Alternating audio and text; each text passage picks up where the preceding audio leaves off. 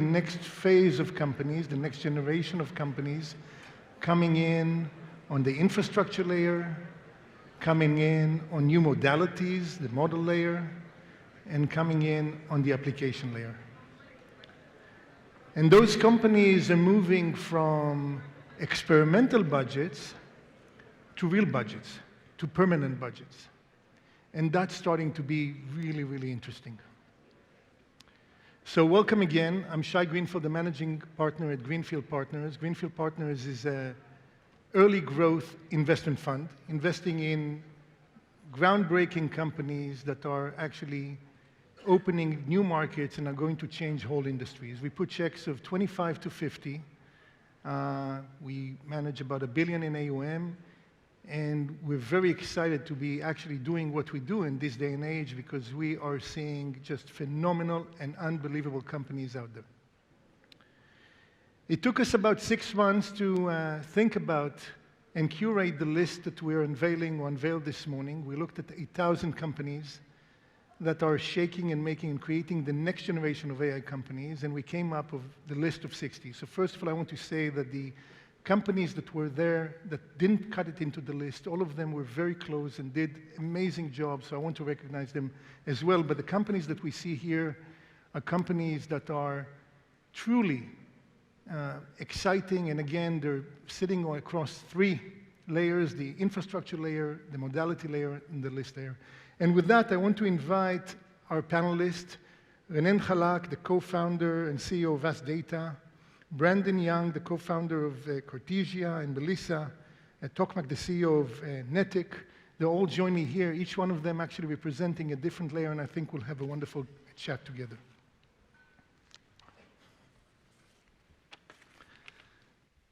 Thank you guys for joining me. This is really exciting. Really appreciate you coming in and sharing your stories with the audience.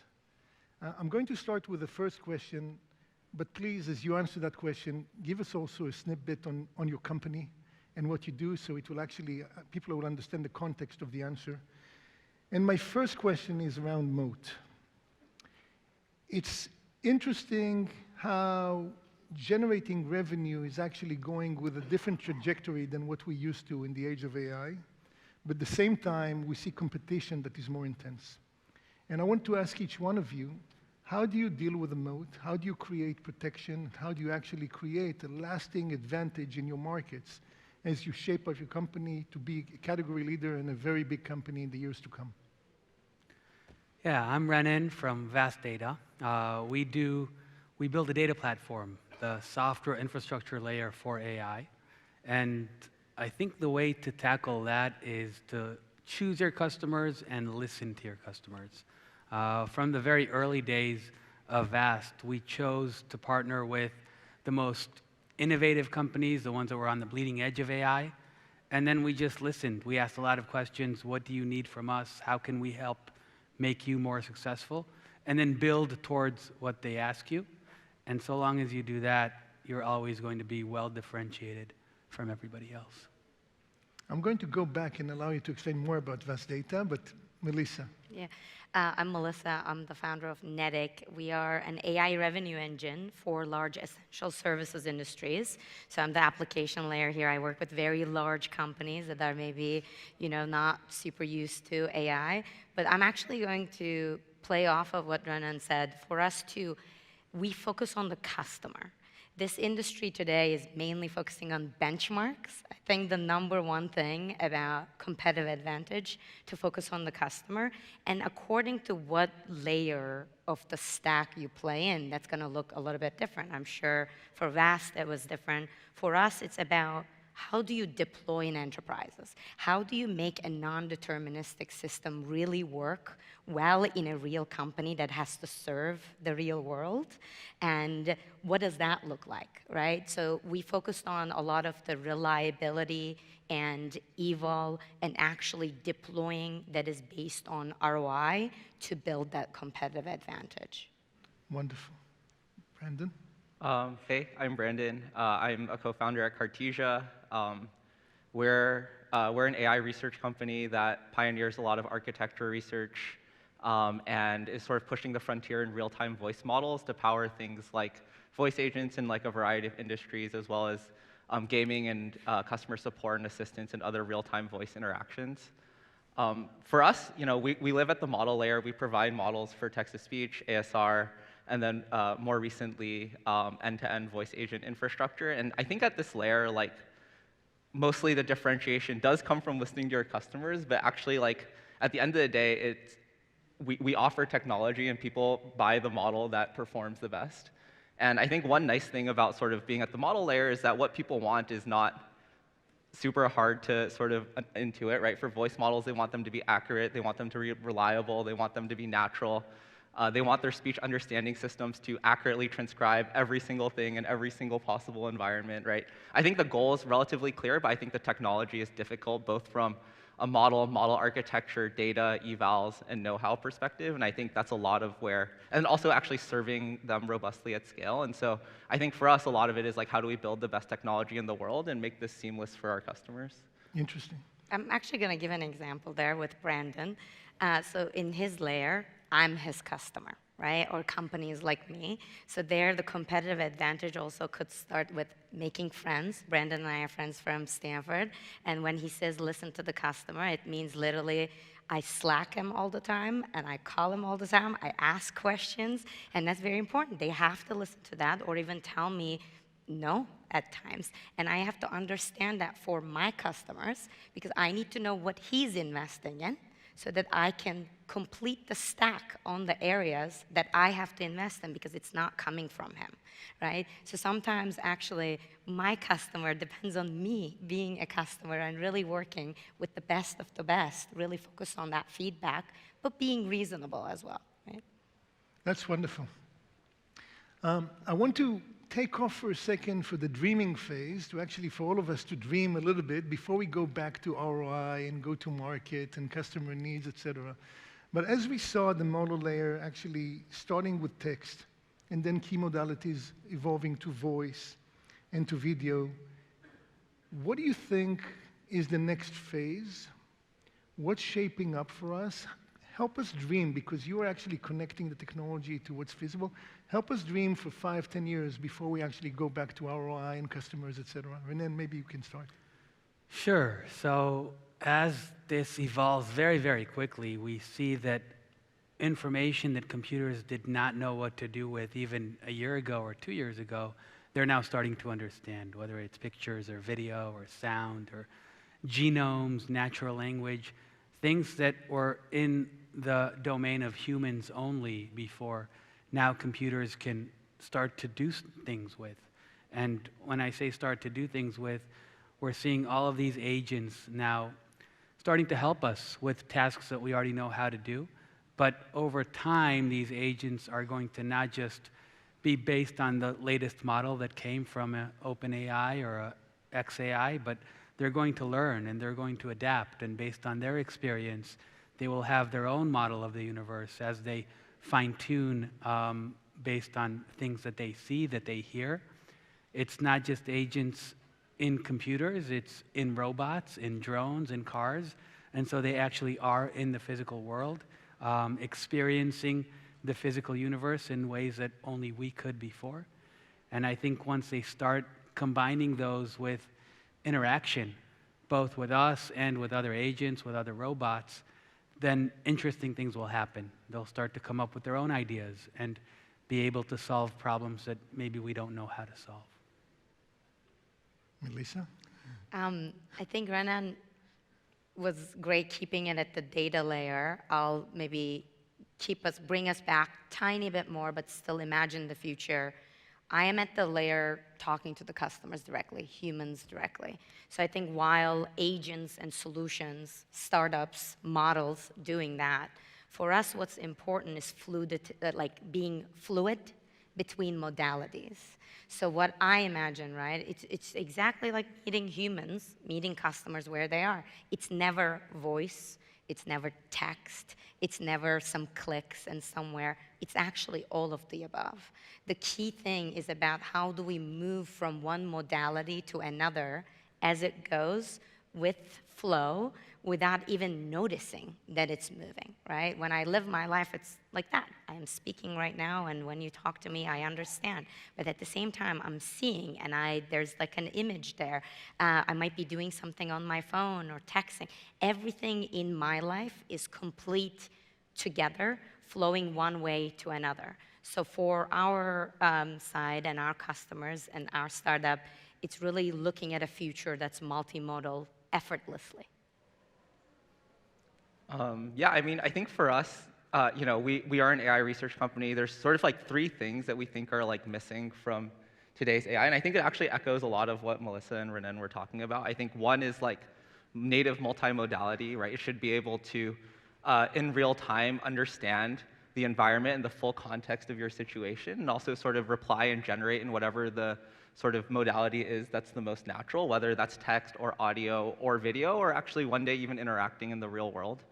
I think the other one is like statefulness. So I think right now when you talk to an AI or you build a voice agent, like the AI itself is not stateful, but sort of people do various types of like routing and engineering to sort of give it context from previous customer interactions. Like real AI should have state, and it should grow and improve over time the same way real people do. Like if you were to hire an employee, they would get better at their job over time. I think the last one, which is very related to that, is like long context and memory. So how do you sort of like actually like recall these experiences over a long period of time and like keep the parts of it that are relevant to sort of the task at hand, and then also actually like fuzzily discard the parts that are not relevant. And that's been a subject of a lot of our research into like state space models over the course of our PhDs and beyond. And I think like really like sort of what that summarizes as is like we want to build this like multimodal reasoning core, which might not necessarily be able to solve IMO problems the same way that I can't solve any IMO problems. I've tried. But like really, it's like real time, it's efficient. I remember my past experiences, I get better over time, and I think as a result, I can sort of be, to some extent, economically productive even without being able to solve IMO problems. Amazing.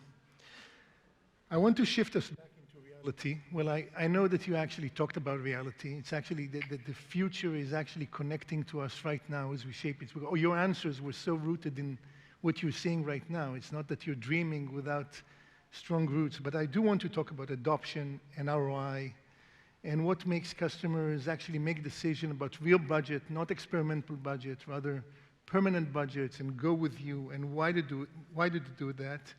And in a way, what are you seeing in the market? I know that the first wave was, I need to implement AI.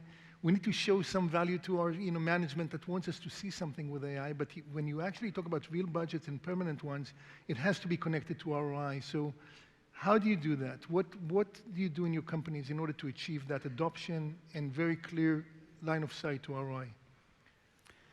So in our case, the biggest AI companies in the world are using the platform, and so they're seeing ROI from the first day, whether they're building a new model or they're inferring on older models, whether it's an AI cloud or an enterprise. In the last 12 to 18 months, we're seeing a lot of enterprise adoption, and they are definitely moving from the experimental phase into production, into a place where it needs to be secure, where it needs to be real time, where it needs to be simple for everybody to operate.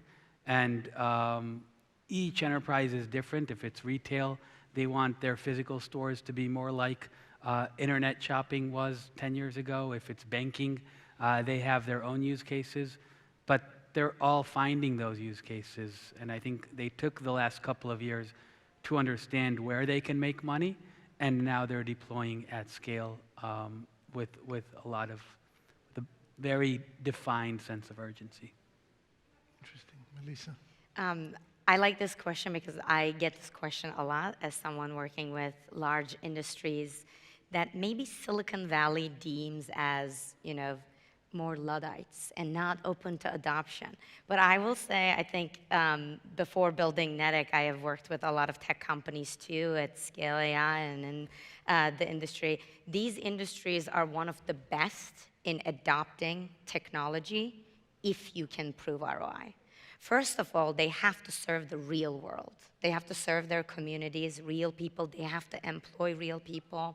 They are EBITDA businesses. There's also not tons of VCs going around and actually giving a lot of money like they give to us and around. So it's very important. Everything is ROI focused. So how do we do that? I think the last era of startups and technology is really focused on cost savings. Today, we're at a place with the advancements we're doing with AI is that now it's not only about cost savings. It's now about revenue generation. So that's what we focus on. Sure, you should be getting a lot of cost savings, and if anything, we have to be fast in proving that to you, right? But then turn it very quickly, utilizing that data and really building on top of it. Do we get you new business?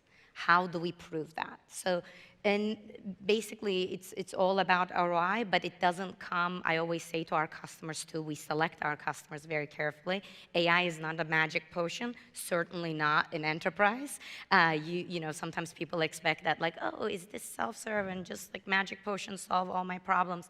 Definitely not. You have to set real expectations on what's going to happen, when, what kind of results to look for, and also choose your partners based on that. So we try to focus on that from the beginning about how do we get you to ROI maybe within hours of signing a contract with us. Having right expectations and moving from there, from cost savings to revenue generation, that you can look at an actual number in a balance sheet. So when you focus on that, you know, we are lucky to work with incredibly innovative partners in these industries that serve the real world. Even actually, you know, a lot of the HVAC companies are one of the biggest innovators in this area because all of you in your homes have to have that, maybe not in San Francisco, but across North America. So yeah, we don't see issues as long as we can deliver on ROI. So the on us is on us.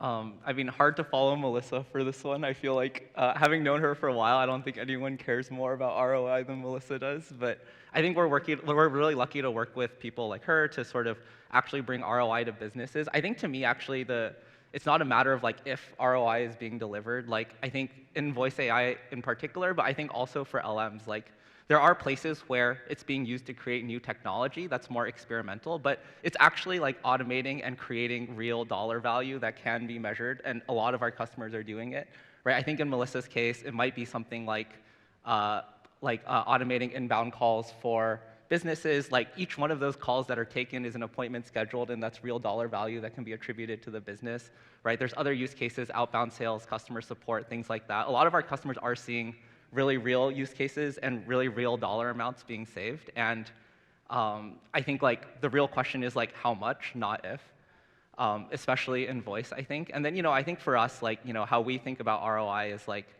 we do work with some large customers directly who, who have really large products that are like actually very enabled by voice, like ServiceNow and others. And I think that's one vehicle to which I think we can sort of bring impact. The other one is like, for us, like proving ROI is actually not very difficult because people can sort of try switching to our model. They can use our models in production. And in the cases where they're already driving ROI for customers, they typically can see measurable returns in performance. And so, you know, I think for us, like we've been sort of lucky to work with like great partners to sort of like drive real ROI to businesses. That's great. You know, 10 years ago, we used to say that if you have a good idea and you find a market and budgets that are available for your idea, there'll probably be 4 or 5 competitors right away, right from the get-go. Probably someone from San Francisco, maybe 2, Austin, New York, London, or Tel Aviv will go after the same market. And you have to have what we define, not just product market fit, but product market sales fit. The ability to sell efficiently, or in other words, make sure that the cost of growth is cheaper than the cost of capital. In the days of AI, instead of 4 or 5 competitors, you probably see 10 or 15 competitors coming in if you actually hit something that a vein that is interesting.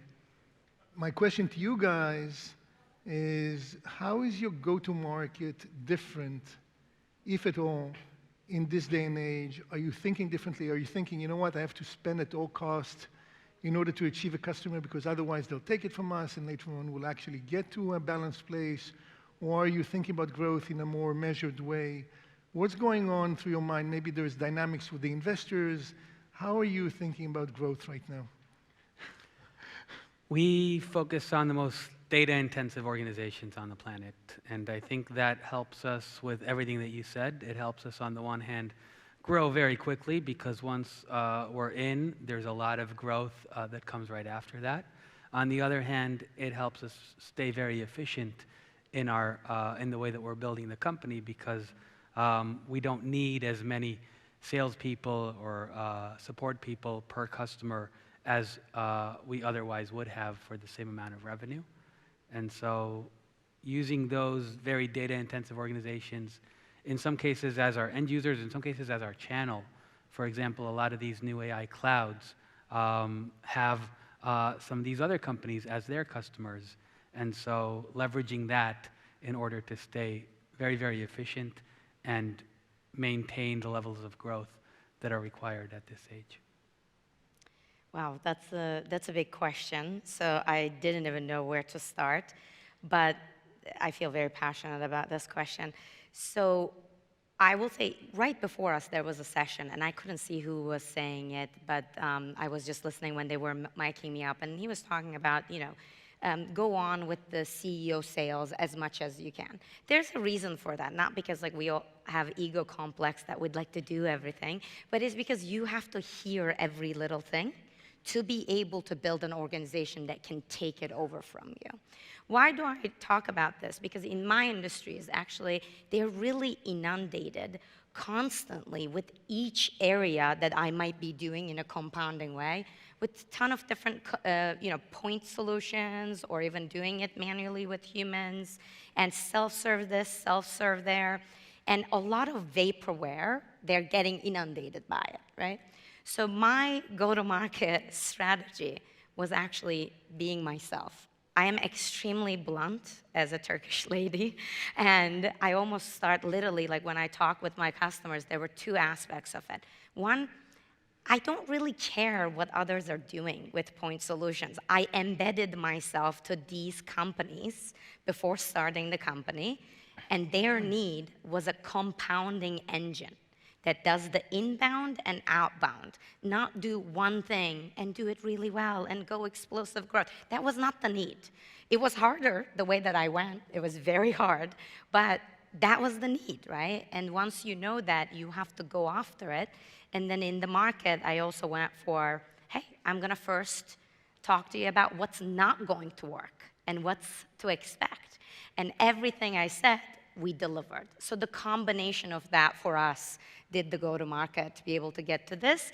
I guess after this, we'll see if we can grow that organization and go way beyond a lot of the CEO-focused and small team-focused teams. Yeah, I mean, I would just repeat what Melissa said. I think I think having competitors is a good thing. It's a sign that there's real value and a real market being delivered. I think that's very true.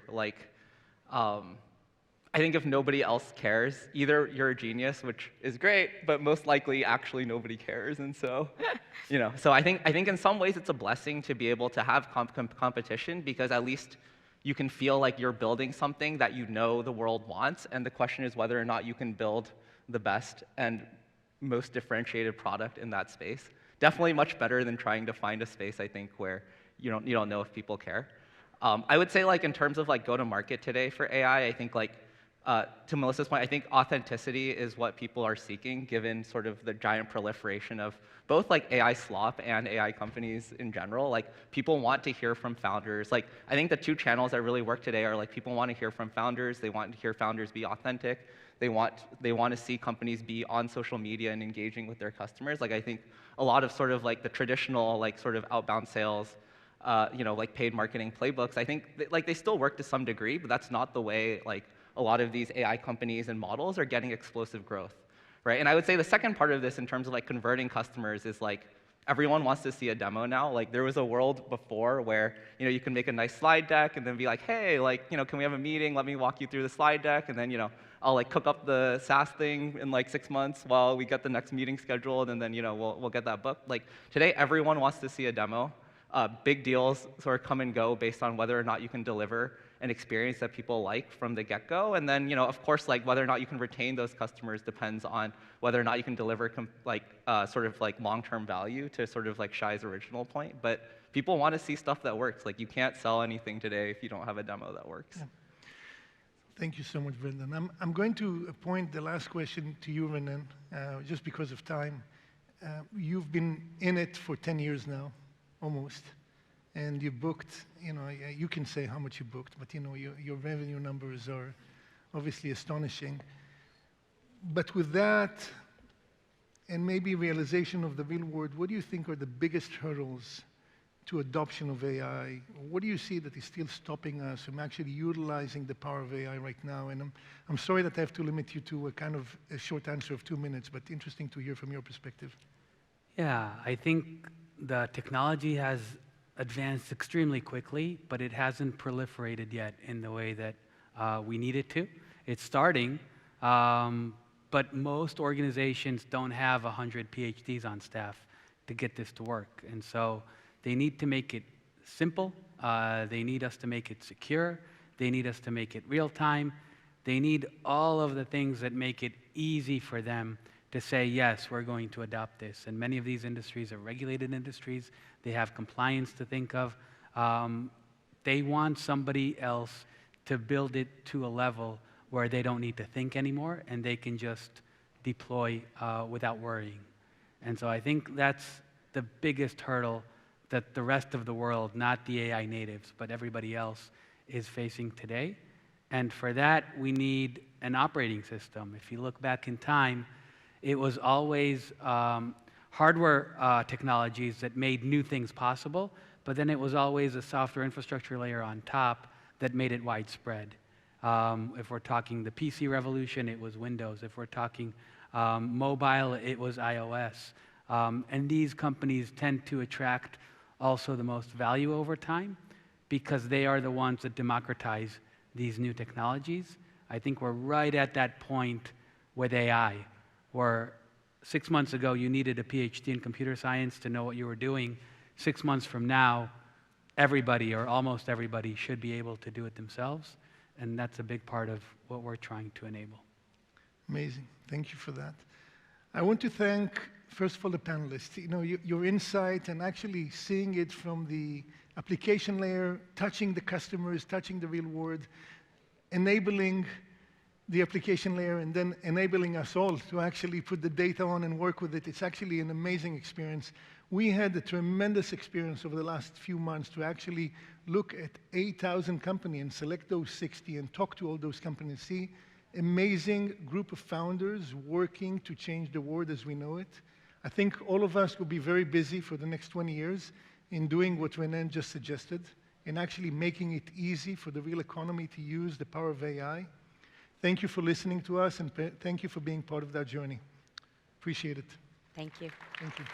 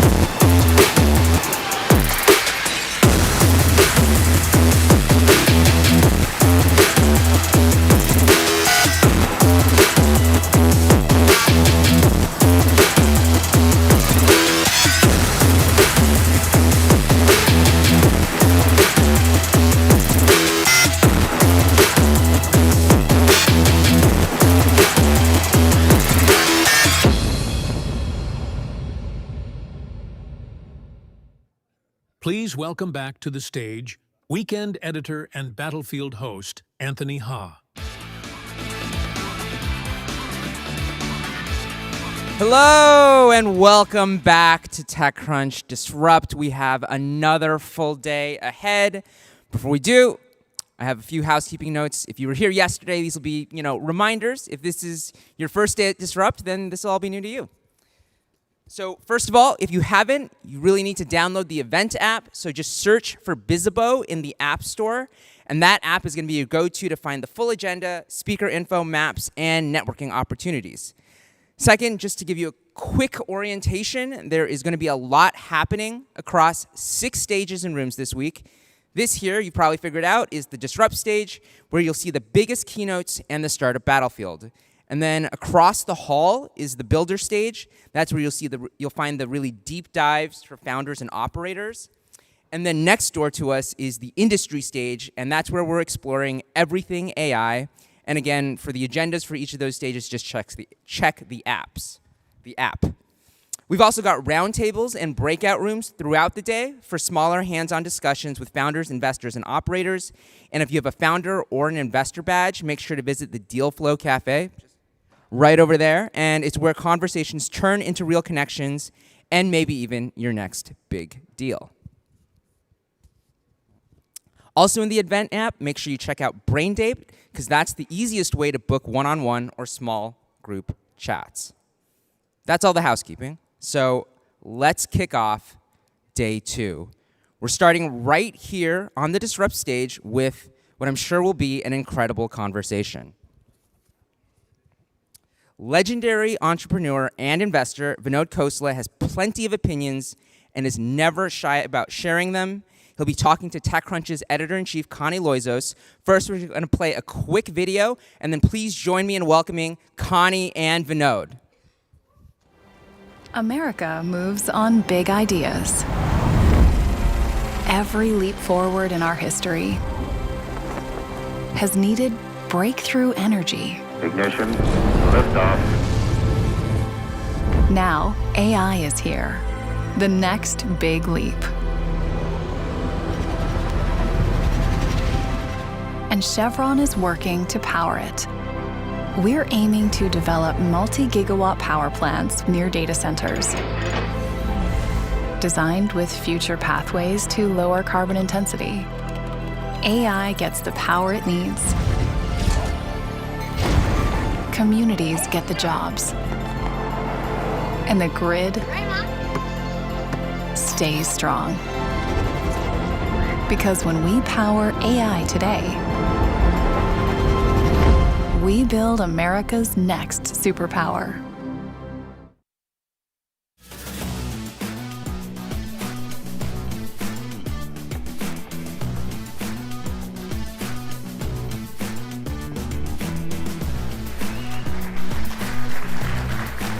Good morning. Well, we are just pleased that Vinod is back with us this year. It's always a treat. Vinod, there's a lot to talk about.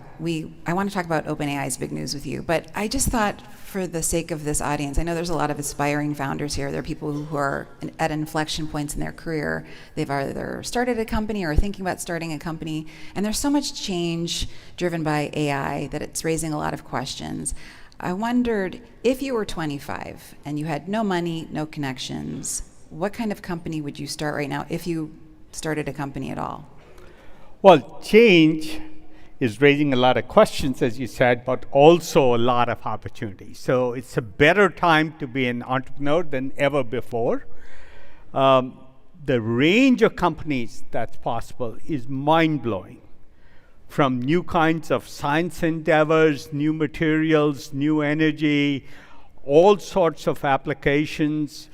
My simplest view is every single profession there's a startup in. Building an AI accountant, an AI structural engineer, AI analog chip designer, AI chip designer, AI doctor, AI oncologist, AI, you name it, auditor, AI marketeer, AI is sort of like every profession that exists is an opportunity for one of you. doing it right. Well, the one of you is interesting because I do wonder how you think about defensible moats at this point and how the founders in the audience should think about that. So I do think defensible moats can be built. It's different in each area.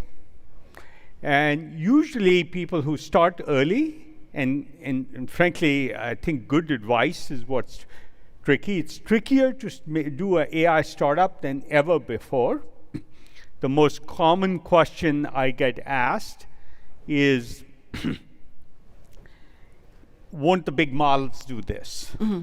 Right? And I like to joke that every time there's a YC class, half of the startups are obsolete before they finish their session because the models have introduced those features. So it's a great time, lots of opportunity. Also, time to be really thoughtful about what will be covered by the models and what won't be. And I spend a lot of time advising our entrepreneurs of what models will do and what they shouldn't do, as well as what they can do. And to your question of how do you build data moats or other moats, or how do you build things where you get an advantage, where there's increasing returns as you start early and scale data.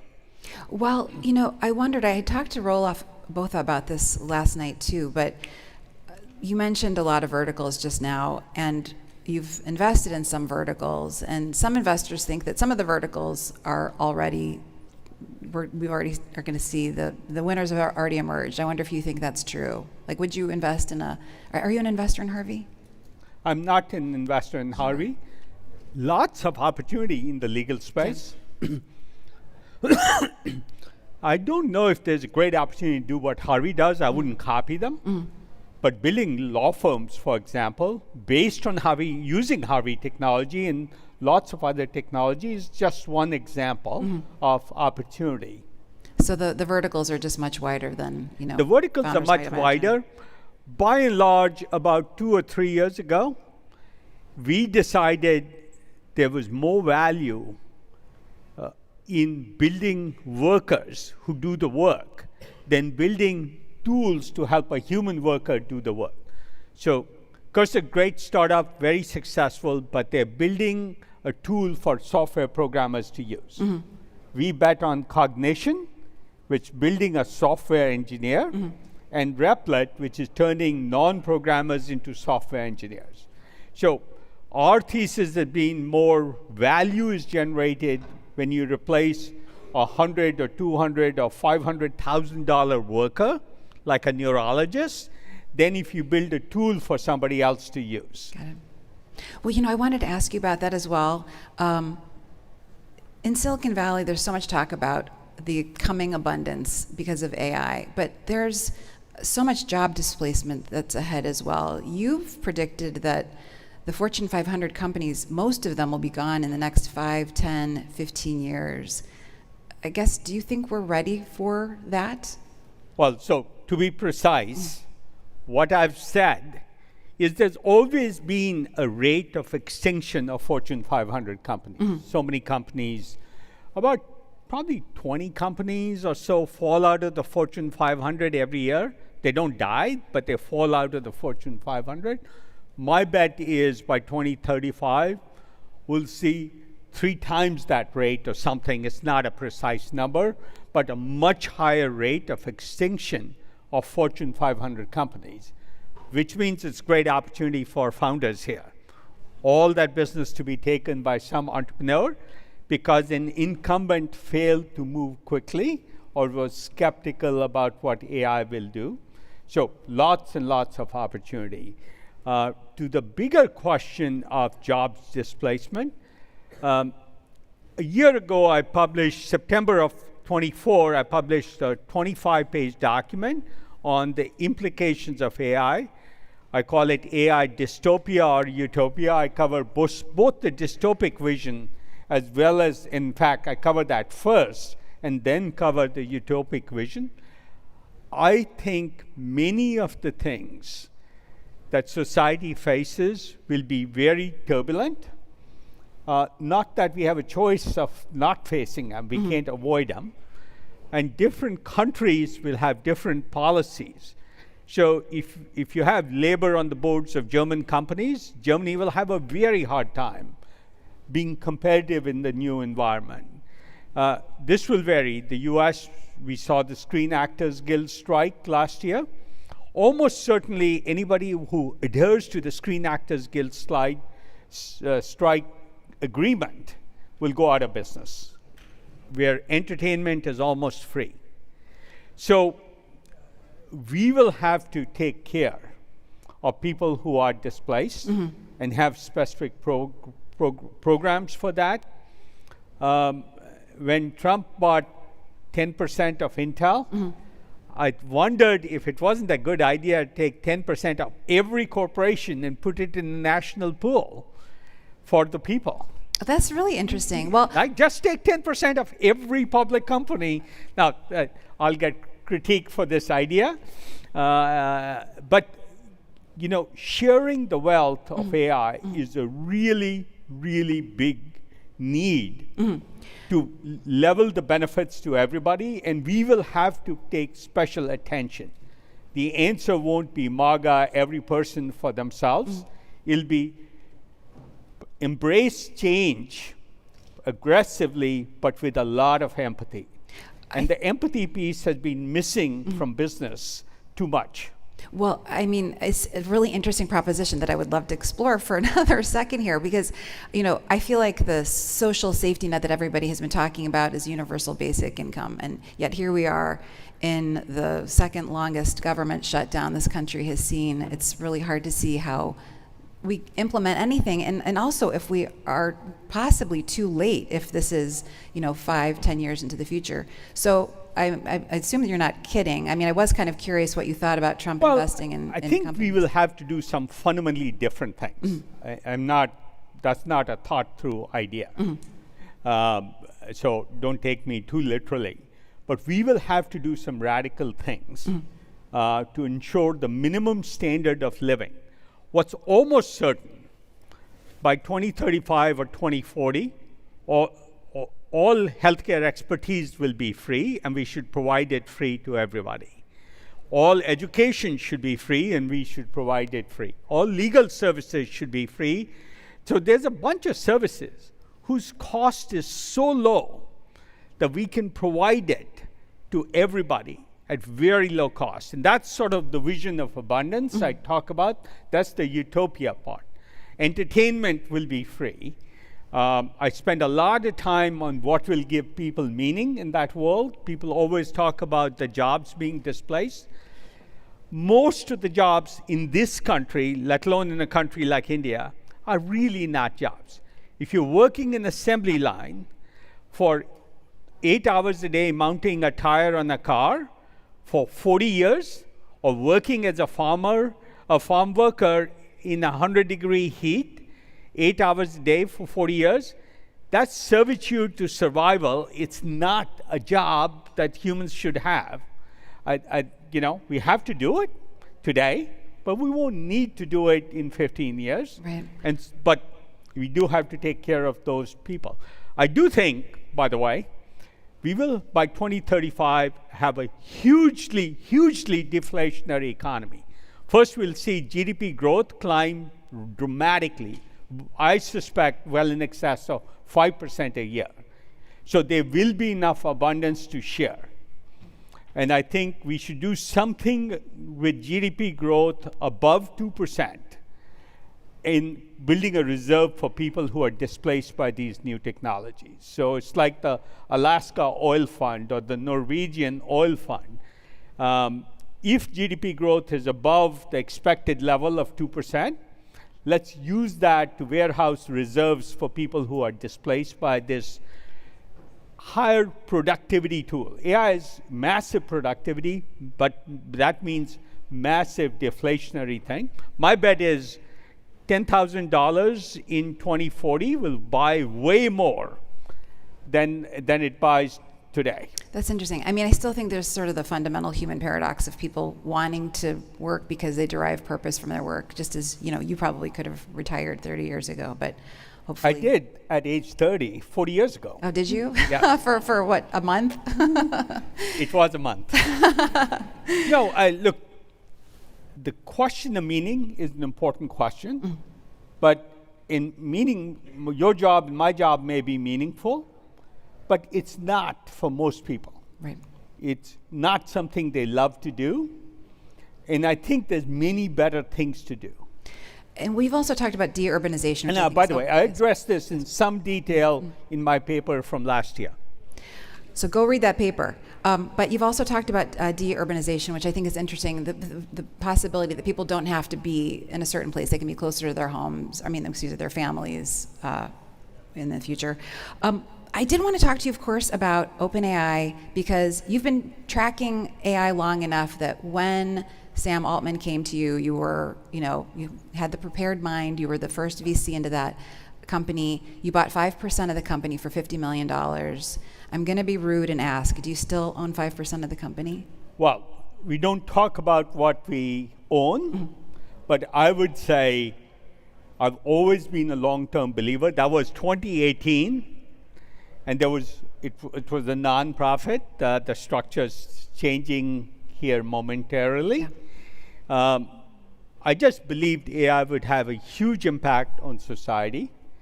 So that's why we invested in OpenAI in 2018. Most people thought it was crazy. In fact, billion-dollar valuations were very, very rare for zero revenue companies. They're not as rare today. You have to bet on the future you believe in. Most of what's happening, and I think it's really hurtful for entrepreneurs like you, is a lot of herd instinct. So you get a new investment offer every 3 months. It doesn't help you. I think Roloff talked about it yesterday and said the same thing. I do think there's massive opportunity, but there's also massive need to look forward enough. The first question I ask people, entrepreneurs who come to me, don't tell me what you're doing now. What will you want to be in 2030? Which answers the question of what's your moat. What will models look like in 2030, and what will be obsolete as your functionality and will belong in the models, and what can you build? That's a pretty thoughtful place to start. And good entrepreneurs are thoughtful. Right. And so they think through these things. So I'm wandering all over the place. No, that's fine. I think it's really instructive. I did want to ask one more question, because it's like the bet of the century. Will that bet return all of the funds you've ever raised, like many times over? Is that fair to say? Or look, is that I've had huge returns before. Yeah. In 1996, nobody believed in TCP/IP for the internet. As odd as it seems, there was not one carrier or equipment supplier that believed in TCP/IP for the internet. I invested in Juniper, a $3 million bet, returned 2,500x. I don't know what the valuation of OpenAI will be, but with the new restructure, I won't be, constrained to 100x. If it's 2,500x, yes, for sure. Yeah. But I won't speculate on valuations. Obviously, there's huge upside. Right. So do you want to talk at all about, so you must be very excited about its news today. Well, I'm excited about the restructure is finally done, and the company can go on with the business of building the company. One of the things I'm most excited about is their nonprofit is now worth about $130 billion. And my bet is it's easy to see how it gets 10x or more from that. Maybe the largest nonprofit in the world very soon, I hope, which will benefit humanity with goals like free medicine for medical expertise for everybody, free AI tutors for everybody. Sam's talked about some of these things. I think he'll be talking about some of these things later today. Yeah. I think that's very, very exciting.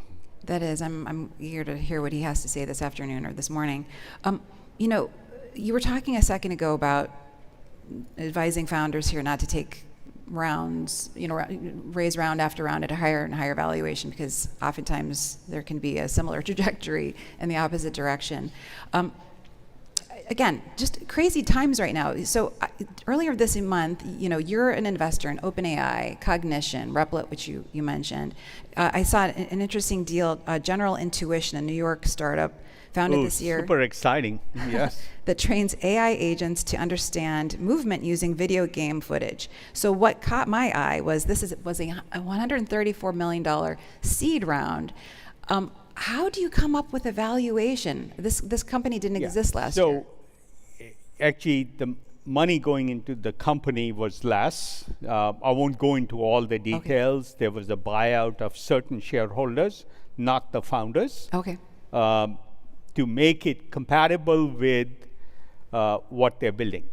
But the fundamental idea is OpenAI and LLMs have done a lot for language and text, large language models, understanding the physical world, whether you call them robotic models, real-world models, or something else, is a really large opportunity, and I'm excited about what General Intuition can do there.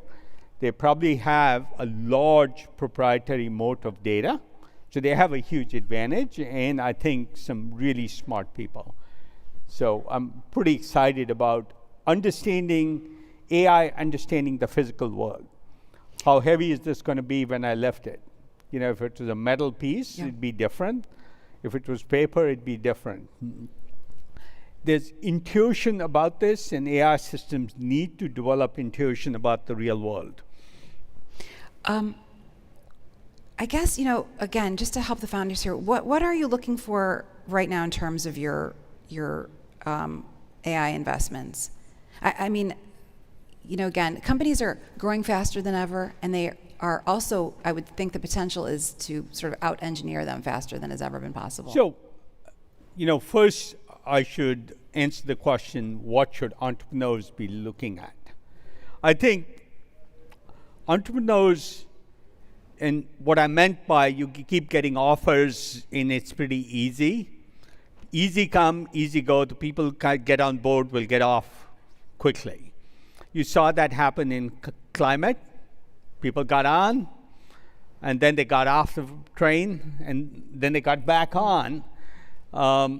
You saw it in biotechnology. It's a pretty exciting area for AI. People got on, and now half the companies on the stock market are below their trading at half their cash value. So you want investors who help you think through how you build your moat. How do you build the right team that you need? Team building is extremely hard in this new AI environment because there's such competition for talent. Last night I was in the city driving back to Palo Alto, and I spent my ride convincing somebody to not take one of these ridiculous offers, the kind we've heard of from Meta and others, and do something meaningful for the long term. Each person has to make their own decisions. So recruiting teams for entrepreneurs, very, very hard. You want the right investors help you do that. Right resume isn't the only thing. Building the right kinds of moats, picking the right strategy that won't be obsoleted by a feature development in a large language model or a robotic model. All those are critical questions. So you want a thought partner who helps you with all that. Yeah. What am I looking for on the other side? Mostly entrepreneurs who are thoughtful and careful about how they think about it, not just so. I least pay attention to ARR. You go to YC and they train you to just focus on ARR. It's probably the least important thing for me. It's like, where will they be in 2030 is the most important question I ask. Who are the next 3 people they want to add to their team? Probably another really important question. So there's 3 or 4 questions like that that are most important for me. That's what I'm looking for. That's great. Yeah, I think the consensus is focus less on annual recurring revenue. You mentioned climate. Of course, climate is one of your big loves, and it's sort of like, I find it interesting that the two things that you've made the biggest bets on, AI and climate, seem like they're on this sort of sustained collision course, because every ChatGPT query, every training run is using energy that we didn't want to use, fossil fuel energy. And I know that there are solutions we're hoping are going to work, but they're nowhere near reality. Let me interrupt you. Mm. So one of the things I've learned is when you talk to most experts and you're reciting the wisdom of experts, most experts are experts in a previous version of the world, not the world you're trying to create. In fact, I don't think they're on a collision course. First thing to remember is a search today, inference today, a search on ChatGPT is no more climate consumptive than a Google search in terms of energy consumption or water consumption. It's roughly the same. It's just because the utility has expanded, we are projecting a lot of increase in the number of searches, if I might call them, or API calls if you're more technical. But AI is also the solution. I helped get Commonwealth Fusion started. Bob Mumgard was a senior fellow at the MIT Plasma Fusion Lab. I love hanging out at places like that. I got to walk on a reactor that a minute before was 600 million degrees. That's so cool. But they're working with DeepMind to have AI do plasma control, which is a critical thing in developing fusion energy. So AI will help do that. Just this morning, we announced super hot geothermal. Every geothermal startup you've heard of is largely irrelevant to the energy picture in the United States. It's 0.4% of US energy. If it becomes 0.8%, it's still irrelevant. So in all these companies doing incremental marginal things like Fervo and Evo and all, just sort of like, I call it rearranging deck chairs on the Titanic. They won't matter. There's hard problems, like how do you go from 200 degree or 250 degree steam to supercritical steam above 400 degrees? Then you have 10 times the amount of power.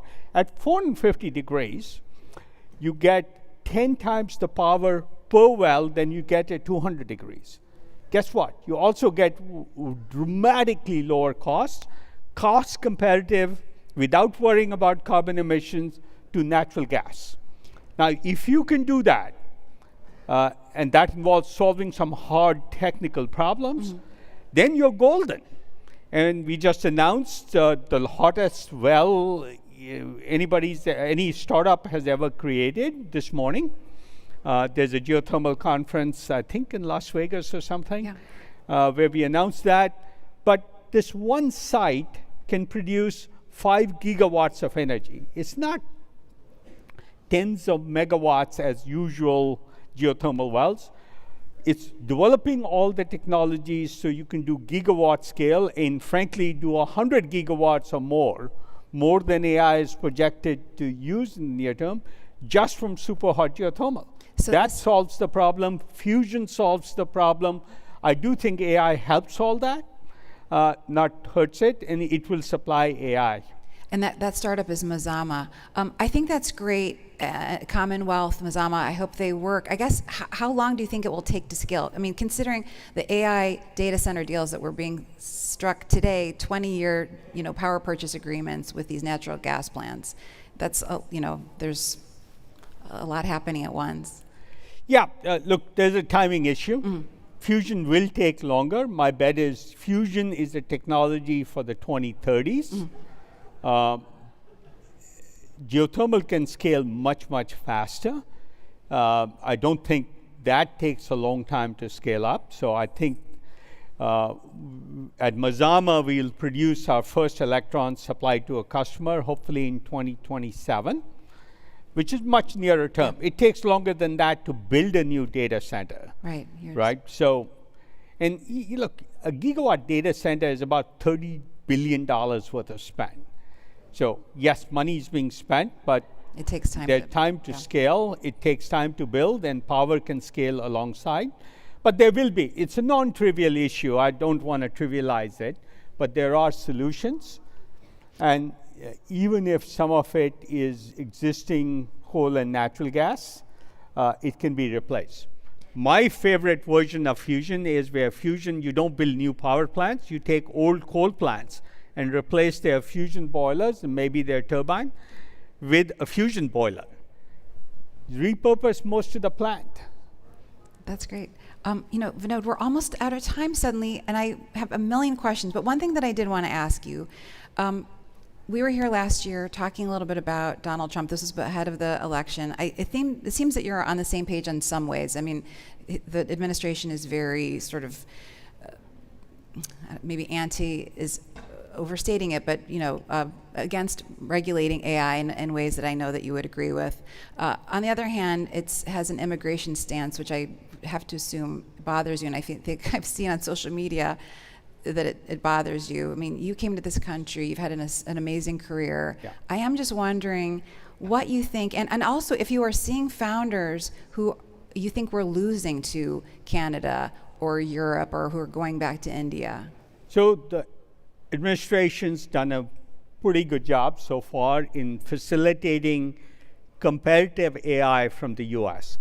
And we are, no question about it, in a techno-economic battle with China. There's no win-win to be had with China. So the administration's done a good job. They've done a terrible job on climate, though they're very supportive of fusion and geothermal, but not solar and some other things.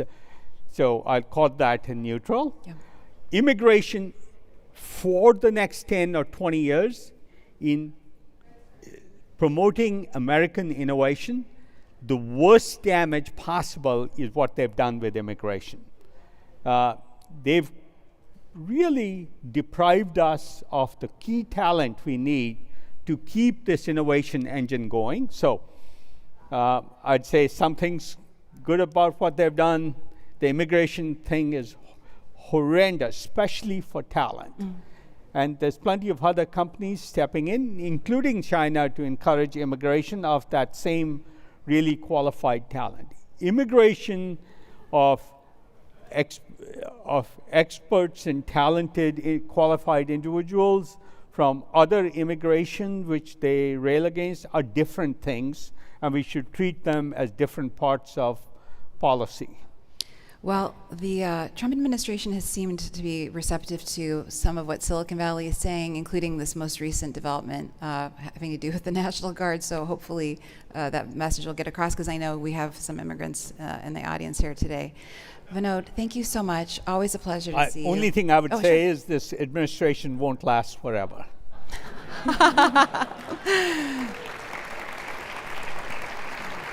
Thank you. Thank you. Thanks, guys.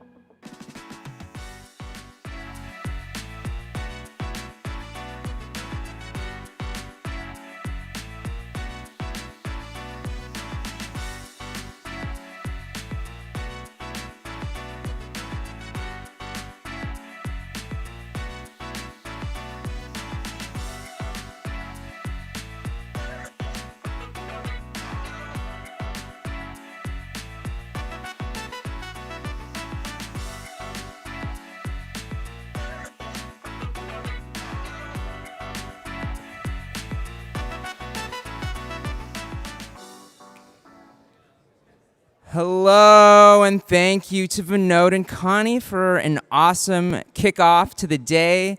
Now it is time to start round 3 of the Startup Battlefield. Before we do, if you think the Startup Battlefield is cool. If you're interested in startups, if you like the companies we've selected, you should definitely check out a new TechCrunch podcast called Build Mode. It's going to be hosted by Isabel Johannesson, who puts the whole Startup Battlefield together. Season 1 is going to drop on November 13th, but you can subscribe in your favorite podcast app now. That said, let's start the battlefield. As a reminder, this is where the next generation of startups takes the stage to compete for $100,000 in equity-free prize money and the Startup Battlefield Cup. 5 companies in this segment will pitch for 6 minutes each, and they'll also be doing live demos, which is, sometimes fun, unpredictable. And then there'll be a panel of top investors who get to grill them for 6 minutes. And then the best startups will be competing on Wednesday in the finals. If you have a favorite company at the end of this, or even during, go to the polling section in the event app and let people know you can vote for them. And yeah, that wraps up all the housekeeping. So let's bring out all of our expert judges. First up, we have Rinki Sethi, who is Chief Security Officer at Upwind Security and founding partner at Lockstep. She previously served as Vice President and Chief Information Security Officer at Twitter, Bill, and Rubrik. Next, we have Miloni Madan Presler, a partner at IVP, where she focuses on partnering with first-time founders building inflection-stage technology companies. She invests in sectors including enterprise software, healthcare, and security. Next, we have Ilya Kirnos, the co-founder, managing partner, and CTO of early-stage venture firm SignalFire. He leads the development of SignalFire's in-house Beacon AI data platform, which tracks more than 660 million employees and 80 million companies to guide the fund's investing by surfacing high-quality founders and fast-growing companies. Next, we have Madison Faulkner, a partner at NEA, investing in early-stage data, infrastructure, developer tools, data science, and AI. And she also leads the data and AI platform internally for improved investment decision-making. And last, but not least, we have John Chu, a partner at Khosla Ventures with a passion for machine learning and its impact on enterprise infrastructure, applications, and developer tools. He also just told me that he actually had a Startup Battlefield company here, a few years ago. But let's give it up for all of our incredible judges. And that means it is finally time to bring out our first Startup Battlefield company. That company is Identify. Presenting for Identify is co-founder and COO Kevin Miyamoto.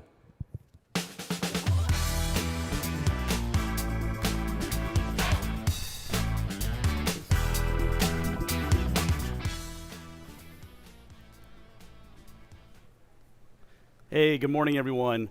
My name is Kevin Miyamoto. That's Ramis Malian. We're two of the co-founders of Identify. And after spending over 20 years in financial services, we're super excited to share with you how we're fixing the future of work for banks and credit unions. According to a recent survey, banks lose a whopping 30% of total revenue due to inefficiencies. Let that sink in for a second. 30% of total revenue, poof, gone, just because they're not efficient at work. And when leaders are asked, 80% of them said that it's because of disparate, siloed systems. This is a huge problem. If you're looking at business bankers, they have 3 primary roles: acquire new customers, service existing customers, and grow revenue and deposits. The problem is that bankers are wasting 20 hours a week using tools that were never built for banks. So let's dive in. If you're a business banker and you want to acquire a new customer, you're wasting 5 hours a week going on Google, searching small local businesses, going through their websites, scouring over LinkedIn or the yellow pages just to try to find a contact. It's a very manual, labor-intensive, horrible process. You don't want to know what's worse? Servicing existing customers. Rinki, picture this. You're a business banker. You have 10 different windows. You're looking at 10 different systems, 10 different logins. You're pulling PDF reports that look like that from screens that look like this just to try to figure out what your customer has with you. And sure, if you're at a large bank, maybe you have a CRM, but it's not connected to any data. You still have to do this. And if you're at a small financial institution, you have no CRM. Everything is literally just Excel. And then finally, growing revenue and deposits. Once you figure out, do all that research to figure out what your customer has, each banker is responsible for creating their own talking points and then generating their own customer-facing report. All in, it could easily take you 5 to 10 hours per customer meeting just to generate a report. And in fact, it's so labor intensive that a lot of bankers just wing it. Listen, I think we can all agree, singing 90s boy band music for karaoke, pretty awesome, right? We all love that. But using 90s technology at work, that just sucks. And listen, you might be thinking, wait a minute, there's technology that solves this, and sure there are.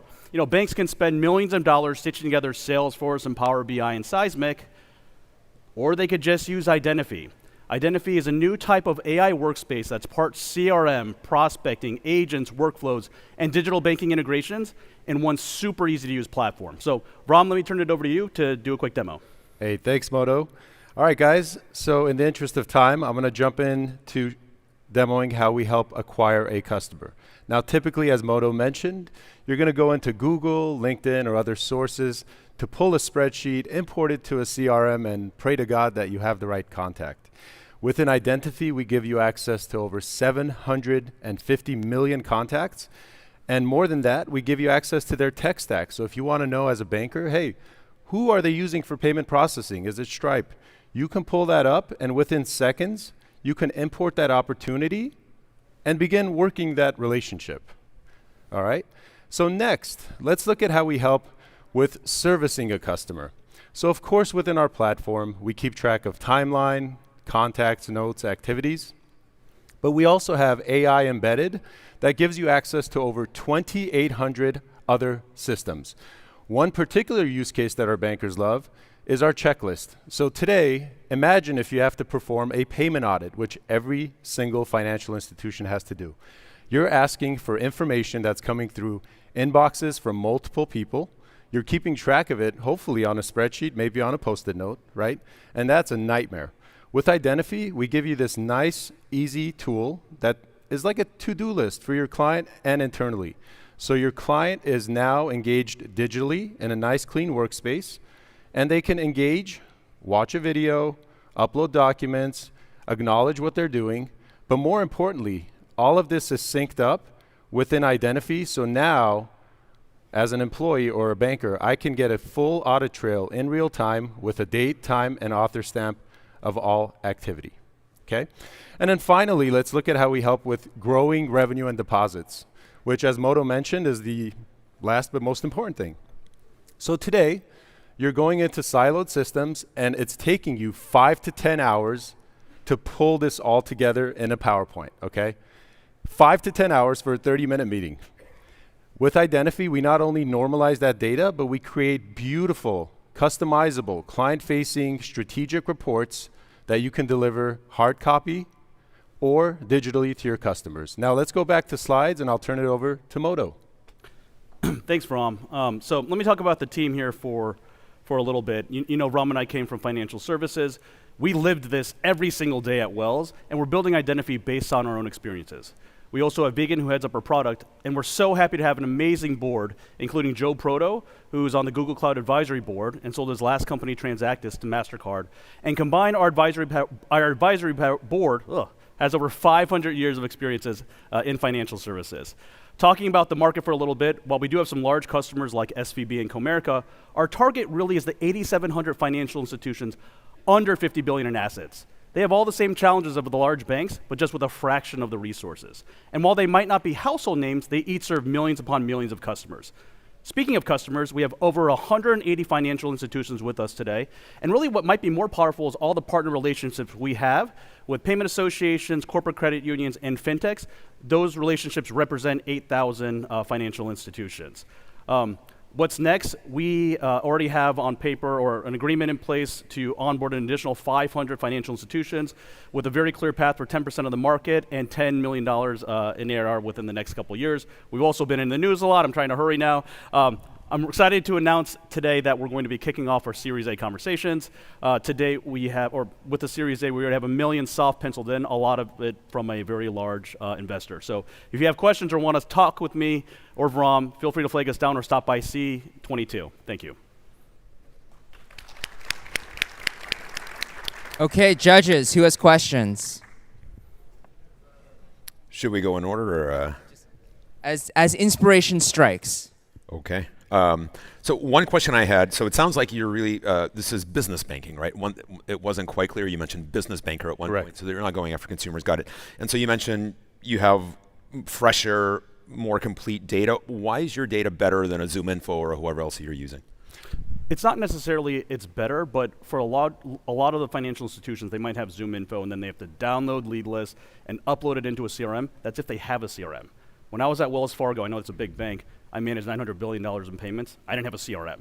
And if you're the 98% of the FIs under 50 billion in assets, a vast majority do not have CRM or ZoomInfo or any of these tools. Literally, it's all Excel.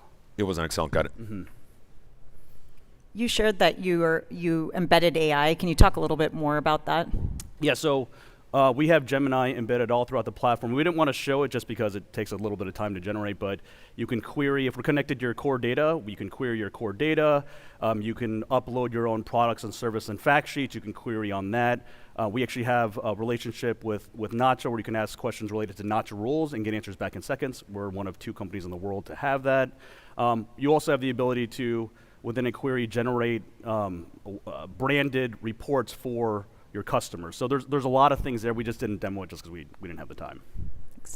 What are the data sources you have for new clients? Is it existing public sources, or are there proprietary data sets you're able to tap into as well? Yeah, we're using public sources and third party, really. Now, I will say each financial institution, depending on what they're targeting, they might upload their own lead list and have our AI kind of scrub it and help with it, but generally speaking, third parties and public information.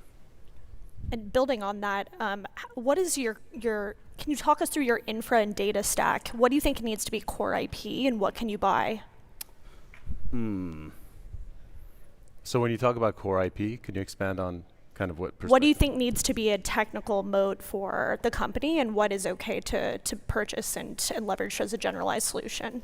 Yeah, I think the foundation of our tool really is the CRM, and we built that from scratch. And then a lot of the ancillary services, like within the reports, we have third-party benchmark data. Obviously, we're not going to pull all of our customers and benchmark all of it, so that would be third-party. So it really, I guess it kind of just depends, but I think it all kind of centers around that CRM.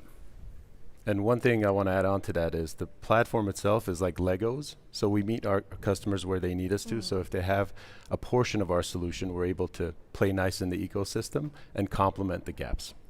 Actually, can I do this? Can I piggyback off this or no? Yeah, please. All right. There's no rules. Come on. That's a good point, because we have a lot of customers who use us for everything. We also have a lot of customers who might have Salesforce or Dynamics and see us as a better sales enablement tool to then feed all of our interactions and data back into their CRM. So it really can be modular. So that's actually a good jumping off point for my question here, which is what does your actual implementation and sales cycle actually look like? Because generally with banking, there's already existing systems, there's already data systems. It's kind of a pain in the ass to actually go integrate all of this. So the modularity is helpful, but what does that actually look like when you implement it? It's worse. It's horrible, right? And so our approach is very much modular. We can. A lot of the services don't need any core integration. So normally what we'll start with either using our AI tool with access to Nacho rules, or being able to generate reports without core data. Of course, it's better with core data because the user could just click a button and generate these customer-facing reports, but a lot of times they don't need that to start with us. And from a sales cycle perspective, John, and you were at Palantir, so you'll know a lot about this. You work with governments, Fortune 100s. It's a long sales cycle if you try to present what we just showed you, the 3 layers of it. But if you're focused on the entry point being compliance, which is non-negotiable, which the Nacho rulebook allows us to do, which every FI in the country needs. That is our land strategy, and then the expand is the additional modules. So we don't go in there pitching the kitchen sink.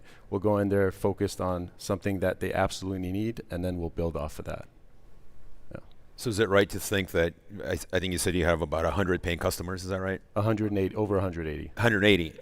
All of them pay for this compliance module? That's how you land? Most of them, yes. Most of them do. And then what's the next most popular one? The next one is going to be that checklist you saw for payment audits. So the payment audit, believe it or not, today, emails are flying back and forth, spreadsheets, you have Post-it notes. So the payment audit tool is instrumental in organizing that and giving you an audit trail, date, time, and author stamp.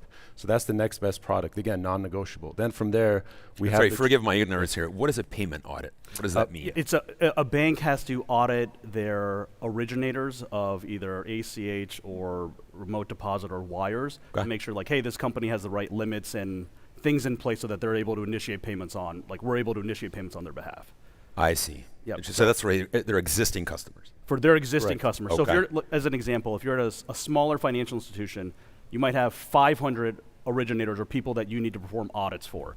It's literally a couple people in sales emailing the customer back and forth, collecting all that documentation, and then pasting it into like a master Excel doc. Got it. Yeah. All right, we are out of time, so give it up for Identify. Thank you. Thank you. Let's bring out our next startup, SciDeploy. Presenting for SciDeploy is founder and CEO Tina Williams-Karoma.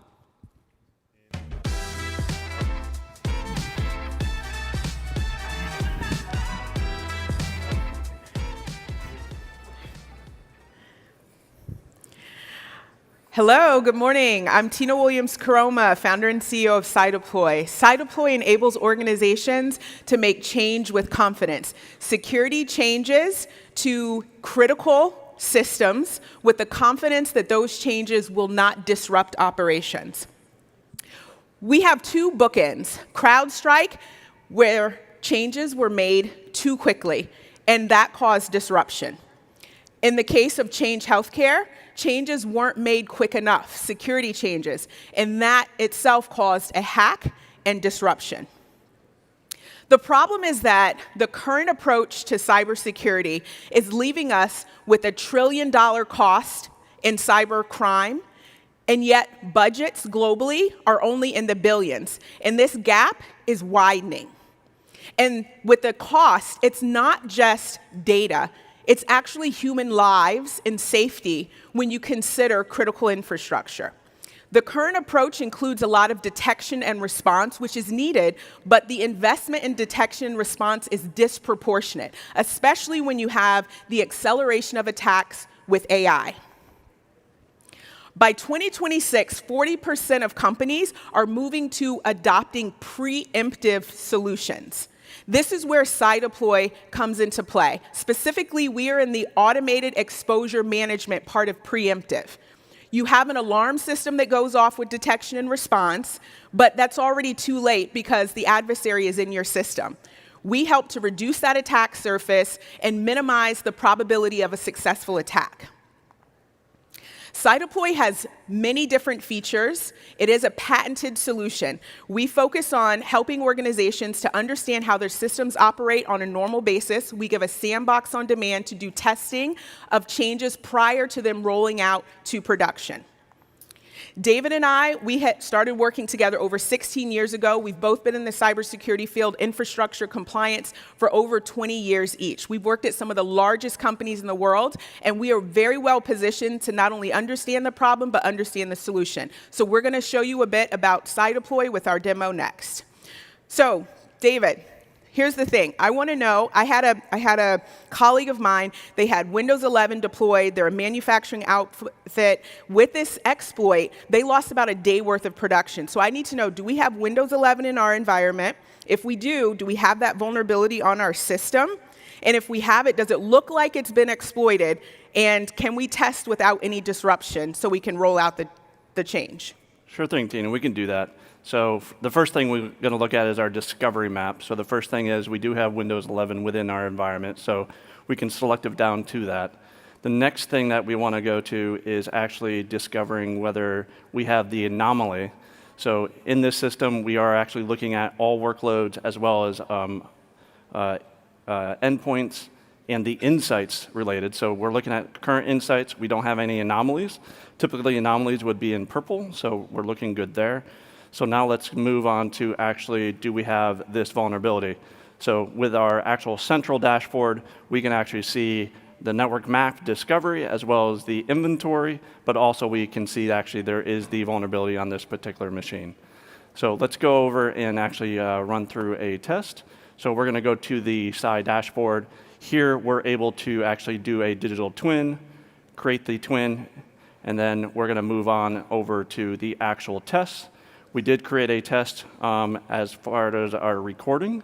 So now we're going to move on to the actual test, and we're going to look at our test here. In this case, the AI engine detected that we are going to do a patch check. We're going to launch the particular application on this machine, and then we're going to test the sound, and then from there we're going to return whether it's safe or not. So let's go ahead and run that test.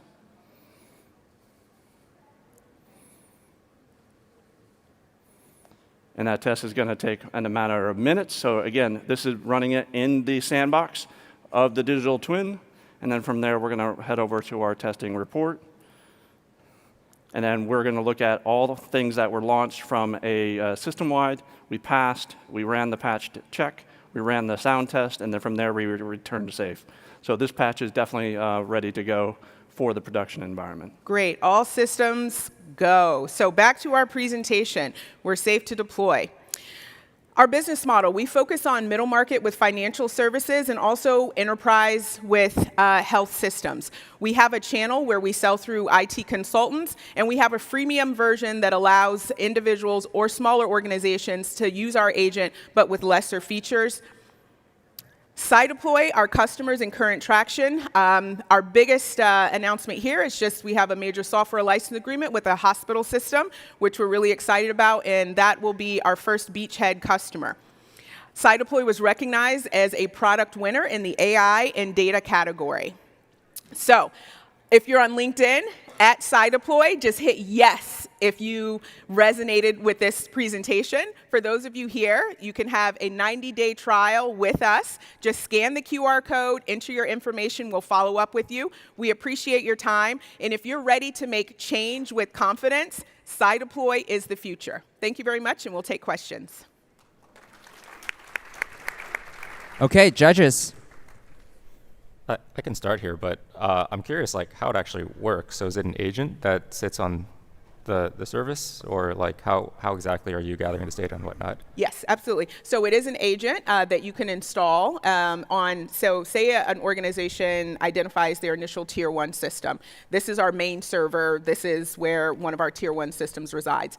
You would deploy the agent there first, and then what we do with our discovery, asset discovery, is we say, hey, okay, well, you know the main server, but we want to make sure we account for the entire workload, right? Like, so if there's any dependencies, if there's other servers or systems that it relies on, then when you're doing your testing and you're trying to answer the question of, will anything break? You need to account for the entire workload that comprises that tier 1 system. So then the agent can be installed, like with the entire workload. We can provide, as you saw, like that asset and dependency map. And then in production, what it does is our agent is learning. So from a machine learning perspective, it's observing how does the system operate and how is it used on a normal basis. And out of that, in an intelligent robotic process automation sort of capacity, it creates automated functional test scripts that reflect that normal use. So those are the test scripts that you can use when you take the snapshot of the digital twin, which can be deployed in either a cloud environment, in a virtual environment, or on-prem. You run those test scripts before and after the change, and we provide that report that you saw that says pass, pass, pass, or fail. I'd also like to hear more about the onboarding process for new users, and especially how you're thinking about creating new retentive behaviors out of these initial users and future expanded user groups as well. Yeah, so what we found to be extremely helpful is using our freemium version for onboarding. So even in the case of the hospital system, what we did is we made the freemium available because they were wondering, well, what is the agent like? How's it going to work on our system? How easy is it to install, et cetera? So we point them to the freemium version first so that they can get that experience, let their technical folks put their hands on it. And then from there, we start going through with them to identify the tier 1 systems that they want to deploy to first. Our system has a lot of different capabilities, so they get a full suite with the current annual license, but there's some sticky items in there related to the asset discovery and mapping. So we plan to take the approach like Google did, where it had at first like, you know, free or business, and then they started bifurcating from there with like enterprise, enterprise plus, enterprise premium. So that's our plan and roadmap for the future.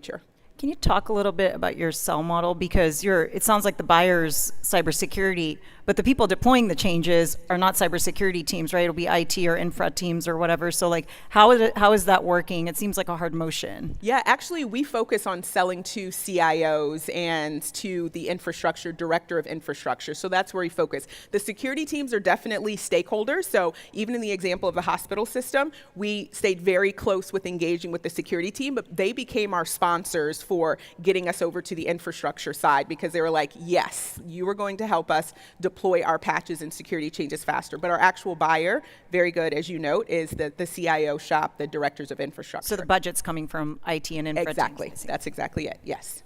What does the implementation process look like, and how long does that take on average? Yeah, so the implementation process is going through identifying the tier 1 system that they want to start with, and then the agent gets deployed on the main server or infrastructure. And from there, there's a discovery process. All of this is within a matter of minutes, right? Like, so once the agent is deployed, you can do that discovery process. The longest cycle of time is with the machine learning, because we want to be able to ensure that we can account for all of the system uses. So organizations will tell us, hey, you need to observe the behavior for this system over 2 weeks or over a month to make sure that we see the entirety of how that system is used and operates on a normal basis.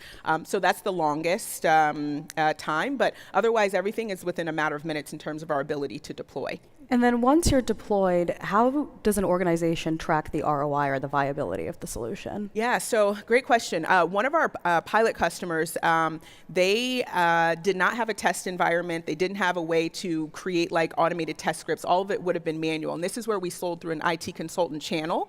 And so for them, the IT consultant would have had to build the entire like non-production environment, do the test scripts, et cetera. So long story short with them, they saved over 200 hours for one change. So they're able to track it with their ability to how quickly can we deploy a patch or a change with testing and have that confidence. So that's the life cycle, and that's the metrics that they're comparing with. How long does it take for them to test, get to a point of confidence for deploying a change? One question. So it sounds like you deploy an agent to kind of like a key machine yes. that they give you, and then let's say it's an application server. Yes. Let's say then you do this asset discovery. You discover it's using a database over here. Yes. Does your agent need to be deployed on this database machine as well? Currently, yes. It would need to be deployed on that as well. Everything that you monitor needs to have an agent installed on it. It does, right? Got it. Yes. And do you kind of run into issues with? You have a sensitive machine like a database, let's say, installing a piece of software on it.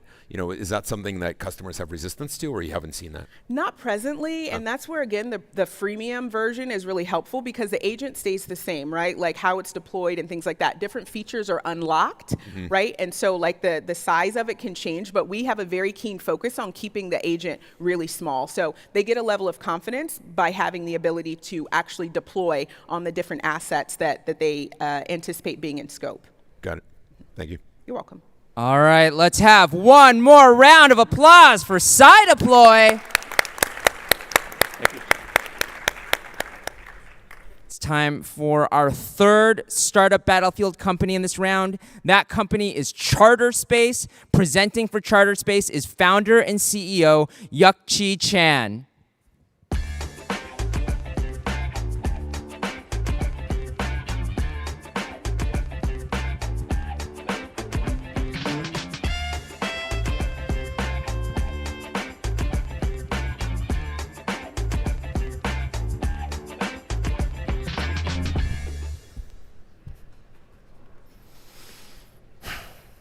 Hi, I'm Yuk-Chi, founder and CEO of CharterSpace. Space has a money problem. Today, fewer than 300 of the over 14,000 satellites in orbit are uninsured, leaving over $150 billion completely exposed.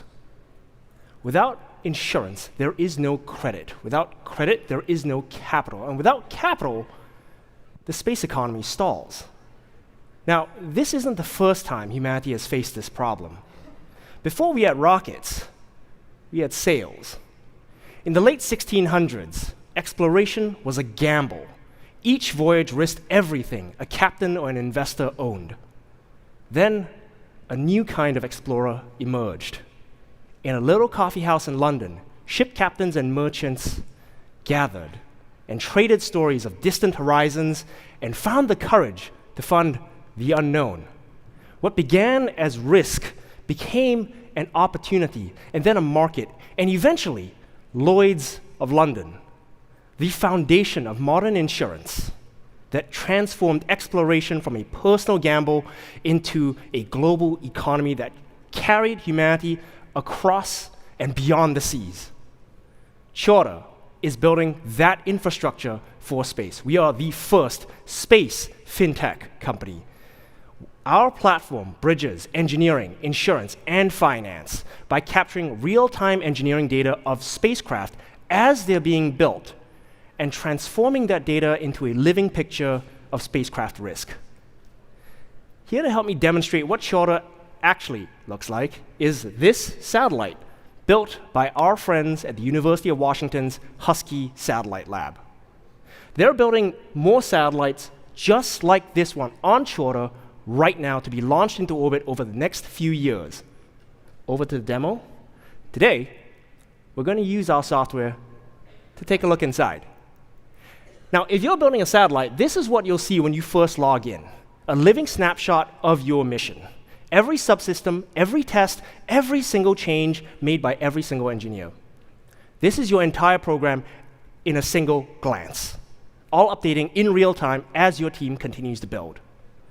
With the data we capture across our verticalized feature set, our AI-powered satellite health check analyzes and estimates risk before it ever becomes a problem. We flag components that need attention, highlight potential risks, and give engineers insight on how to strengthen their designs long before launch. Now, let's switch perspectives. This is what this same satellite, back to the demo. This is what this same satellite looks like to an insurance underwriter who's being asked to bet millions of dollars on the success of this mission. Same data, different perspective.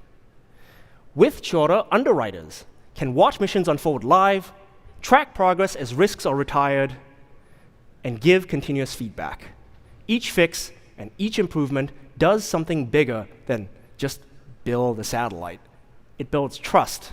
And that's ultimately what Chorda actually does. We build trust, not just in machines, but in engineers, in explorers, in dreamers who dare to reach for the stars. Back to the slides, please. We are already working with the US government, NASA Jet Propulsion Lab, and the 6 largest insurance companies in the space market. Our customers, including commercial companies and universities, are already building over 24 satellites on our software, with over 100 more waiting to join. Our team has lived this journey. We have been investors, engineers, and program managers. We come from NASA, the US Air Force, and Maxar. I started my career as an engineer in the Singapore Army, where I served with my co-founder, Yukun. And I was an operator in the industry for years as both a space lawyer and a satellite mission manager. We are already backed by top fintech and space VCs, and today, we're taking the next step to lead the charge for space insurance. Chorda is proud to announce that we have acquired a YC-backed insurtech and insurance brokerage.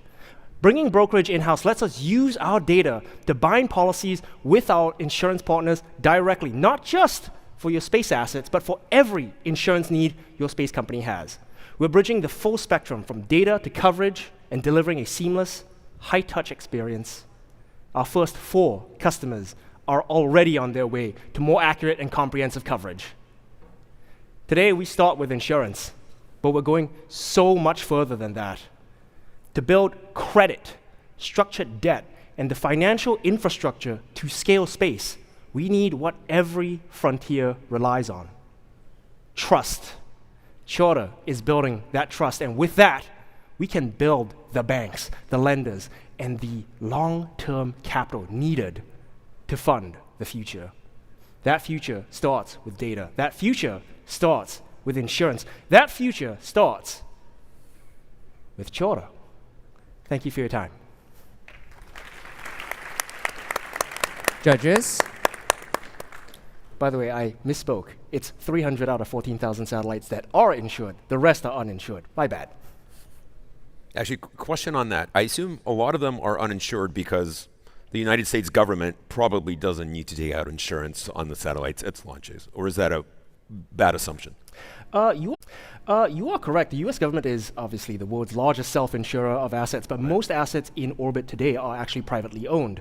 So most of them can't get insurance because, one, fundamentally, it's way too expensive to underwrite a lot of these assets, which is exactly what we address. We bring down the cost of underwriting massively to expand the market so that more assets are eligible and capable of getting insurance. Got it. So if you look at your TAM today, it's the private assets that are being put up in space. And how many of those a year do you estimate there are that would be eligible kind of for your addressable market? Yeah, so over the last few years, we've been increasingly launching more and more things, both in terms of individual satellites as well as overall mass. And so we estimate that at least 1/3 of all satellites that are launched in the next few years will be eligible. But interestingly, that 1/3 actually accounts for the majority of value that's launched.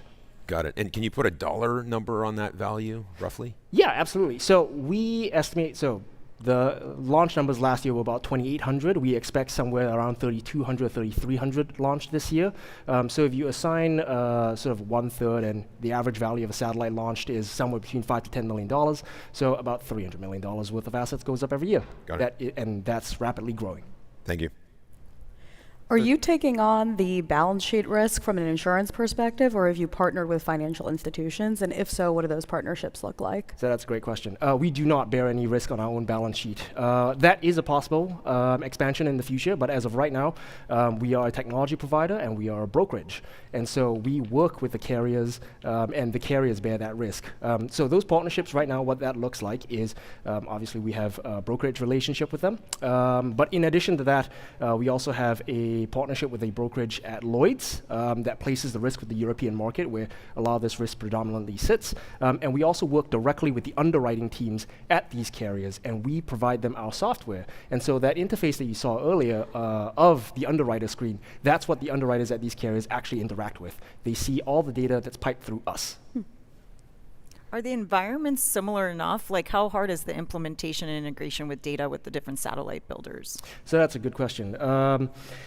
It is really, really challenging. That's actually one of the uses. That's actually one of the ways that we utilize AI. We use NLP and RAG to actually make sense of a lot of the unstructured inputs coming in from a lot of these companies.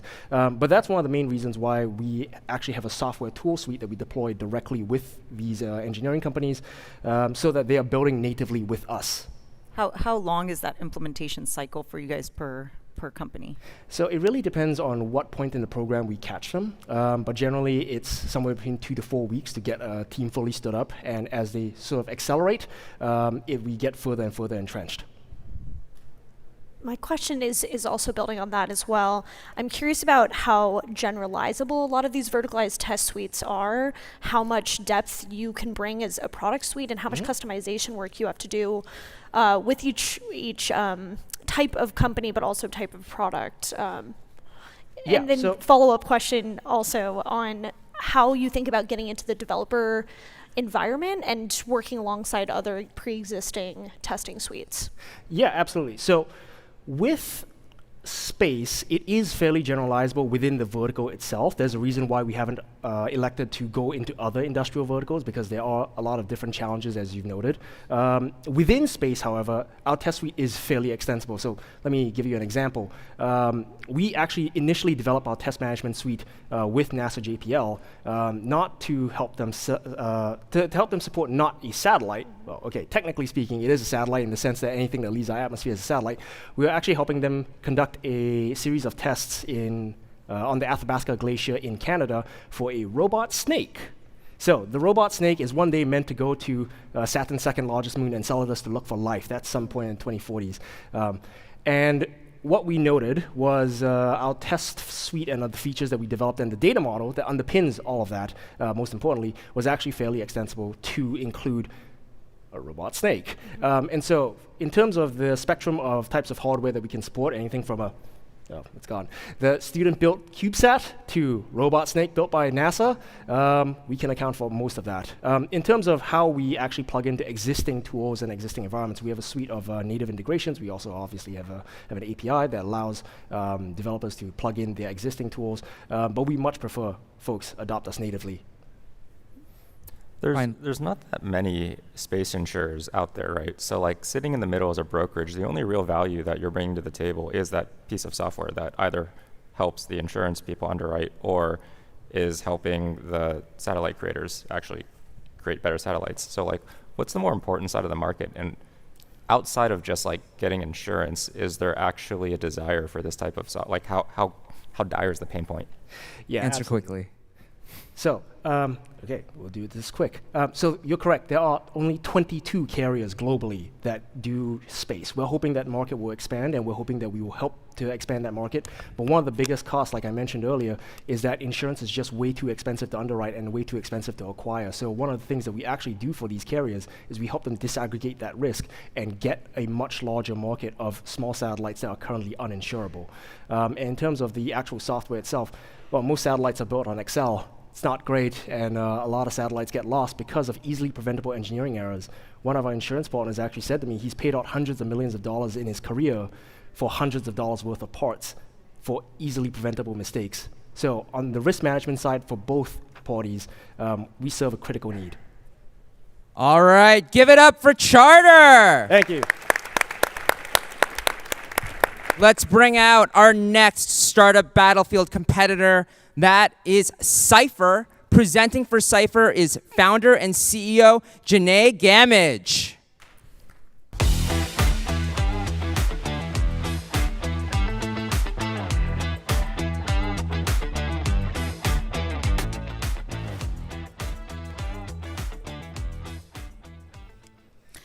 Hello, my name is Janae Gamage, co-founder and CEO of Cypher. And our vision is a world where money moves freely. And there have been some revolutionary companies who have come in and revolutionized their vertical, respectively. For infrastructure, we have Stripe. For data, Plaid. For payments, PayPal. The only vertical that remains virtually unchanged is lending, and it's the most important to us. And in the past 18 months, we have fulfilled that gap as much as they have. Our team has 4 exits with a combined valuation of just under $1 billion. I'm a data analyst by trade with an economic development background, and I was actually appointed by the SBA post-COVID to come in and help small businesses with readiness so that they could access capital through lenders.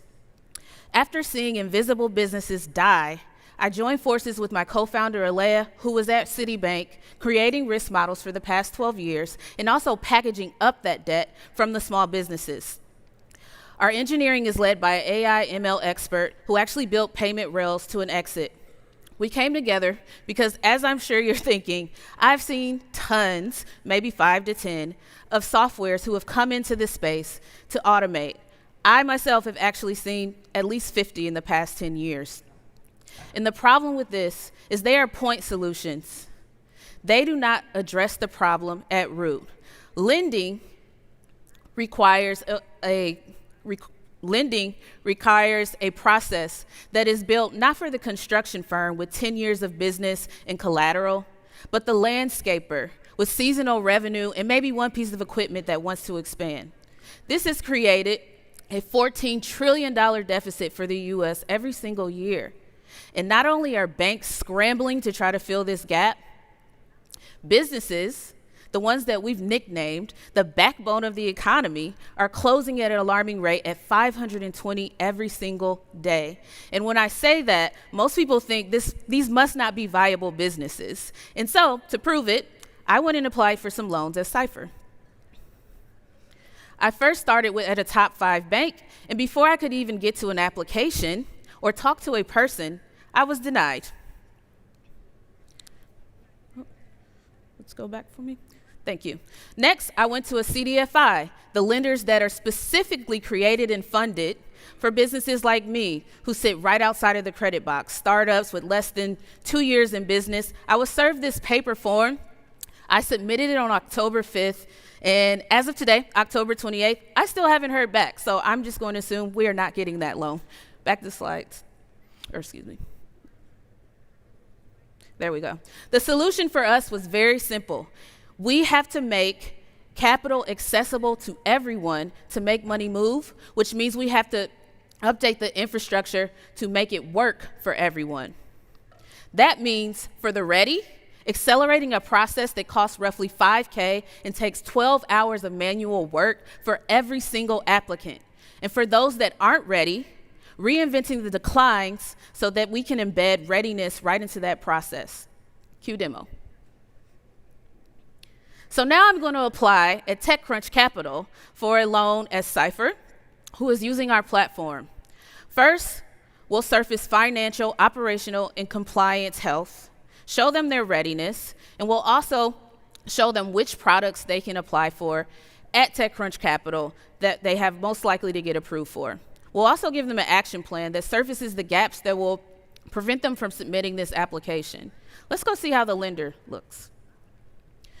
So they will actually see Cypher as a great deal to underwrite, but we need those documents that are missing: business plan, financials, and tax documents. So let's send an updated action plan. There we go. From there, we can finish the application and attach all of those documents that are missing right from the platform. Let's do tax documents. We'll go ahead and submit back business taxes, use the software that we use to file our taxes, and after we verify our name, we'll be able to attach them right to the documents. Back to slides. This may seem very simple, but the reason we were able to turn a 12-hour process into just under 2 minutes is because we've built our own proprietary model that is actually trained and fine-tuned to understand the messy financials and the behaviors of technology companies, landscapers, barbershops, gig workers. Those that come through that are told they are not ready, 40% of them get to approval in less than 45 days. Because of this, we have grown to just under $3 million in revenue in less than 18 months. We're actually rolling out to 3 states with civic lenders who understand that for every dollar we put into a small business, $4 is returned. So not only are we saving businesses, we're saving economies at scale. This has pulled our roadmap, We're also powering small business readiness in host cities that are hosting these global events so that they can turn these bankable moments into opportunities. That has accelerated our roadmap by at least 2 years. For now, we can be the readiness data set, the only one that can power an entire financial ecosystem and also become rails through our API for those competitors that I mentioned earlier and turn them into customers. Money movement is essential not only to our economy, but our existence. These startups that you've seen pitching today will not exist without it. So if you feel the same way and believe in our mission, please come see us at booth C23. If you're an investor, we'd love to talk to you. We just opened our round yesterday. We have term sheet in hand and around 40% allocated. Thank you. Okay, judges. I guess I can go first. So you mentioned a lot of these businesses are thin file, don't have a lot of traditional kind of credit bureau data on them. What are the data sets that you're using to underwrite them? So we have external data sets like the business, the legal. Out of all the softwares that exist, there's only 2 that can access in all 50 states, so we're one of them. We also are pulling in their financials.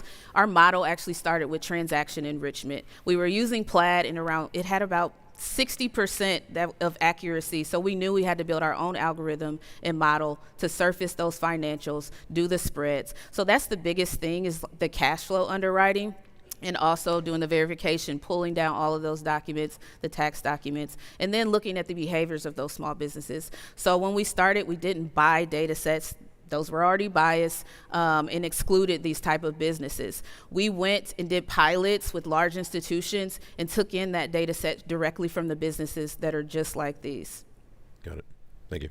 What's the hardest part? Like you showed the lender that had the paper application, and now you're going to go try to sell to them. Like what does that sell to look like? You said now we're going to go sell to those to lenders? Some of your competitors, you were saying. I mean, that type of lender is extremely easy to sell to because they're using a paper form. So it's slow. That's the reason why it's probably taking a month, because there's a human on the other side trying to get those applications.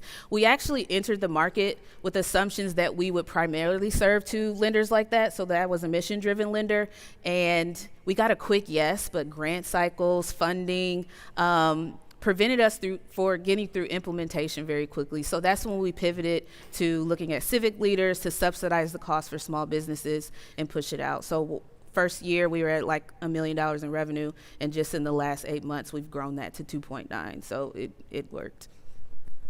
How do you think about your go-to-market motion? It sounds like a lot of the lenders you're selling into are regional, and so that's a fragmented ecosystem. How do you efficiently go to market? Yeah, actually, we were once we realized mission-driven lenders wouldn't be like our primary customer, or ICP.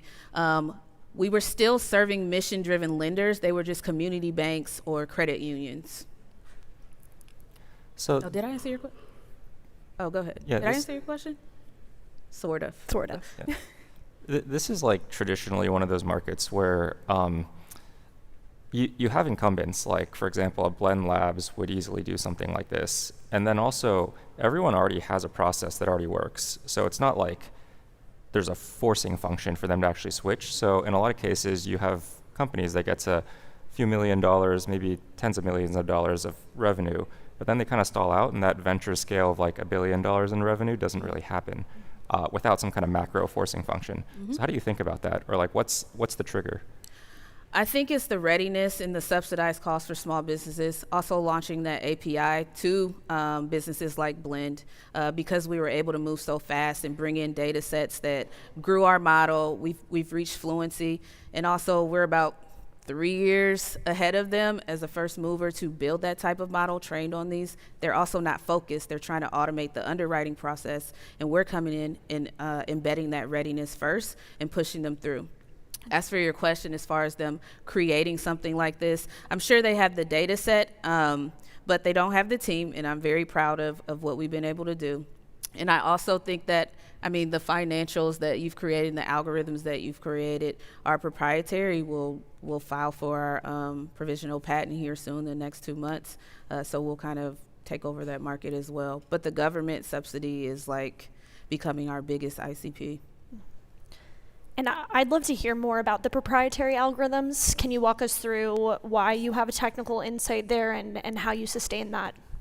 Our head of engineering built the same thing without the algorithm, so it's more of a stack. We started with transaction enrichment because, like I told you, Plaid data, 60% accurate. So we were able to do cash flow underwriting first, and then we realized we had to keep building on that and focus on the businesses that actually weren't getting through. So similar to our competitors, we were kind of doing the same thing and focused on that underwriting aspect.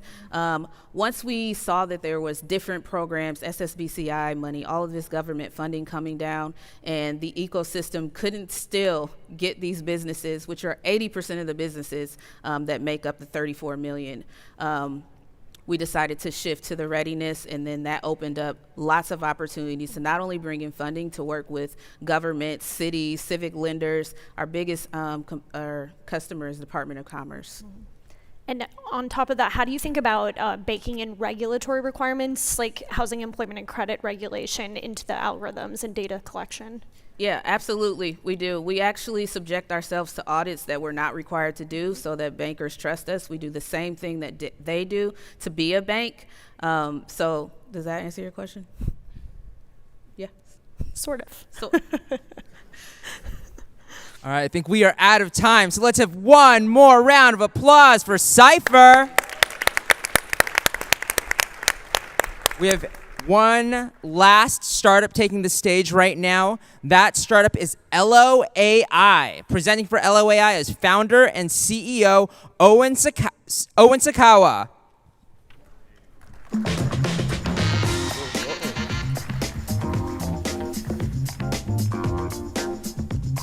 Good morning, good morning, good morning. Just by a quick show of hands, how many of you have used an AI model this morning? Okay, great. How many of you would trust the same model to make decisions on your healthcare? Exactly. That is the gap we are here to fill. My name is Owen Sakawa, and I'm the founder and CEO of Elo. At Elo, we are building the immune system for AI, a technology that detects hallucinations and biases in real time before they hit production. So let's dive in. AI is already here, and it's breaking the rules, from fake anatomy to million-dollar lawsuits. We saw the other day Deloitte being sued for misreporting on a government report, or even Google made Gemini coming up with a brain structure that doesn't exist. It feels like driving a car without brakes. And trust you me, it's gonna be really chaotic in the next few months. And the hidden costs of AI are massive. The hidden cost of AI hallucinations are wildly massive. Penalties and fines up to $50 million. Trust in your customers is lost in an instant. And the worst part is 70% of these incidents are only detected by your customers and your regulators. I'll let that sink in for a second as we go to the next slide. Why? AI sprawls. Companies are deploying hundreds of models, unreviewed models every single day. 80% of those outputs are hallucinations, while on the other hand, compliance, legal, and engineering team are all pointing fingers at each other. When a model hallucinates, who's accountable? Is it the CEO, is it the data engineers, or is it the company that deployed it? And why? What if you could see these incidents before they actually happen? What if you could detect those hallucinations before it gets to your customer? And that's why we are building Elo as the immune system for AI. Just as our body needs the immune system to detect viruses and bacteria, AI needs an immune system, a technology that doesn't just enforce, but also make sure you're doing the right thing. And how it works is extremely simple. We expose the risks in real time. In case any of those outputs are violating any compliance policies, we auto-patch that policy in real time and give you an incident report that you can give your regulators. The reports are massive. 95% safe outputs have been verified, while 59% we've been able to reduce the time spent by your team trying to track down where these incidents happen. And let's dive into the demo. So in this quick demo, we are going to see how our technology is able to verify every single output generated by your model. As you see, a user asked a question right there. The model replied, but before that reply gets to a user, it has to be validated. It has to be authenticated. I don't mean plumb filtering. I mean verified in real time. And you can even be able to see the score. Did this output violate any policy? Did this output hallucinate? Did this output create a bias that will land you not just in the headlines, but in the laws, in the courts? And this is not a niche problem. It's a $300 billion problem. Regulators and companies from healthcare, financial services, and legal are all hitting the same wall. AI without enforcement is a big risk. And in the next 5 years, every company will either have an AI immune system or a class action lawsuit waiting to happen. And it's already working. In the last few months, we've stopped over $200 million worth of enterprise risks. We've generated over $5 million of annual revenue, and we're converting pilots every single day.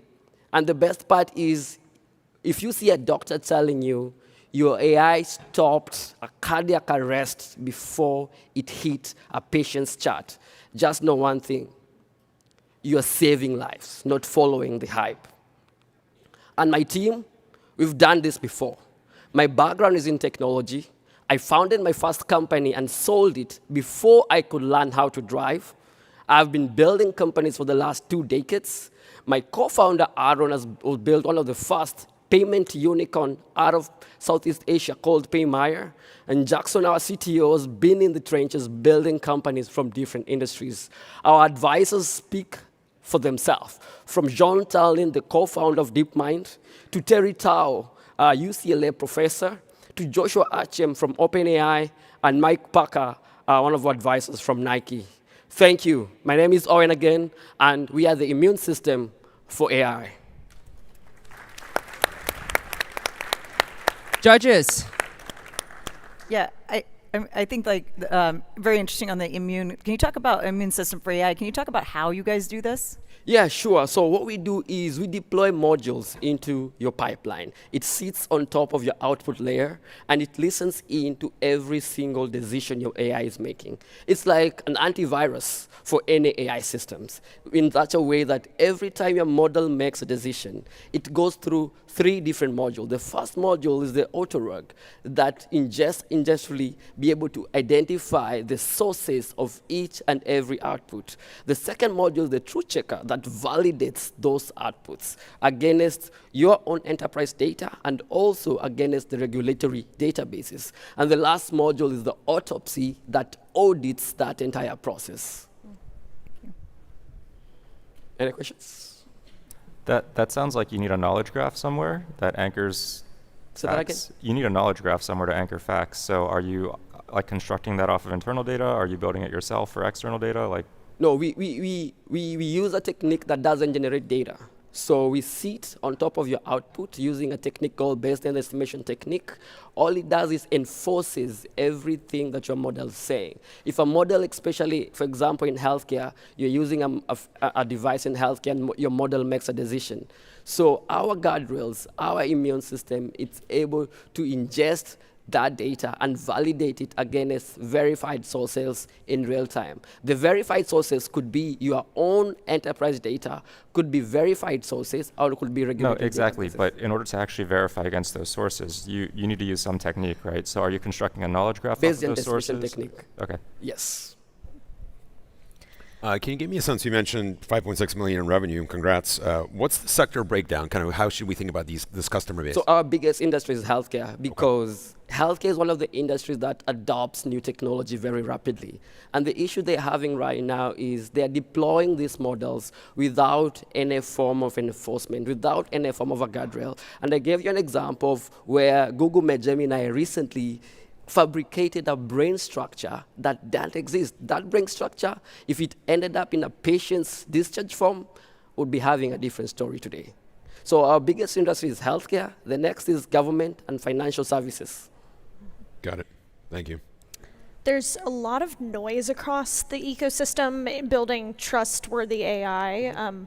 I think this is especially difficult for startups that are trying to cut through and solve these problems in more niche domains. We're seeing companies are trying to do this through compliance, cyber, dev tools, full stack solutions, companies including Perplexity, Cloudflare, Hidden Layer. How do you think about just cutting through the noise and communicating the differentiation of your solution? Yeah, that's a good question. So we've been talking to a lot of service providers from Anthropic, Gemini, Facebook Llama, and they're saying the same thing. Mm-hmm. Our technologies are very powerful, but all they do is monitor. Mm-hmm. If I'm only telling you about a problem after it happened, what is the need of having that in my pipeline? So we are here to ensure that those problems don't hit your patients, they don't hit production, they don't hit those regulators. Mm-hmm. So we are complementing them, and we're already working with partners like the EU Commission, like NVIDIA, to be able to complement each other in a way that we're not just here to build faster model. Nobody wants a faster model. Mm-hmm. We want a model we can actually trust. And that's why we are building Elo, because we believe the human immune system was the most perfectly designed system, because as Owen, when I get sick, it fights. Like even now, you can hear in my voice, my immune system is working. Mm-hmm. It's working in real time. And that's what the Elo immune system is currently doing in the enterprise. And a lot of companies are slowing down deployment because regulations are coming. We have the AI Act. We have different, right? We are in the early stages before cybersecurity was anything, and then we started having GDPR. We started having ransomwares everywhere, and we started having people now saying we need a way to protect these data. I'm sorry, go ahead. Can I ask you a quick question? Where do you see this maybe a little bit of a related question. Where do you see this going over time?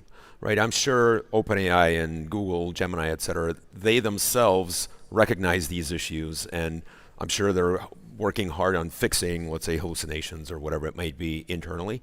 Do you think there's going to be a room for kind of like independent third party to be doing this over time? That's why we're here. They can't audit themselves. They need an independent party like Elo to make that process feasible, because regulators, when they go to them, they won't tell them, we want your own internal audit. No, they will bring a third party to do those audits. And that's why we are working with the EU Commission, because they have mandated our company to audit all public health LLMs deployed all over Europe. So this is being mandated by regulators? Yes. Got it. And that's how we have access to all these database and regulatory databases that ensures our technology is constantly updating, because as companies, they won't be able to pay attention to all these changes in regulations. But they need a solution on top of its game that is constantly updating itself in real time without affecting the infrastructure, their latency, or their consumer power. How is the buyer or user able to measure the number of hallucinations that you're able to catch, and what is the viability?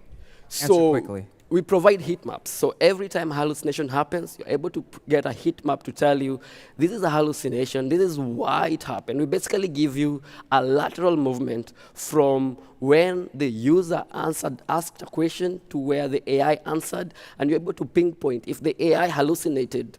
This is the data that caused that hallucination, and this is the mitigation strategy that would be put in place. And the best part is, if a hallucination happens, we just don't tell you this is an hallucination. We auto-patch that in real time. So you didn't even know it happened, but you'll know when you come and see a report, oh, this happened, but it's a good thing we have Elo in the background.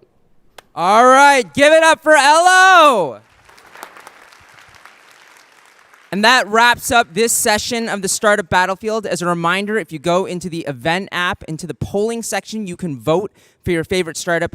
The judges are going to follow me backstage, and they're going to help us choose the finalists who are presenting tomorrow. But before they follow me, let's have one last round of applause for all our founders and for our awesome judges! Making it as a startup founder is hard. For over 20 years, TechCrunch has been a beacon for startups and investors. And now, we're getting back to our roots with Build Mode, a new podcast to help guide you through the messy, unpredictable journey of building an early-stage startup. I'm Isabel Johannesson, TechCrunch's Startup Battlefield editor and your host. Each week, I sit down with founders, investors, and operators who offer candid startup wisdom. So if you're building a company or even just thinking about it, this is your survival guide. Subscribe to Build Mode from TechCrunch wherever you get your podcasts.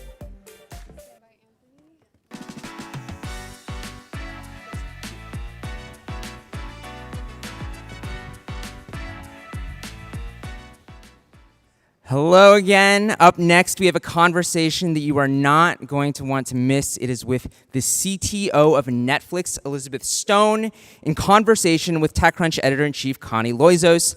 They'll be diving into how Netflix is innovating at scale, pushing technology forward, and shaping the future of media. So please join me in welcoming Elizabeth and Connie.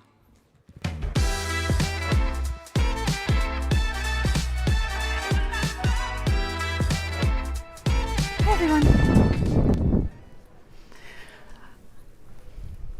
So, Elizabeth, it's been so fun catching up with you and getting to meet you. It's so interesting to me, your background, which I'm sure is something that you field all the time. But Elizabeth is not your typical big company CTO. You have a PhD in economics from Stanford. You were a trader at Merrill Lynch. Then you got into tech. Yeah. So how does somebody with your background, I guess, become the CTO of Netflix? It's been a good ride. Yeah, I do have an unusual background. I would say having spent so much time finance, economics focused has been an advantage for my current role in a couple ways. So first is I'm very comfortable working with data. A big part of economics is being able to tell stories, the insights that come from data versus data for the sake of it, and be more fluent in business or financial strategy, which is certainly relevant for any company at any stage. The thing that's evolved for me in a way that I've loved for the CTO role is connecting that to technical strategy. So how can I translate back and forth between where Netflix is heading as a company, what's most important to us, and what that means engineering, data science teams need to be building to support that?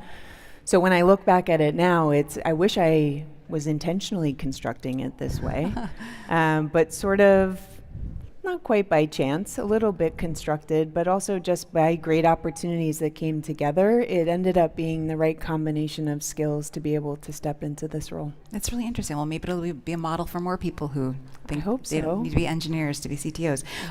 I think the big question of this conversation is really going to be, what is Netflix now? So it used to be ad-free, on-demand, binge watching, and it's now very different where there are ads, there's live streams, WWE, 52 weeks a year, gaming. So how would you describe Netflix in 2025? We're still all those things if members want that choose your own adventure of Netflix. So ad-free streaming video on demand that you can binge watch anytime. You get access to the whole catalog with any of our plans. The thing that's changed over the past, especially a few years, I would say, is expanding in both content types and in business models so that we have more to offer to members. And so we have more selection in plans or pricing that can appeal to a broader set of audiences around the world. So now we've introduced the baseline plan has advertising.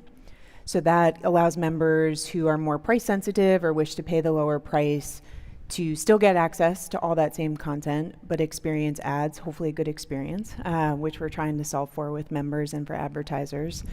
And we've introduced over the last few years live content.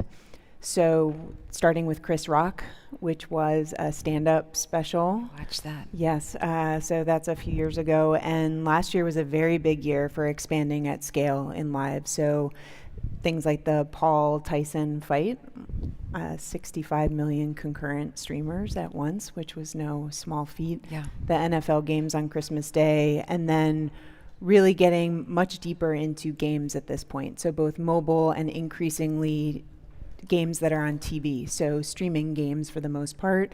That's then a broader world of entertainment that we're able to deliver to members across all the different plan types.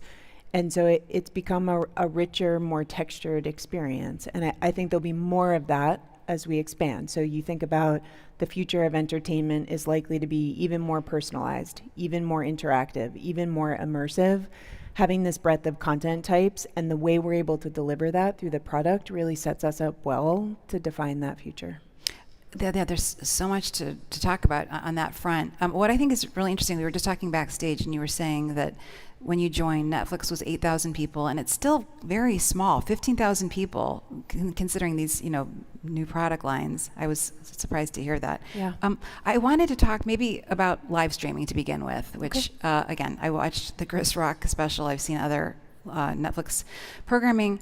That seems like it's been maybe one of the biggest technological challenges for Netflix. There have been, the Tyson Jake Paul fight. There were some glitches. There's some, glitches along the way. It's a little bit tough when you compare it to Amazon's Thursday Night Football. Of course, they've got that, amazing AWS infrastructure. Tell me a little bit about whether you have the infrastructure in place or if you're sort of actively rebuilding it. We do. So more than a decade ago, I'd say 12, 13 years ago, Netflix took a big strategic bet to build our own content delivery network called OpenConnect. And that has been truly the backbone of a lot of the scale we've been able to achieve around the world. We also work with AWS as our cloud service provider, but OpenConnect is the connection point to actually deliver the content to households in partnership with internet service providers around the world. That backbone is something that we have highly, highly optimized. So if you think about video on demand, taking a content file, audio, video file that then we want to be able to make sure flows all the way to when you press play on your phone, on your TV in your living room is an incredible experience. So that goes through encoding, that goes through, of course, different optimizations so that it's an amazing experience when you press play. That is a very strong infrastructure to be able to support live. It just doesn't do it out of the box. So one of the things we've been innovating on over the past few years is how does OpenConnect and really our entire infrastructure evolve to do both video on demand really well and also live content really well. So in some ways, I would say we have more of an advantage than many of the other companies in live content because we have that very strong content delivery network. And it's been a good challenge, honestly, to think about as we expand the content that we're providing, what do we need to do differently from a technical perspective so that we can make sure that the live content is as amazing and as reliable with such good quality of experience that the streaming content has had such a good reputation for over time. Things like Tyson Paul, yes, glitches. There's just no way to prepare for 65 million concurrent streams in a lab somewhere. So being the largest ever live streamed event and seeing, of course, we want the member experience to be flawless every time. But I thought it was amazing. We took such a big swing at that, and that our product and infrastructure was able to deliver that many streams all around the world. I was in awe of the team that day in the launch room. I wasn't very useful in that moment. I was kind of cheering on the team, figuring out how to make sure things mostly stood up and didn't break the entire internet. We learned so much from that, and that's the type of company Netflix is, where we took this big bet. We're building live. It's not easy to do live over the internet. Might seem easy because it's been on broadcast or cable for so long, but very different when streaming over the internet. We learned a ton in that Paul Tyson fight, including things we wanted to improve. And we had at that time about 4 to 5 weeks to get ready for 2 NFL games on Christmas Day. So it was a very busy 5 weeks. Holiday season. And the team really rallied around it, and those games were flawless. So, I think you cited examples where, of course, there's other streamers who are getting into sports, but I think we can do just as well, if not better. How much of your content does the live content represent now?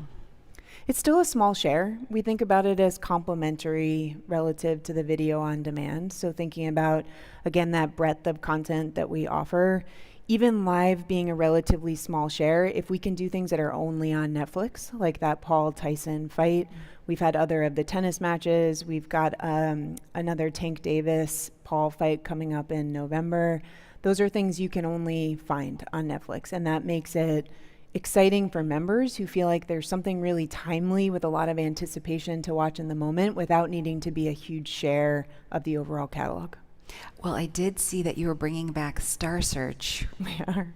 Which, of course, was the springboard for Justin Timberlake and Christina Aguilera and many others. Making stars over time. Yeah, that's interesting. Yeah. So is that coming back in 2026? It's coming back early next year. So one of the fun things about Star Search is that we are going to have an integration of live voting as part of the content.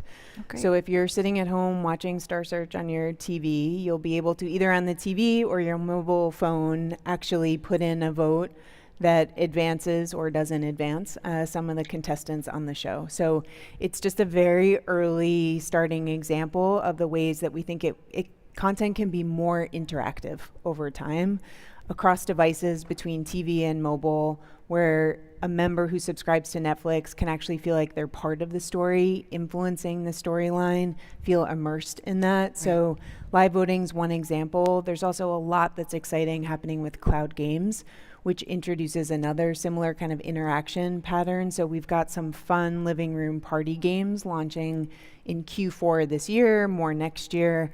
For example, Boggle, one of our co-CEOs, Greg Peters, beat me very badly on video playing Boggle, so I'll have to come back and compete on that. But that's using your mobile phone as controller. Oh, great. So it's on your living room TV screen. You're able to do with friends and family locally using your mobile phone. It's another way to think about more immersive, fun, in the moment content, in addition to the more traditional film and TV, which of course will continue to hit out of the park. That's a big deal. That's a huge departure. I mean, that's very interesting. I mean, I feel like Netflix has always been very forward-thinking, experimental. I remember the Bandersnatch film, Black Mirror, which was a choose-your-own adventure, but that technology is very different, where you were saying you access a file, it's a good comparison point. So for those of you who enjoyed Bandersnatch, think about that as there were predetermined ways the story could unfold. And a member watching could choose which path they wanted to go down, but that content delivery network I mentioned, OpenConnect, had all those files ready to go. So depending on the adventure you chose, that was then the experience and the viewing that we delivered. The thing that's different as we get into live content with things like voting or games and gameplay is it's real time. It's a live experience where you're influencing an outcome or having an experience versus absorbing or consuming content without an ability to play a part in that story.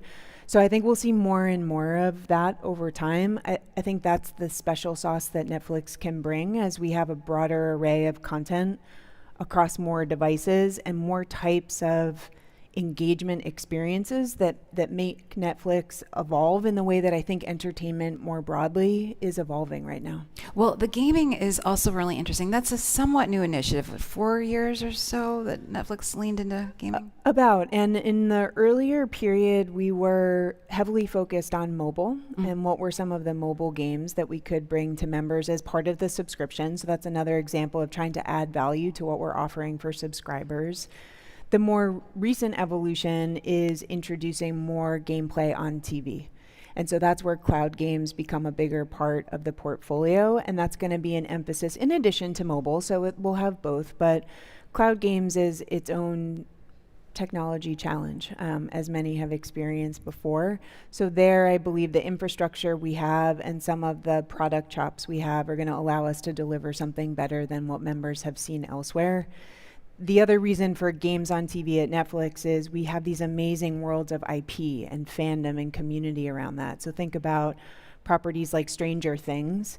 If we can also introduce alongside games that allow members to, again, be part of the story, participate in that in a very immersive way, it fits nicely together with other content we have.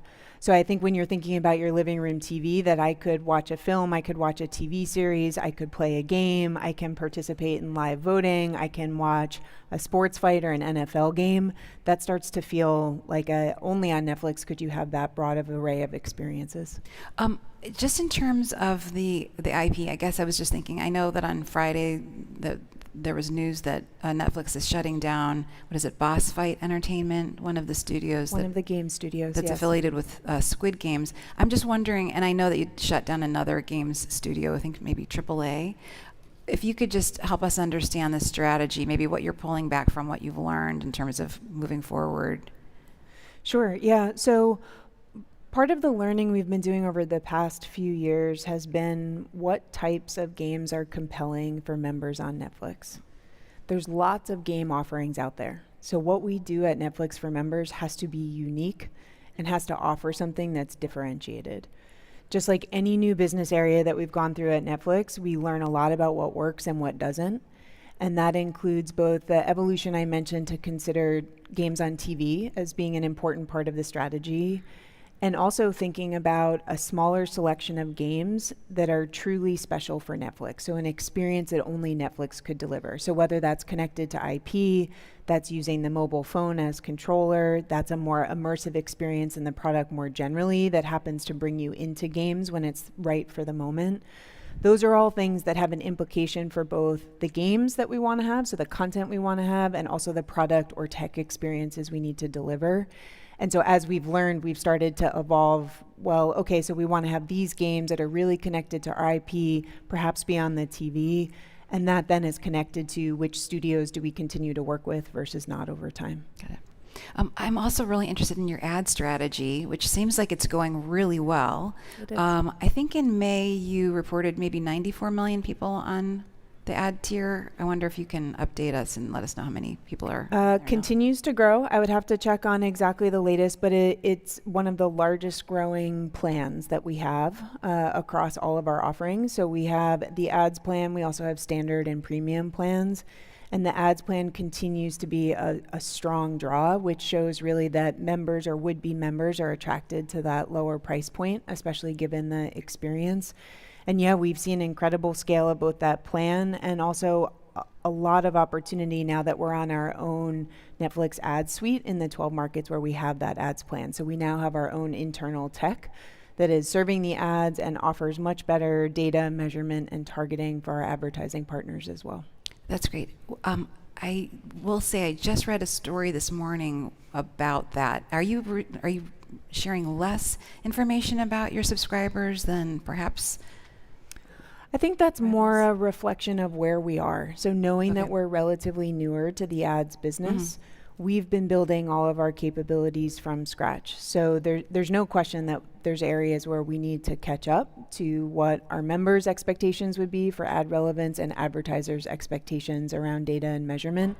So that's something where we're full steam ahead, especially now that we have our own tech suite to work off of. And in terms of retention, where is it highest? At the premium level or the ad tier? Or, I mean, I guess, are you seeing different pattern?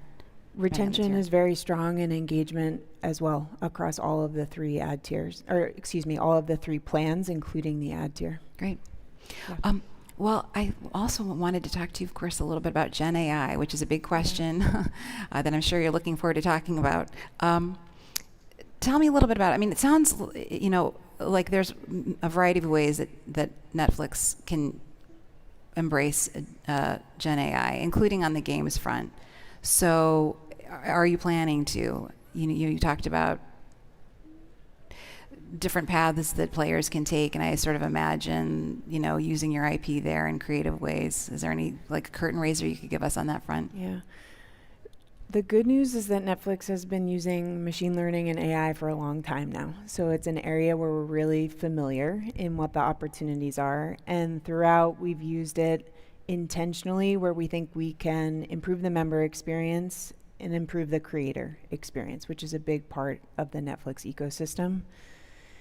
That doesn't change with Gen AI. So now it's a new set of capabilities that builds on the ones that we or others have, but we're still very intentional in where is it actually going to deliver higher quality or something better for members and creators. That could be an application for how creators are bringing their visions to life across film and TV. It could be how a game developer and game studio is thinking about developing their game and fun functionality that they want to have as part of that.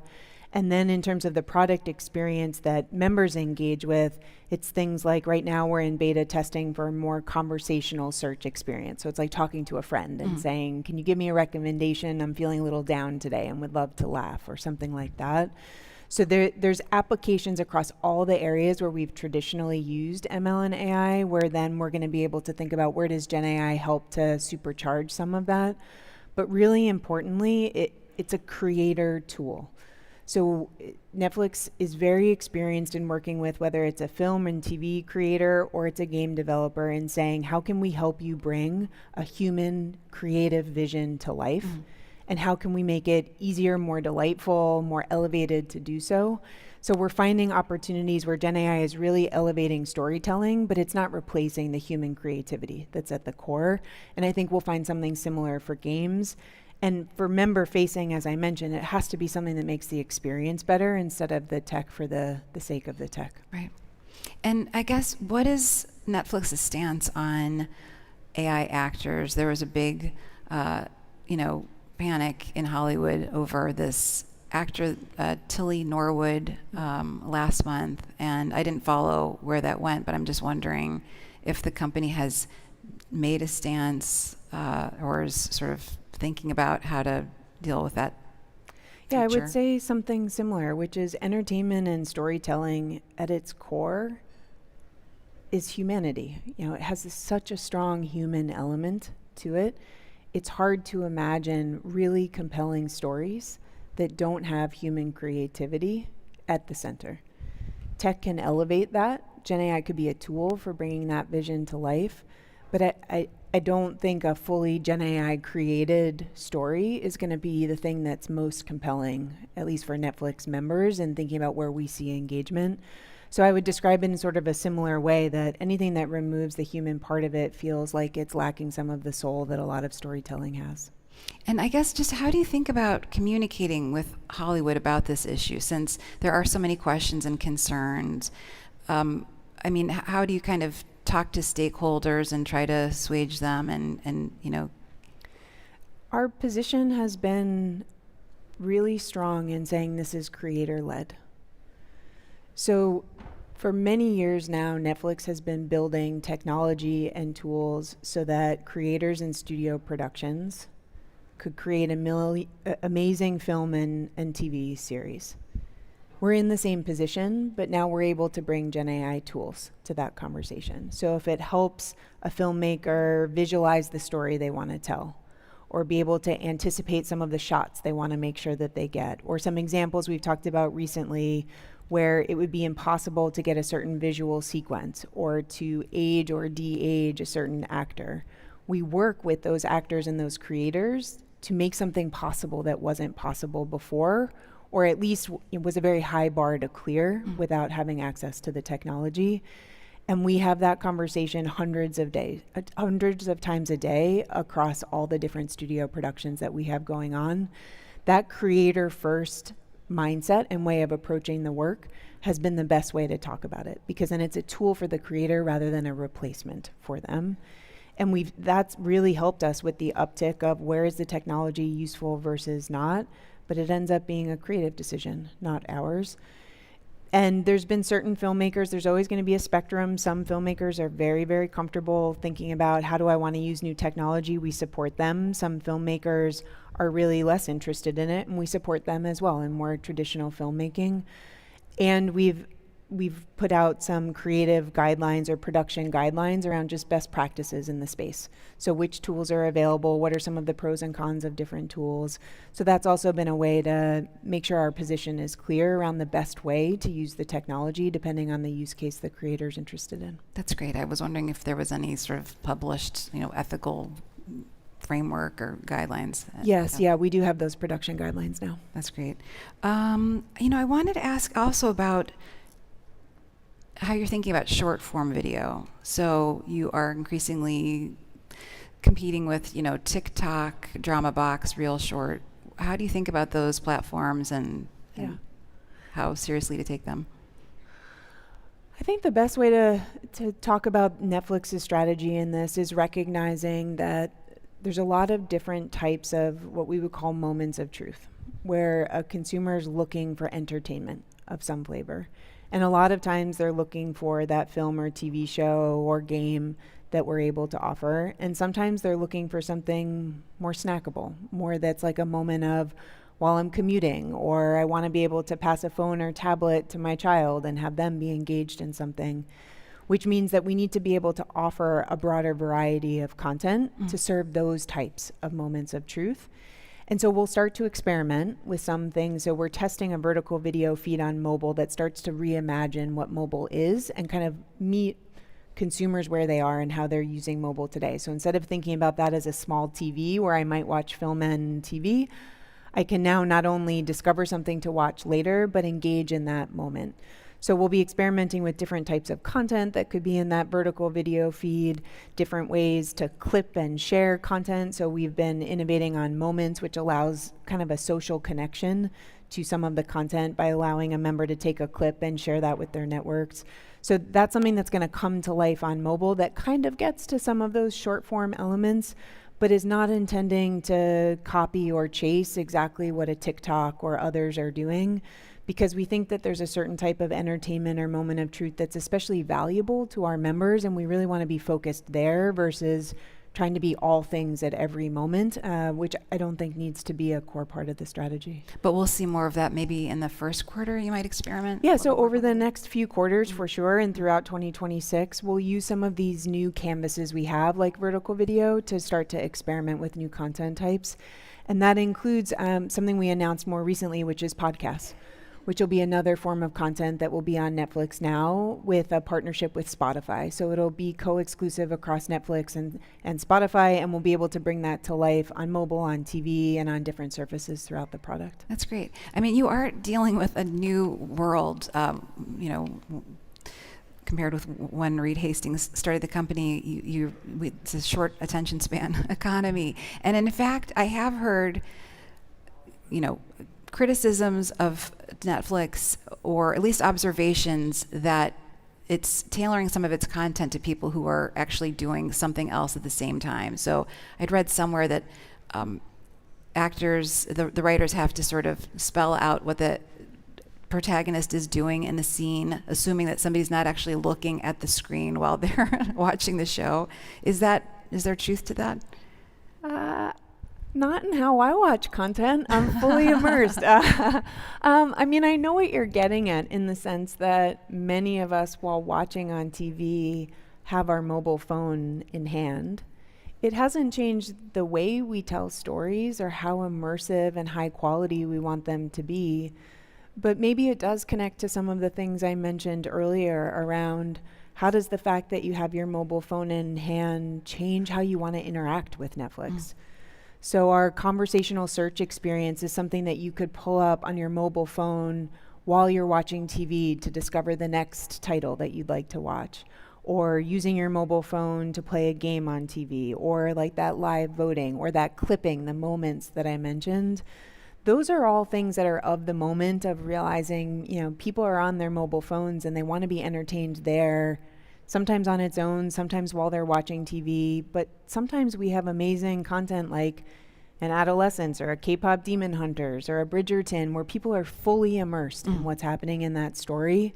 And Netflix's approach is to be able to deliver something for all those types of moments across all those devices and make it feel like a world of entertainment that you can't get elsewhere. So I don't think about it as much as like, oh, they're not paying attention. We certainly see a lot of attention and excitement about the content, but we do need to have a greater breadth of what we're able to deliver in terms of that immersive, very personalized experience. So it sounds in ways like Netflix in 2025 is a little bit, you've really moved away more so from Netflix and chill to, lean forward is my sense of things. It should be a whole array. Yeah. There's things stories like some of the ones I just mentioned that capture every ounce of your attention. You want more of that. We want to do a great job at delivering more of that, whether it's on the screen or some of the off-product experiences we have now too with Netflix House or some of our consumer products.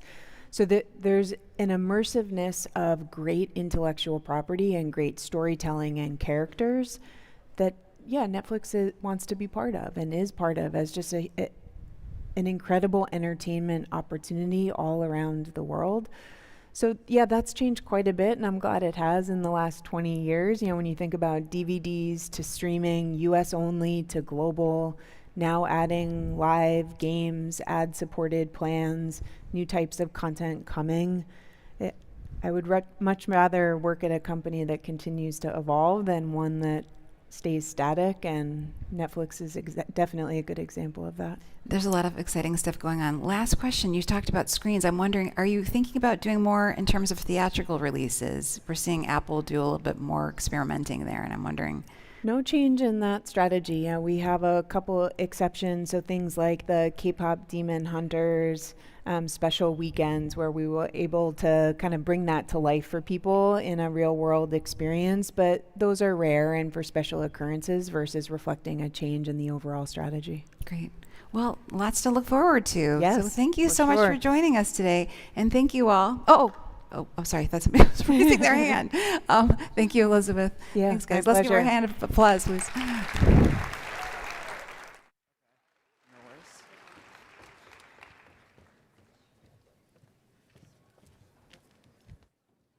All right, everyone, it is time to break for lunch. But as you're thinking about lunch, if you're wanting to make some connections over lunch or during the afternoon, make sure you check out Brain Date in the event app, because that's going to be the best way to book one-on-one or small group chats. I don't know if that was a Brain Date cheer or just something completely unrelated. Let's choose to believe it was Brain Date related. That said, after lunch, when you're done eating, we have a whole slate of sessions in the afternoon. On the Builder stage, we're going to be back at 1:20 p.m., and there's going to be a discussion on whether founders really need to build in Silicon Valley. On the AI stage at 1 p.m., you're going to hear from the CEOs of Apptronic and Wabi as they explore the intersection of AI and hardware. And then right here on the Disrupt stage at 1 p.m., don't miss the founder of Mirror, who's going to be launching her exciting new company. So enjoy your lunch, and we'll see you back here at 1 p.m.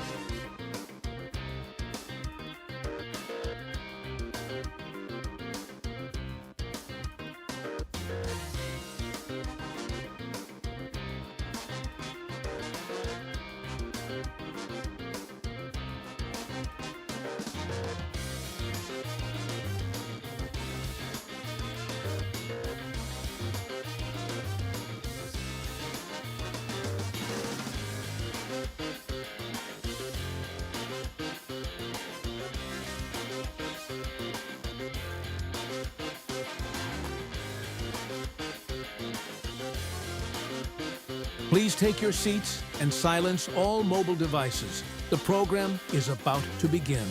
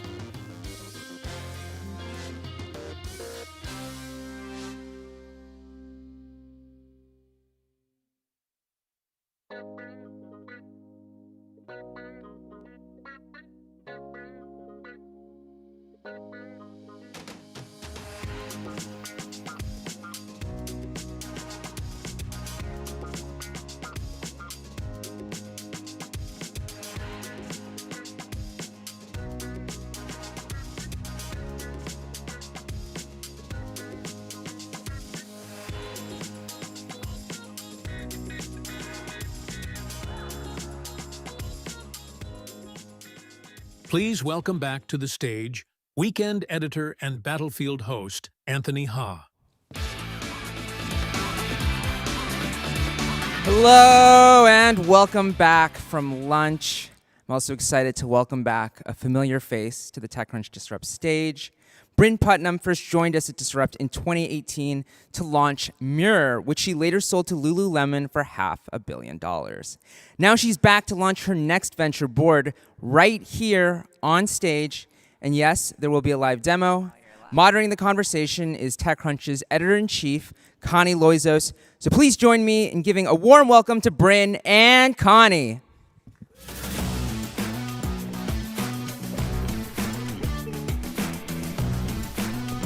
Hi, guys.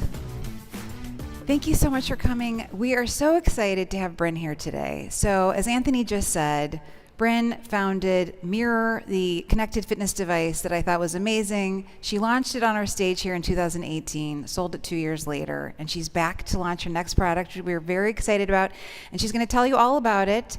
And I just wanted to let you know, if you want to check it out for yourselves, you can find it in our expo hall on the second floor, and I suggest that you do that. Bryn, take it away. Tell us what you're building here. Thank you. Shall we play a game? Oh. I am unbelievable. Goal, you're gonna look at it. Just look at it. You got the game. Now be careful, R2. Yeah. I am taking over South America, and there ain't nothing you can do about it. God damn it. I'm ripping your head off right now. J7. Are hit. You have sunk my battleship. Excellent! Yeah! Games have been with us for thousands of years, providing countless hours of pure fun, a much-needed breather amid our busy lives. But what makes games truly special is that they give us a reason to connect with each other. My favorite memories of playing games are playing with other people, sitting around the Monopoly board, fighting over who gets to be the thimble, or racing around Rainbow Road with my kids in Mario Kart. About 2 years ago, I asked the question, why can't we have both? The tactile feel and togetherness of board games and the immersive magic of video games. A team of us started working on an answer. Introducing Board, the first ever face-to-face gaming console that combines the best of board games and video games into one beautiful new platform. We spent 2 years training the screen to do something no other touchscreen can do: recognize physical pieces. Place a piece on the board and it knows exactly what it is, where it is, and what it can do in real time. And every piece unlocks entirely new ways to play together. Take a look. Want to play a game? How about something a little different? It's called Board. a revolutionary new way to play games. A big, beautiful screen for everyone to gather around. That lets you play with physical game pieces, which means that you can do things like this. Whoa. And this. Run a chaotic kitchen. Yes. Zap space rocks. Rescue tiny travelers. Share experiences that were never possible before. So what do you say? Ready to play? Thank you. As we built Board from the ground up, we were guided by 3 core beliefs. Our foundational belief is that nothing replaces face-to-face interaction. Board is meant to bring people together in person, sitting around a table, laughing, trash talking, and making memories, stuff that's a lot less fun to do alone. The second core belief is that pieces change everything. Pieces interacting with the screen represent Board's superpower and create an intuitive play experience for all ages and skill levels. To make this work, we built an entirely new tech stack, including a custom touch driver, machine learning models on embedded AI hardware, and capacitive material manufactured into the pieces. And boy, have we patented it. It's like the first time you pulled back an angry bird in the slingshot and let him fly. Take a look at Save the Bloogs.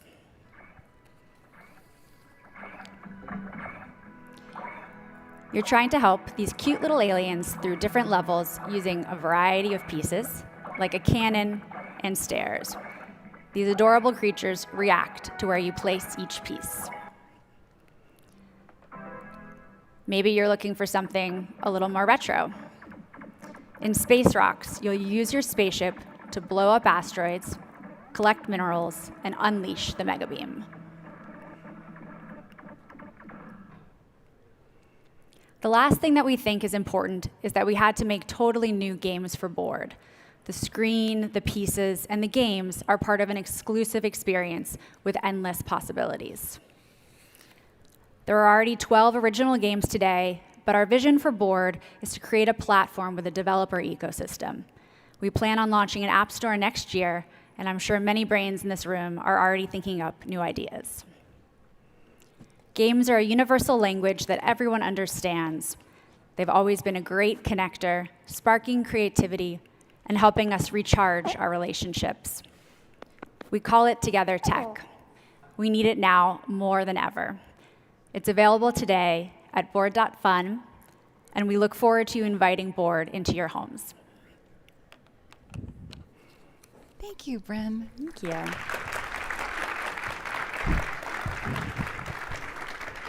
Well, I think this is so cool. I think it's interesting that you built this very successful product that was very focused on one person, and you've come up with this product that aims to bring people together. I mean, I guess what changed? I've always built from my own personal need. I've always had a personal problem and tried to find a solution in the world and then been frustrated it doesn't exist and then started to build. And this was really no different. When I founded Mir, I was newly pregnant with my first child.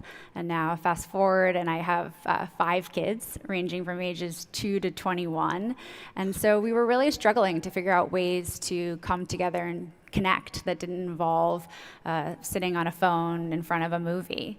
And so this was Board was built out of personal frustration and need.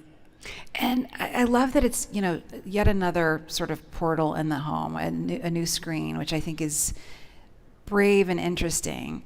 And I just wonder, after you sold Mir to Lululemon, how soon did you start thinking about this particular product? Was there a certain moment where you thought, this is what I want to do next?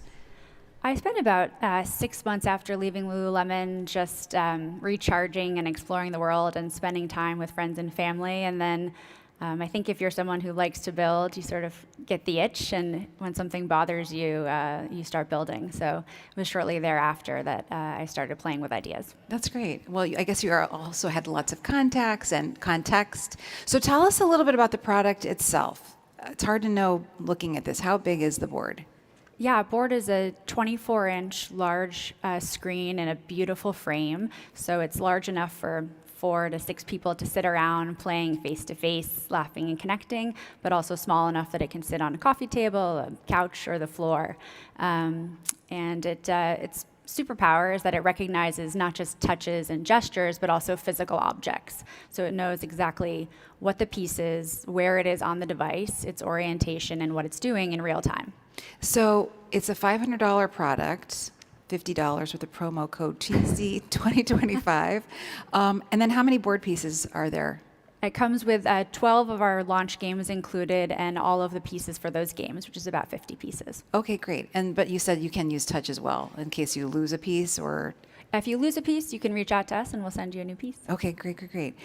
And I think I'd seen somewhere in one of our exchanges that there are even like different colored frames, which is sort of fun. Yeah, so today it comes just with the light wood finish frame, but over time the frame is magnetized and comes off, so we expect people to customize and get different frames for their own tastes and home environments. Cool. So who designed the games?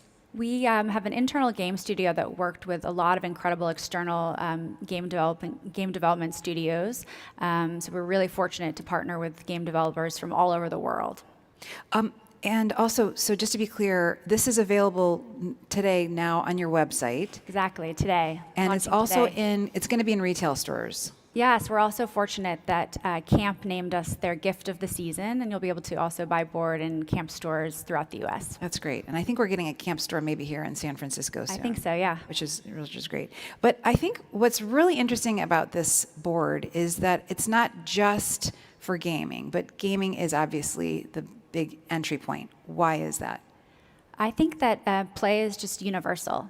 Play is something, with fitness, not everyone loves working out and not everyone loves working out at home, but play really unites us. It's sort of this universal language that connects us and brings us together. So that's what's really exciting for me and what I'm passionate about. That's great. And then you do see a future where you'll, I guess maybe even immediately, can you put playlists on it and photos, or is that?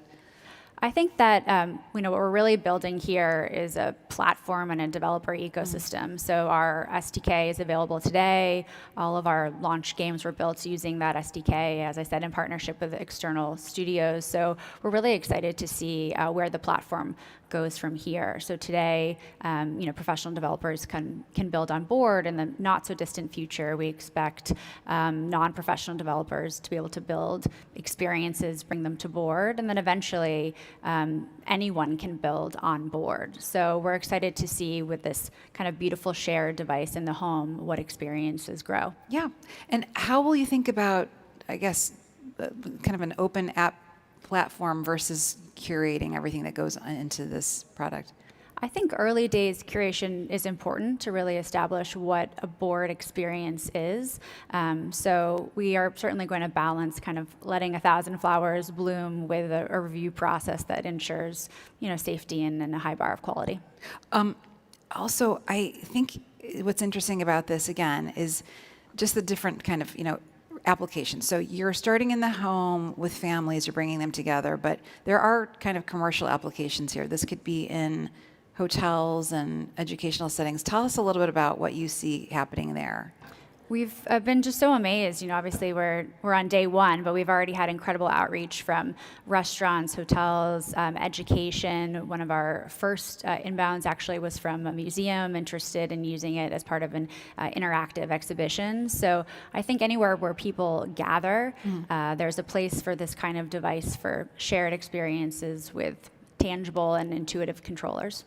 And then I wanted to ask if it's possible to personalize the device in any way, or if that maybe is coming down the road. Yeah, so we're really excited about the long-term power of AI to personalize the experiences on the device. So you can imagine vision and voice inputs, storylines that are adaptive, dynamic environments, accessibility features like translation and voice to text. And then, as I said, over time, AI really makes anyone able to create on board. So board becomes more than a game console, it becomes a place for creative self-expression. And are you building on top of one of the big LLMs, or is this? No, we built everything from the ground up. So all of the models are proprietary to board using our own custom data set built from hours of our own training. And so this is not something that could have existed a few years ago? No, I mean, when we developed Mir, there was no real ability to run meaningful AI models on a compact device. So now the devices do have neural coprocessors built in. The ability to run AI models fast and on device is now possible and very exciting. Great. Well, okay, we do have investors in the audience, I'm quite sure. I did want to talk to you about your funding situation. Are your backers the same backers that backed Mir? I know Ben Lear is one of them, but I'm not sure who the others are. Yeah, we're so fortunate to have so many of the same investors from Mir back for round 2, like Ben Lear and the folks at first round and Box Group. So very, very excited. We've raised $15 million to date in a pre-seed and seed round. And I mean, an entrepreneur with your background is, very attractive to investors. So I just wonder, did they invest in you even before you had this idea, or did it come together as you were talking with VCs, or did you pitch this as a fully formed idea? No, I've been very fortunate to have investors who've sort of believed in a vision before product, and so it was the same here. They were investing really in sort of the idea and the vision, and then from there we assembled an incredible team who executed. That's great. And you are raising more money, though. Yes, we're about to kick off our Series A. And knowing what you learned at Mir, I'm curious what you can tell us about, I guess, supply and demand. How are you thinking about how many of these to make, for example, and how you get them into the world? Yeah, so it's always exciting to launch a new consumer product in time for the holiday. So right now, we're fortunate to work with a tier 1 CM out of Thailand who's very adept at quickly scaling manufacturing, and we're going to do our best to get as many boards into homes in time for the holidays. That's great. And what about, I guess, competing with, the iPad or other screens? That seems like a big hurdle to overcome. Yeah, I think for us, we think of the iPad as really a device where the screen is the experience. You're sort of more solitary. It's sort of you and your device. It's a personal computer. Whereas what we're building is a shared experience. So it's not about the screen being the experience. It's about the screen bringing us together to create memories. So that's why we call it Together Tech. So I think it's for a very different use case. And I think that's cool. I also think it's hard to communicate to people that here's a totally new category. So I am wondering if you can talk a little bit about how you plan to market this product. Yeah, I mean, I think just as with Mir, creating a new category is challenging. I think it's really about storytelling. So I think we're fortunate that it's a beautiful product and it's visually very compelling, and it's figuring out how to make the story as clear as possible, and also to empower our early fans and advocates to advocate for us with others. So the nice thing about games is every time someone plays a game, they bring other people into the play experience. So the word sort of naturally spreads that way, which is really exciting. You did something so right with Mir. I think it was, I just felt like I saw, every celebrity on the planet using one of these, and I wondered if that's part of the strategy, in terms of early adopters, making sure that these are in the hands of people that are public and can spread the message. Yeah, we're doing a lot of game nights with lots of different communities, and really excited to sort of just get it in front of people and let people play. Great. So, you've got such a fascinating background, which we haven't gotten into fully. I mean, you graduated from Harvard, you were a ballet dancer in New York. Then you founded a small chain of fitness studios. Then you founded Mir. Now you're here. You were inside of Lululemon for a while. What was that experience like? Because you have mostly worked on your own. What was it like being inside of a big company? I mean, you didn't stay long.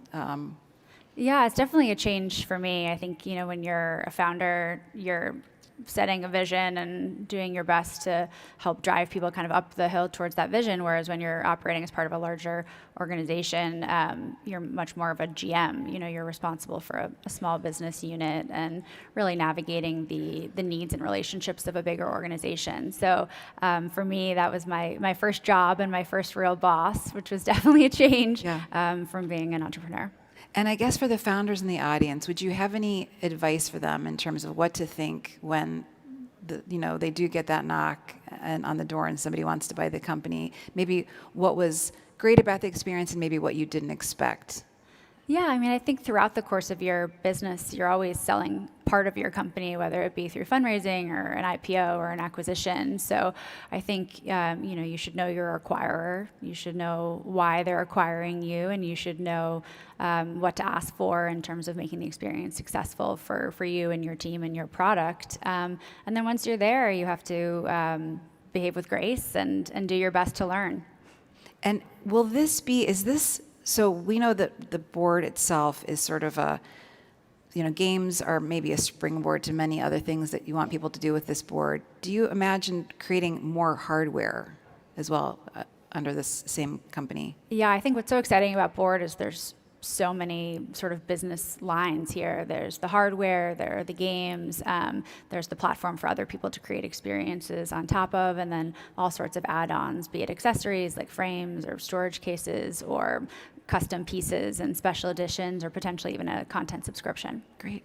And I just wanted to ask again, it's interesting to me that you went from solo founder, solo founder, but focused on, individual improvement to bringing people together. And I just wondered, what you think of, when you look out 5 years, I guess, what you think is going to be, how people are going to be sort of relating to one another and what you sort of anticipate on that front. What I hope, I guess. Yeah, what you hope. I'll share what I hope. I hope we live in a world where tech brings us together. I hope we live in a world where tech enables us to connect and share experiences in a way that is meaningful and improves our relationships. And in terms of your team, how big is board at this point? I think we're about 20 people today, and then we have, as I said, a lot of external game studios that we've partnered with to create our launch portfolio. And have you brought back some people from Mirror? I'm so fortunate to have a lot of my colleagues from Mirror back again for round 2. One thing about Mirror that I thought was really interesting was you had imagined that it was going to be potentially a portal into many other things. And we are all spending more time, outside of offices. Outside of doctors' offices, we're doing more. We're meeting our doctors remotely. We're working from our homes. Is it too far to say that this board could become a different kind of portal one day, as you kind of imagine that Mirror could be? Yeah, I think the thing with Mirror was, we weren't creating an ecosystem. We weren't really creating a platform. We really controlled the content throughout the experience. And here, from day one, our goal really is to build a platform and an ecosystem. We believe that there's going to be many multi-billion-dollar businesses built on top of board. So our job and our role is to create an incredible platform for other people to build whatever those experiences might be. And we're sort of kicking it off with this first set of content. That's great. Well, I am just wondering, so you mentioned it's being manufactured in Thailand. Is that your previous manufacturing partner? It's not our Mirror manufacturing partner, but our hardware team has worked with them previously. Great. Well, listen, it's so great to hear about your product, and I'm really you. excited, and I really encourage everybody to go downstairs and check it out yourselves. And thank you so much, Bryn. Thank you so much for having me. Thank you.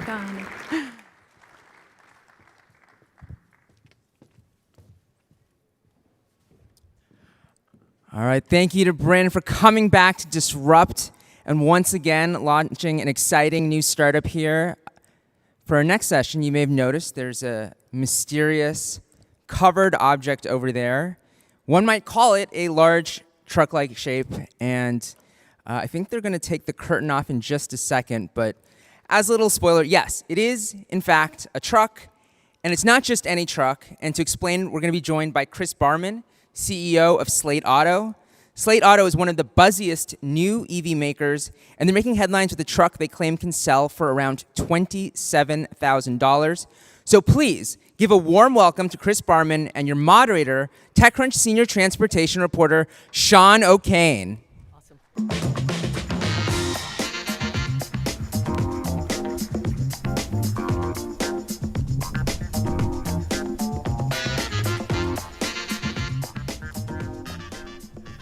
Hello. Thanks for bringing a big toy. Thanks for having us here, Yeah. Sean. I'm so excited.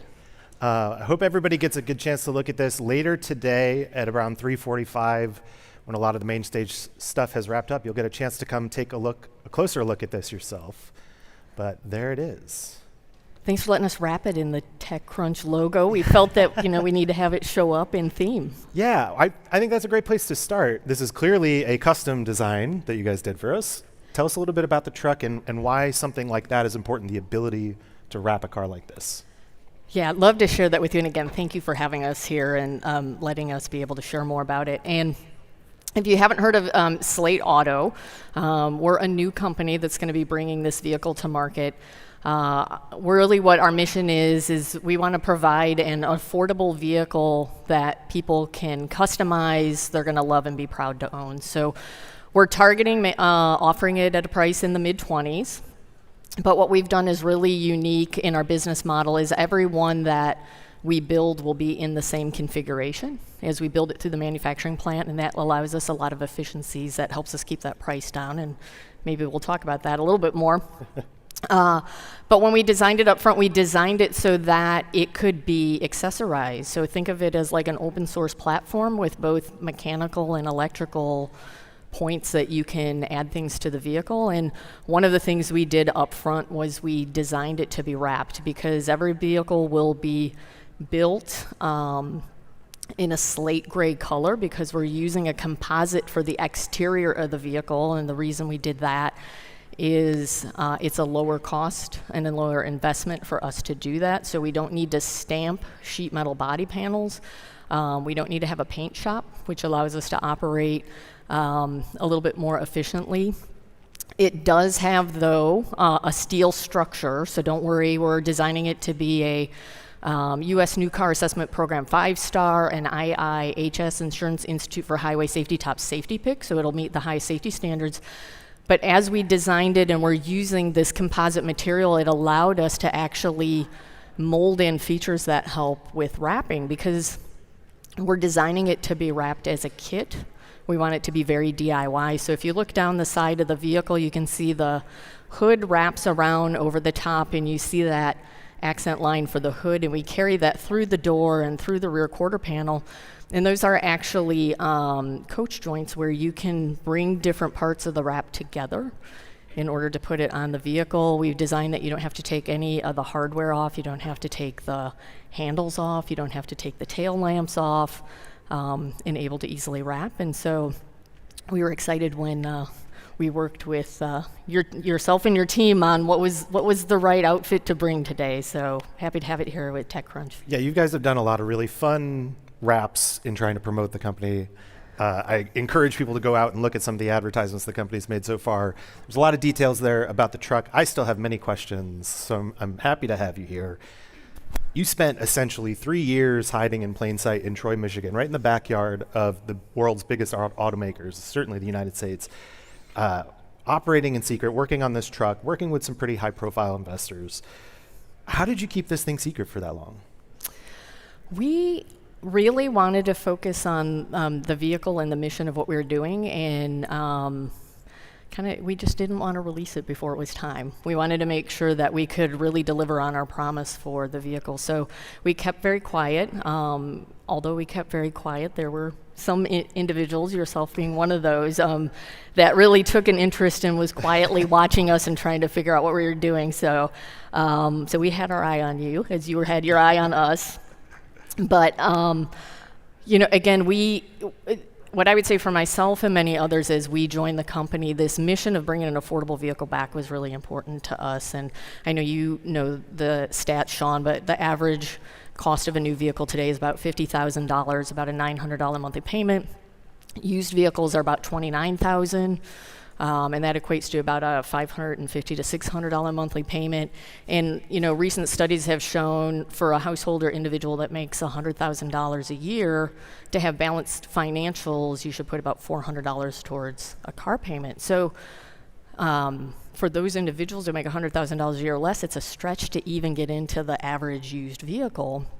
And 70%, on average, 70% of households and individuals don't make $100,000 a year. So it's really a problem out there for a number of people. And we just really want to bring a product to market that's going to be a new vehicle, meet all the latest safety standards, will have one of the top warranties in the industry. But what's interesting is it can grow with the owner over time. So it may be somebody who's younger and single and in the 2-passenger configuration that you see it as a truck. It works really well for them.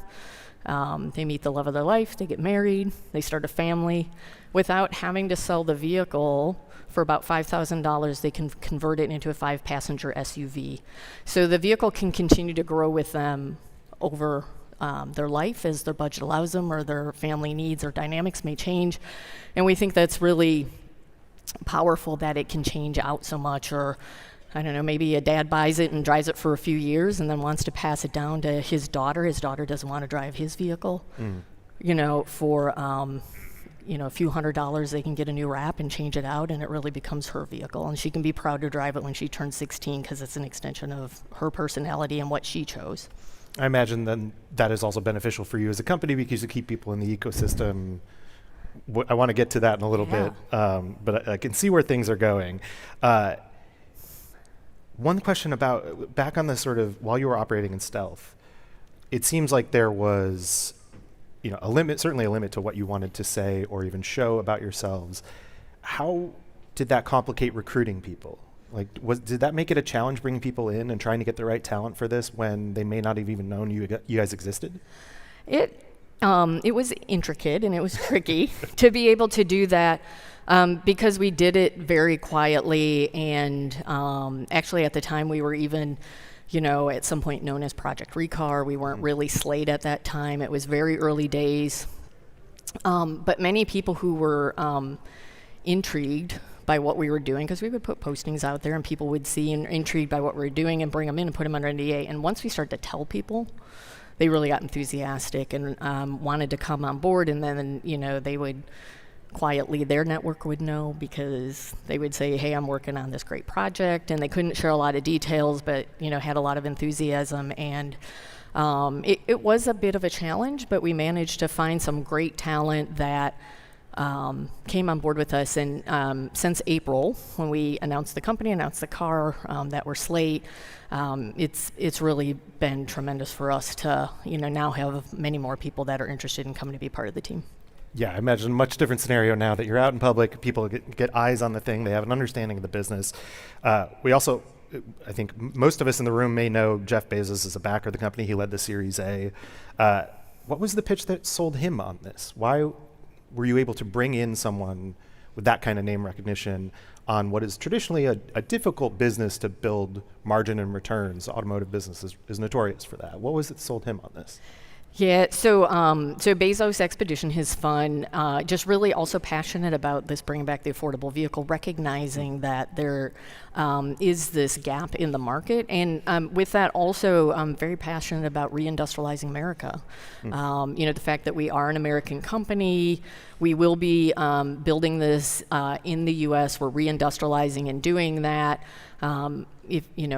We've talked about it a little bit, but others may not know, when we started to look for where we wanted to do our manufacturing, we wanted to come back to a brownfield site. And what gave us a lot more flexibility is, as I mentioned earlier, we don't have a stamping operation, we don't have a paint shop. So where traditional automotive manufacturers have about 3 million to 4 million square feet that they will use for their assembly plant operation, we needed something much smaller. So we found a site in Warsaw, Indiana, about 1.4 million square feet, and it opened in the late 1950s. And it was part of R.R. Donnelly, and what they did for many, many years is they printed catalogs and phone books. Mm-hmm.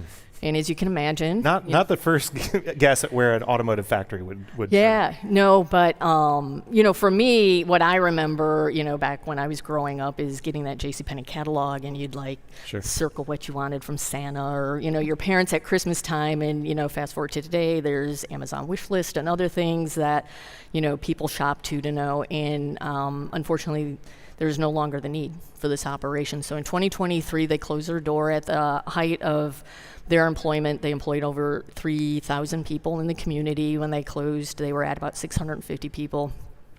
So we're excited because we've been able to come in and partner with a great community.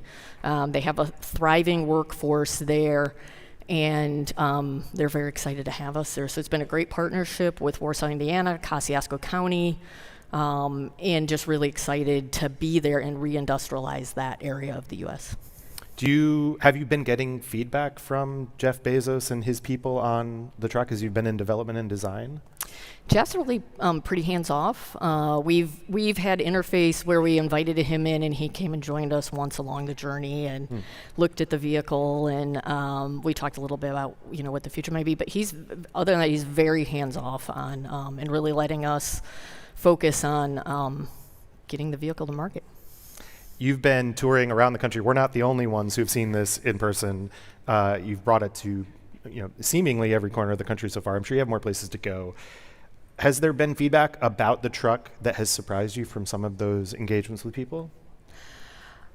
We see a lot of enthusiasm, and you can, if you're interested in knowing more about where we're going and what we're going to be doing, we have our Slate to State tour at slate.auto, and we've gone to a number of places, and I think for many individuals that are enthusiastic about it but maybe a little bit hesitant, they can't get a good sense for the size of the vehicle, and we get a lot of comments or concerns from people about, I think it's going to be too small. Because we call it a compact truck, and I think in many people's minds they think is it a micro-sized truck? And when they come and see it, and when they actually are able to look at it and sit in it and see the size and everything, they get a lot more comfortable with what it is. The other thing that people get really excited about is the frunk. When you think about a truck, typically you have that internal combustion engine that's up in front, and you don't have a lot of dry lockable storage where you can securely bring things with you.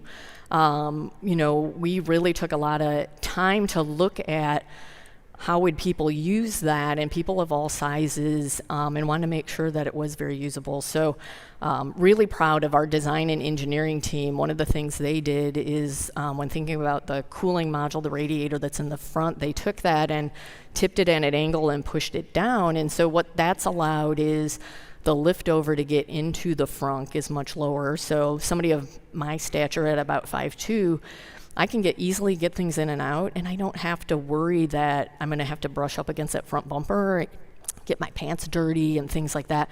But you can put 2 carry-on suitcases in that area, so really a lot of space there. And then the size of it as well, especially for larger guys, are often concerned. And even if people can't see it, what we try to do to convey that to people is Cobb Burton, who is the leader of our Slate agent team, those that talk to our customers and answer questions. Cobb is 6'7", and we've done a social media video of it being Cobb approved, so Cobb gets in and out, and Cobb lays in the bed, and it helps to give people an idea of whether they can fit in it or not, even if they haven't been able to come and see us at a Slate to State. It's one of it's a minor thing, I think, in the long run, but it's a really interesting thing about what you guys have done so far, where you've raised a lot of money. You raised something more than like $700 million to date, but you still seem to be really leveraging the talent that you have in creative ways, whether it's him fitting in the truck to prove that out, using your head comms guy to do the voiceover in your video. It feels like a very small company still. I imagine that's going to be a little trickier to balance as you grow, because I'm sure you're hiring like crazy. Yeah, we are doing a lot of hiring, but We always want to have that as part of our culture. We do have some principles that we follow, and one of them we talk about is that we're fast, we're frugal, we're scrappy. So we know that, you know, we need to be fast. We've got to have a lot of speed as we're bringing the vehicle to market. We want to be scrappy in those things we do. One of those being using our head comms guy to be our voiceover in that. And frugal in just we really want to be thoughtful about how we use every dollar and make sure that we're very purposeful and not wasteful, so that we, you know, our investors entrust us in the investment that they've given us, and we want to make sure that we put that to best use.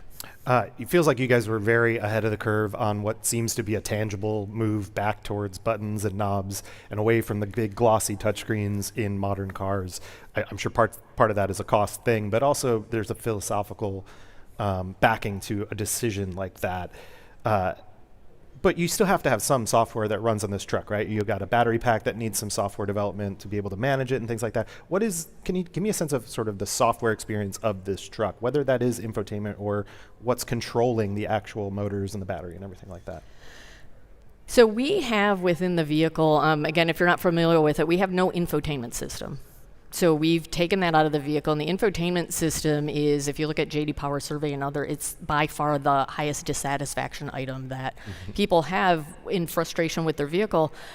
And, you know, our viewpoint on this was, why try and replicate what people are very much happy with and they take with them every day as their phone, or if you'd like to have a larger screen, a tablet. And we've, to give you an example of, you know, again, this accessorization, we have a accessorization bar or rail that's at the lower part of the instrument panel where you can add a bracket and put your phone in or put a tablet in, and we will be designing an app that interfaces with your systems on your phone that you already use. So for whatever your nav, if Google Maps is preferred or Waze is preferred, we'll have a soft button that quickly gets you there for whatever your streaming audio is, for whatever your key contacts are. So that's an element. Our app is an element of software, but it comes in on your phone, and we just want to get you to what it is that you know and use. And the reason we want to be able to offer that is we do want, for driver distraction, people keep their eyes on the road, so provide them nice big buttons on the phone or tablet. But the software architecture that we have is really, it's a distributed architecture. It's something that's well known within the auto industry. We're not chasing the computer on wheels. We really want to keep it as a pretty basic system, but for those around the auto industry, it's a CAN communication network, and it's a distributed, not as integrated as others. But we do have the battery management system. We do have our vehicle control unit, and we have the other electronics that you need for safety systems that are there. And we have one screen in the vehicle. It's the Vehicle Information Center in front of the driver. That's where you'll get your backup camera. That's where you'll get your speed information, and it'll have all the telltales for any malfunction that may happen in the vehicle to give you the right indication if you may need a repair or if your tire pressure's low or whatever that may be. That's like an inversion of where the modern car industry is now, where they have their own software and the phones are intruding on it. You guys are flipping it and saying, use your phone, we'll intrude on it a bit. You know, not that word, I'm sure you don't use it, but have an app experience. But there are a lot of companies. GM just announced a big integration with Gemini. We see there's some Alexa operation in cars. Are we ever going to see something like that in one of these cars? If it comes in, it'll be offered through something that comes through the consumer electronics. Okay. And it's one of the things that we think was important in this vehicle. Others in the industry, the approach they're taking, I think, works very well for them and their brand and other customers. Again, we're coming into a space where we want to do something a little bit different and offer a different proposition. We've decoupled the vehicle from the consumer electronics life cycle. So in a few years, not even in a few years, I mean, it just seems month over month over month, there's always, new phones, new tablets. That accessorization rail allows you to bring in anything that you want to bring in. So it's not that embedded screen where it's there, it's like a monument. This is just bring it in and change it out as you would like to as the owner. And it's really, a lot of us is about putting the power of choice into the hands of the customer, the owner, that this vehicle can live with them over time. You want to sell the vehicle, you want to sell customization on the vehicle, you want to sell wraps and everything like that. can you like briefly give me just a breakdown? Like, what do you expect those business lines to look like? Is it, margin on the truck and like, additional gravy on those accessories like that, or is that ancillary stuff really going to float what is a sort of cost parity business on the truck? Yeah. Well, so let me first just kind of share how we think about the accessory ecosystem, and then I'll come back and talk a little bit about your question. So there are parts of the accessory business that we will own and we will offer. So for example, the SUV kit, we will design that, we will offer that. That will be tested as we test the truck as well, so that it also meets that U.S. New Car Assessment Program 5-star and Insurance Institute for Highway Safety top safety pick. So we want to be very thoughtful about how we do that, and it's provided by Slate. There will be other partners that we work with that will make certain designs for us that will be offered, roof racks and different things like that, and other things that we'll offer. If you look at the front of the vehicle, and this is something we think is, again, really unique in the industry. We've got the center plate. If you see it there, it says Slate. And then it has the daytime running lamps on either side, and it has a grid pattern over those. Those three parts are all removable. And we will offer some custom designs that can go in that area. We've got the design team's been working on like some California themed ones where like over the daytime running lamps it looks like a sunset, and we've played around with like wedding themes where there's like hearts and doves that go over those. But we will release all of the data information on that, and anybody can 3D print their own. So we also want that individuals don't feel they have to come to us. We want to create an ecosystem that'll be on our website, Slate Marketplace. So we do plan that every vehicle we make is gonna, earn money for us, and our accessories will be a big part of our business case as well, but we're not trying to lock that up and own it. We really want to allow others to thrive through what we do and be part of this ecosystem of, growth around Slate and a community around Slate. That marketplace you mentioned, are you going to take a cut of what gets sold on there from those third parties? Yeah, we'll take some amount of fee when we work with them, but we won't hold it to them. I mean, if they wanted to, they could choose to go market it on Etsy. I mean, it's their power of choice and what they do. It's not as if we're going to behold them to us. We believe we're going to create a great environment in which they're going to want to be there because they're going to be along with the truck and along with all the other accessories that are there. And we have a slate maker today where you're able to see some of the accessories on the vehicle, and as we evolve that, as we get closer to launch next year, we'll work with these third parties to make sure that we get the right images of their product, and then you can actually see their product on the vehicle to see what it looks like. So we hope that community will want to come and work with us because you can actually see it on the vehicle versus going to an Etsy. But if somebody is on Etsy today or some other platform and that's how they want to sell it, they're free to do that.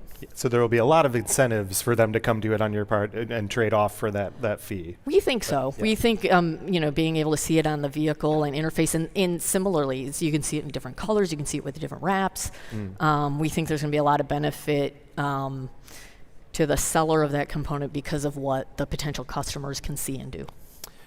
Your Series A was led by Bezos Expeditions. Your Series B was led by Mark Walter, who's the CEO of Guggenheim Partners, co-owner of the Dodgers. Big night for him last night. And Thomas Tull. You're currently closing a Series C from what I've heard, or you're getting close. Should we expect that to be more high net worth individuals, or are you looking more strategic for that investment? What's that looking like? So we've been extremely fortunate to date, as you mentioned, and we talked about a little bit. Bezos Expedition was our lead for our A. TWG Global was the lead for our B, who you rightly mentioned. It's Mark Walter and Thomas Tull that really supported us in that round. We are in Series C at this point. We're starting to near, the conclusion of that. We're really excited because we are seeing a number of our current partners that want to carry along with us again on this round. Sure. But we're also seeing new investors wanting to come in and really just enthusiastic about the product, what the reception has been from, the market. We've got over 100,000 reservations and growing every day. The enthusiasm from the industry, from everybody getting a lot of confidence. And so we're just seeing a little bit of a new profile, but also well-known, high-qualified investors that want to come on the journey with us. Is there value in trying to chase a strategic? I mean, you guys are pretty set up vertically, it seems, at this point, with a factory, with design and everything, but is there something that a strategic partner could bring to you guys in an investment scenario? I would say we're always open to considering anything that might come. Yeah. You never know, and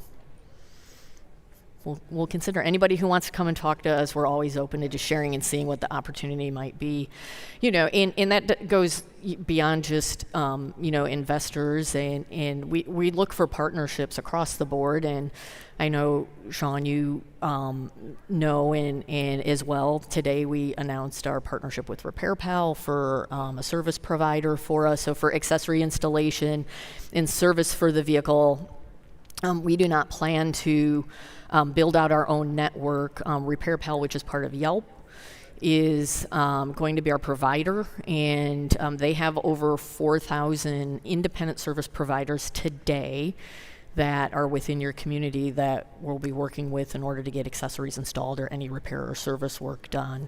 And we've licensed with Tesla to be on their charging network, so give people peace of mind about where the vehicle can be charged. So again, as we move along with time, we'll always consider whether it's an investor or whether it's another element of the business that we can do what seems like the right strategic partnership. You were born out of an incubator in Massachusetts called Rebuild Manufacturing. I find it a really fascinating origin story for this company, because then you were brought on as operator, as CEO. We've seen a lot of EV startups come and go. I would argue in large part because of the egos associated with the people who led those companies, some of those founders, and their unwillingness to get out of the way. Do you feel unburdened by that? Like, is it good to have this kind of operator model where you were coming out of this thing and you can just kind of get going, and there's not really, someone with their name on the hood that's standing over you making decisions for you?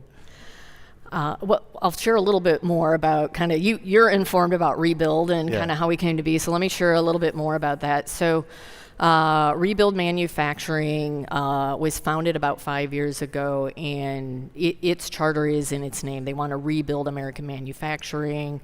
The founders of that company, Jeff Wilke and Miles Arnone, were very passionate about rebuilding American manufacturing. And Miles had this idea. Miles is the CEO, just one day had this idea and thought, he's like, where have all the affordable vehicles gone? They're just not out there. And he, thought about, there used to be the VW Beetle, and his actual favorite is the old Jeep Cherokee, like the old XJ. Sure. And just felt that it was absent, and had this idea and talked to Jeff. And Jeff said, hey, you got a company to run. You don't need to worry about an auto company.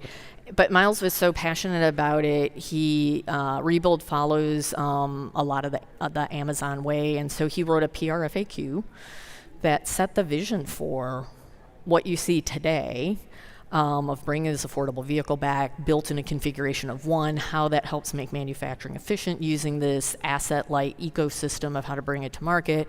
And they iterated back and forth on it. One of their board members, Will Barker, came into the fold as they were going back and forth. So they, wrote this document, and at one point just felt it was powerful enough to take their board, get a little bit of seed money if the board approved, and then see where it went. And so they took it to their board in early 2022.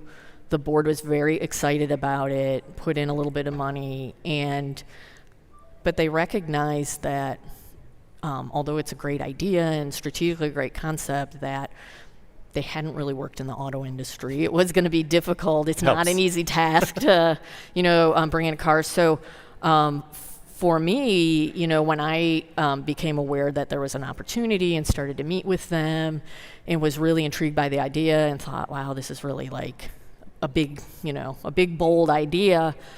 But there was something there that can be done with that. And through that was very excited when they asked me to come on board as employee number 2 and be the CEO. And what I've come to appreciate through this is like the power of a leadership team that has the founders that continually remind me of the strategic vision. And I bring the operating side where then I can remind them of, hey, here are some of the challenges that go along the way. And I think it's just a really powerful blend that continually challenges myself and my team on, yes, that may have been how you've done it when you've been at other places in the auto industry, but why? But why do you have to do it that way? And sometimes it makes merit to continue it that way. But many times we do need to like disrupt and transform. And that's the really good balance of this, is knowing when you want to stay within the lines and knowing when, no, you can just go ahead and do something very different. We're almost out of time. I'll do a real quick yes, no lightning round. Okay. Will you ever license autonomous technology from another company to put on this car? No comment. Tesla has said that they've open sourced their patents over the years for other people to make EVs. Do you use any of those patents on this? We are not, to my knowledge. 150-mile base range. Do you expect that to be a double-digit percentage of people who buy that, or is everybody going to buy up to the 240 miles? No, we think it'll be double-digit. Yeah. And did you ever want to run a car company? I never thought I'd be able to, like in this fashion. As I've recently said to actually some of the founders in that, even now as employee number 2 and being here, 3.5 years, and I mean, I'm an early one where, it seems like so short but so long. I still tell them like every day I feel like get up and pinch me, because it's just tremendous to be able to come and have this impact. And also the team that's joined on board is just such a strong, talented team that I feel blessed to be part of this great journey. Well, we're excited to see where it goes. Chris Barman, thank you so much for being here. Thanks, Sean.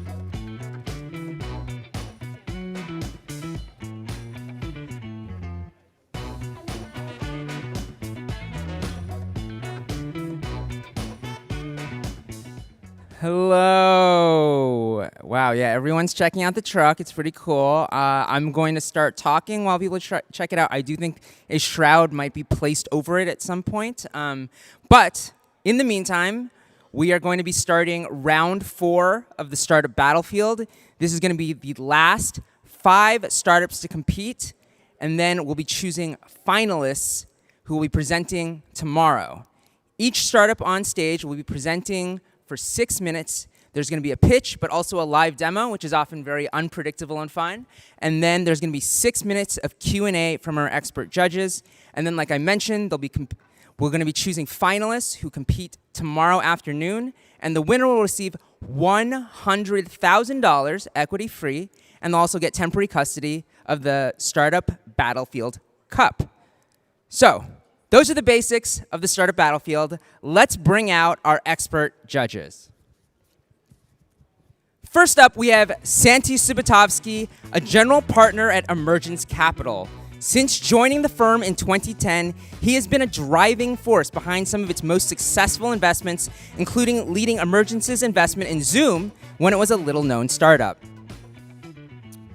Next up, we have Ben Quazzo, a partner at Accel, which he joined in 2014, and where he focuses on enterprise application and consumer tech companies. Prior to Accel, he worked at Voxy, a New York City-based education technology startup. Next, we have Doug Pepper, a general partner at ICONIQ. Prior to joining ICONIQ in 2019, Doug was a managing director at Shasta Ventures. Next, we have Ross Fubini, founder and managing partner of XYZ. He's made a career as a successful early-stage technology investor and is passionate about connecting people to build insightful products. Last but not least, it's a little bit of a tongue twister. We have Leslie Feinzaig, founder and general partner at Graham & Walker, an early-stage venture fund backing extraordinary founders and ideas that break the mold. Prior to launching the fund, Leslie was a 2x startup exec with 8 and 10-figure exits. So let's give it up for all of our judges.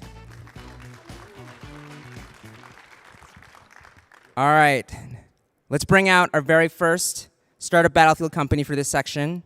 That company is Mappa. Presenting for Mappa is founder and CEO Sara Lucina.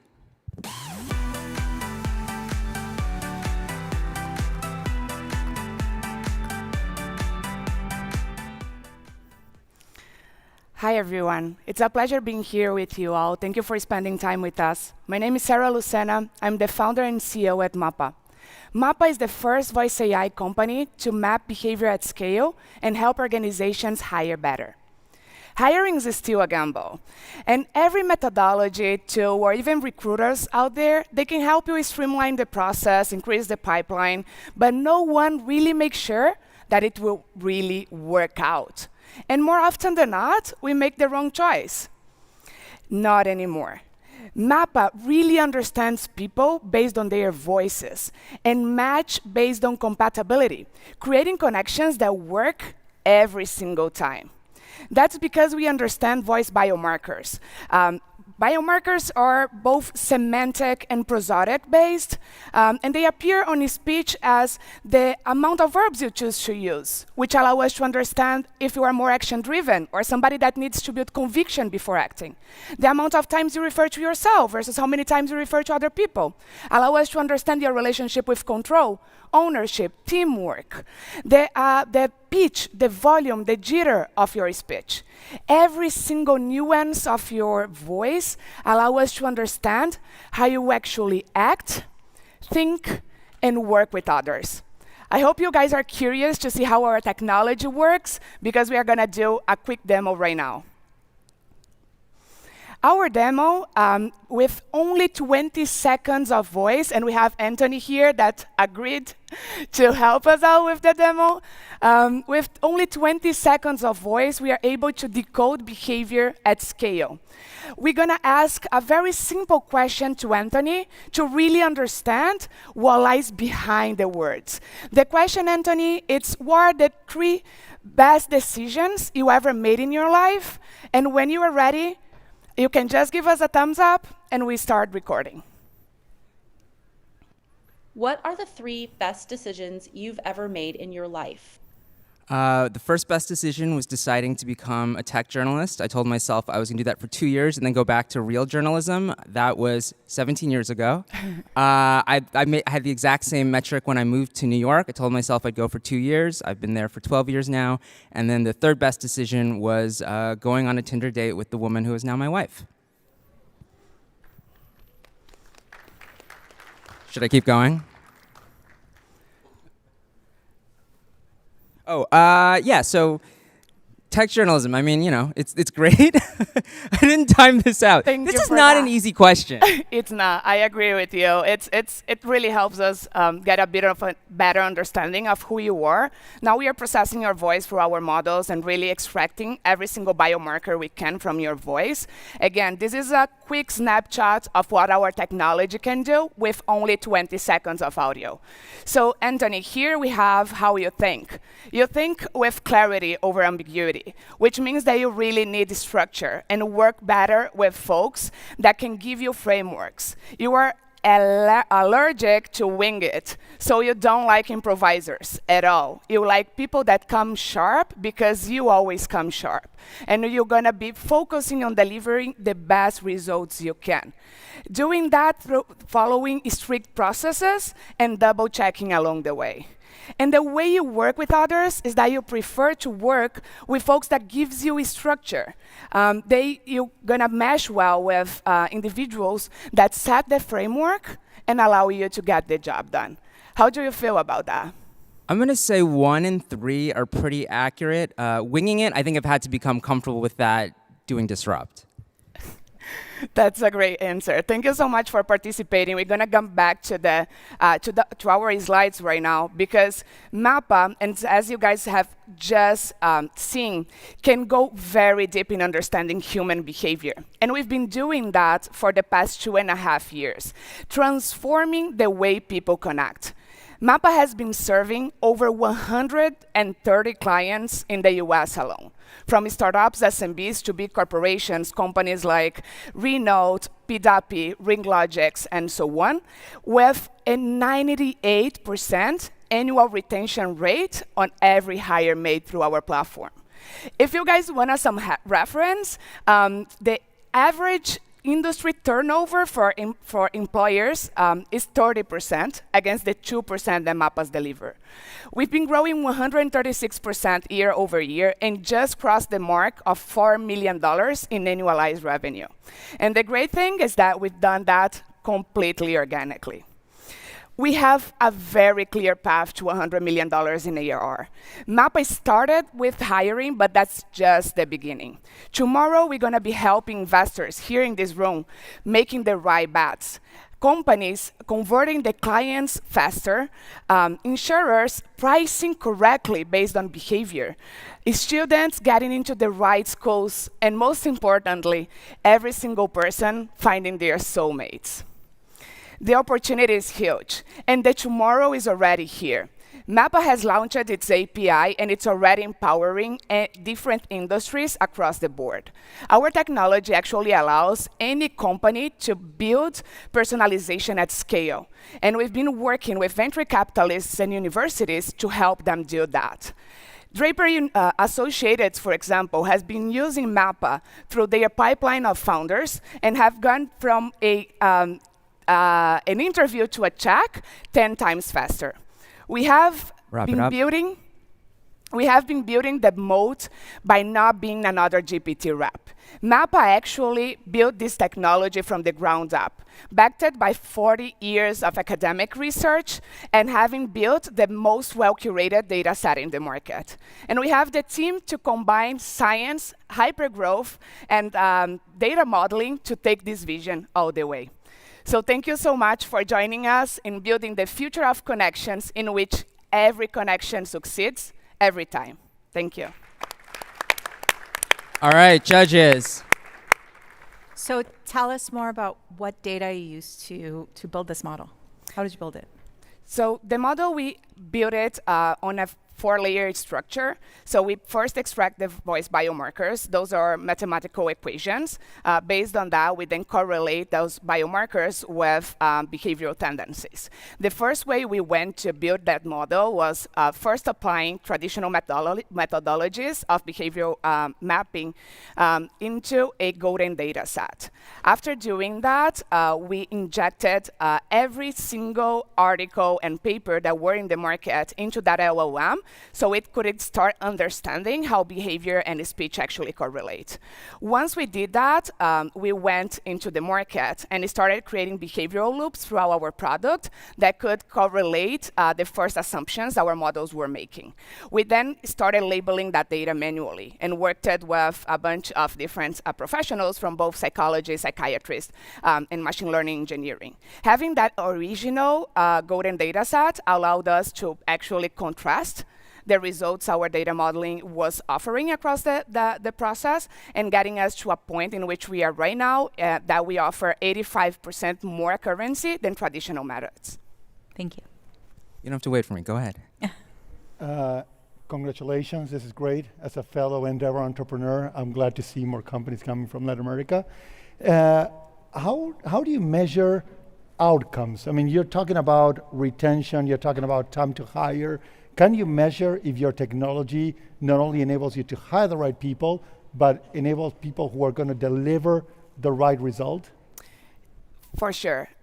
essentially what we look at is compatibility. We don't understand behavior traits as good or bad. We understand how compatible this connection is to take the best of the both of us. So when we are matching folks, we are optimizing for them to get the best results together.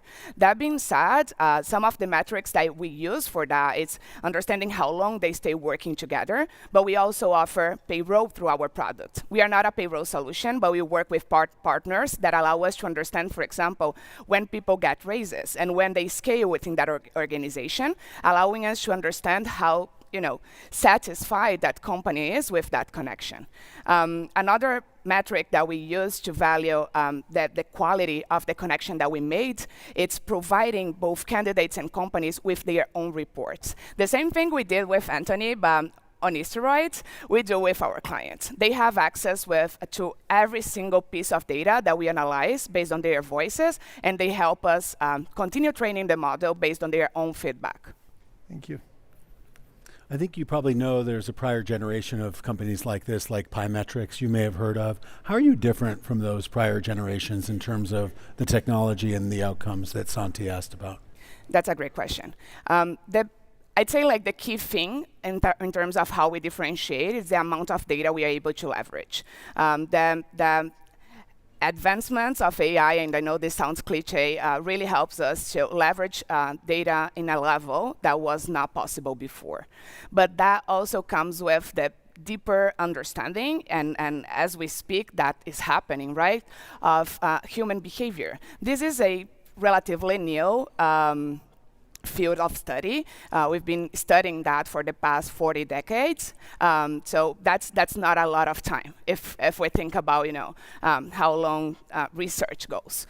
But combining those two things and actually being intentional about that, how we build the infrastructure of that data set really differentiate us, because we not only accounted for different accents and different geographics, but also different outcomes and how people actually got socialized to create behavioral profiles that were not superficial, that were not like reading sentiment, but rather predicting how people will act now and in the future.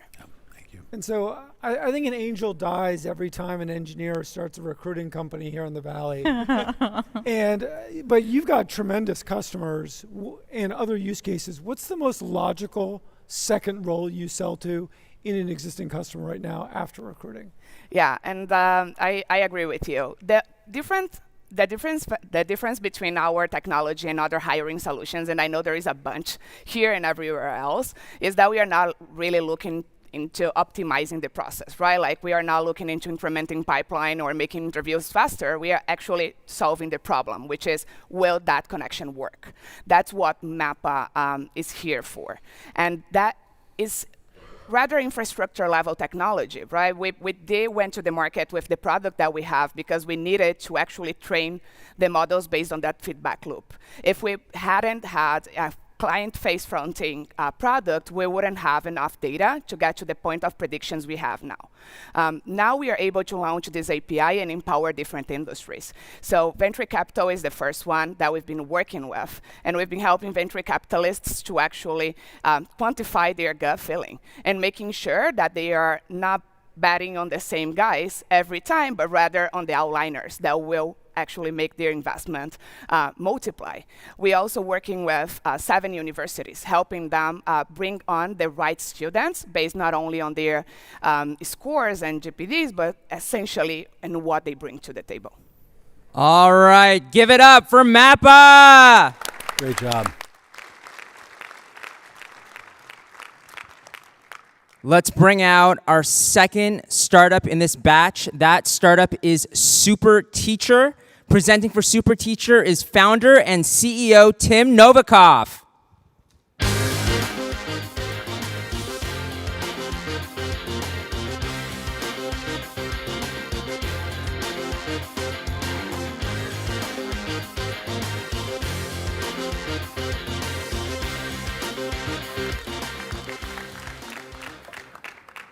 All right, so just keep your hands on your neck. Hi, my name is Tim, and I'm a former teacher. My parents were teachers, my grandparents were teachers, my wife is a teacher, and my daughter wants to be a teacher when she grows up.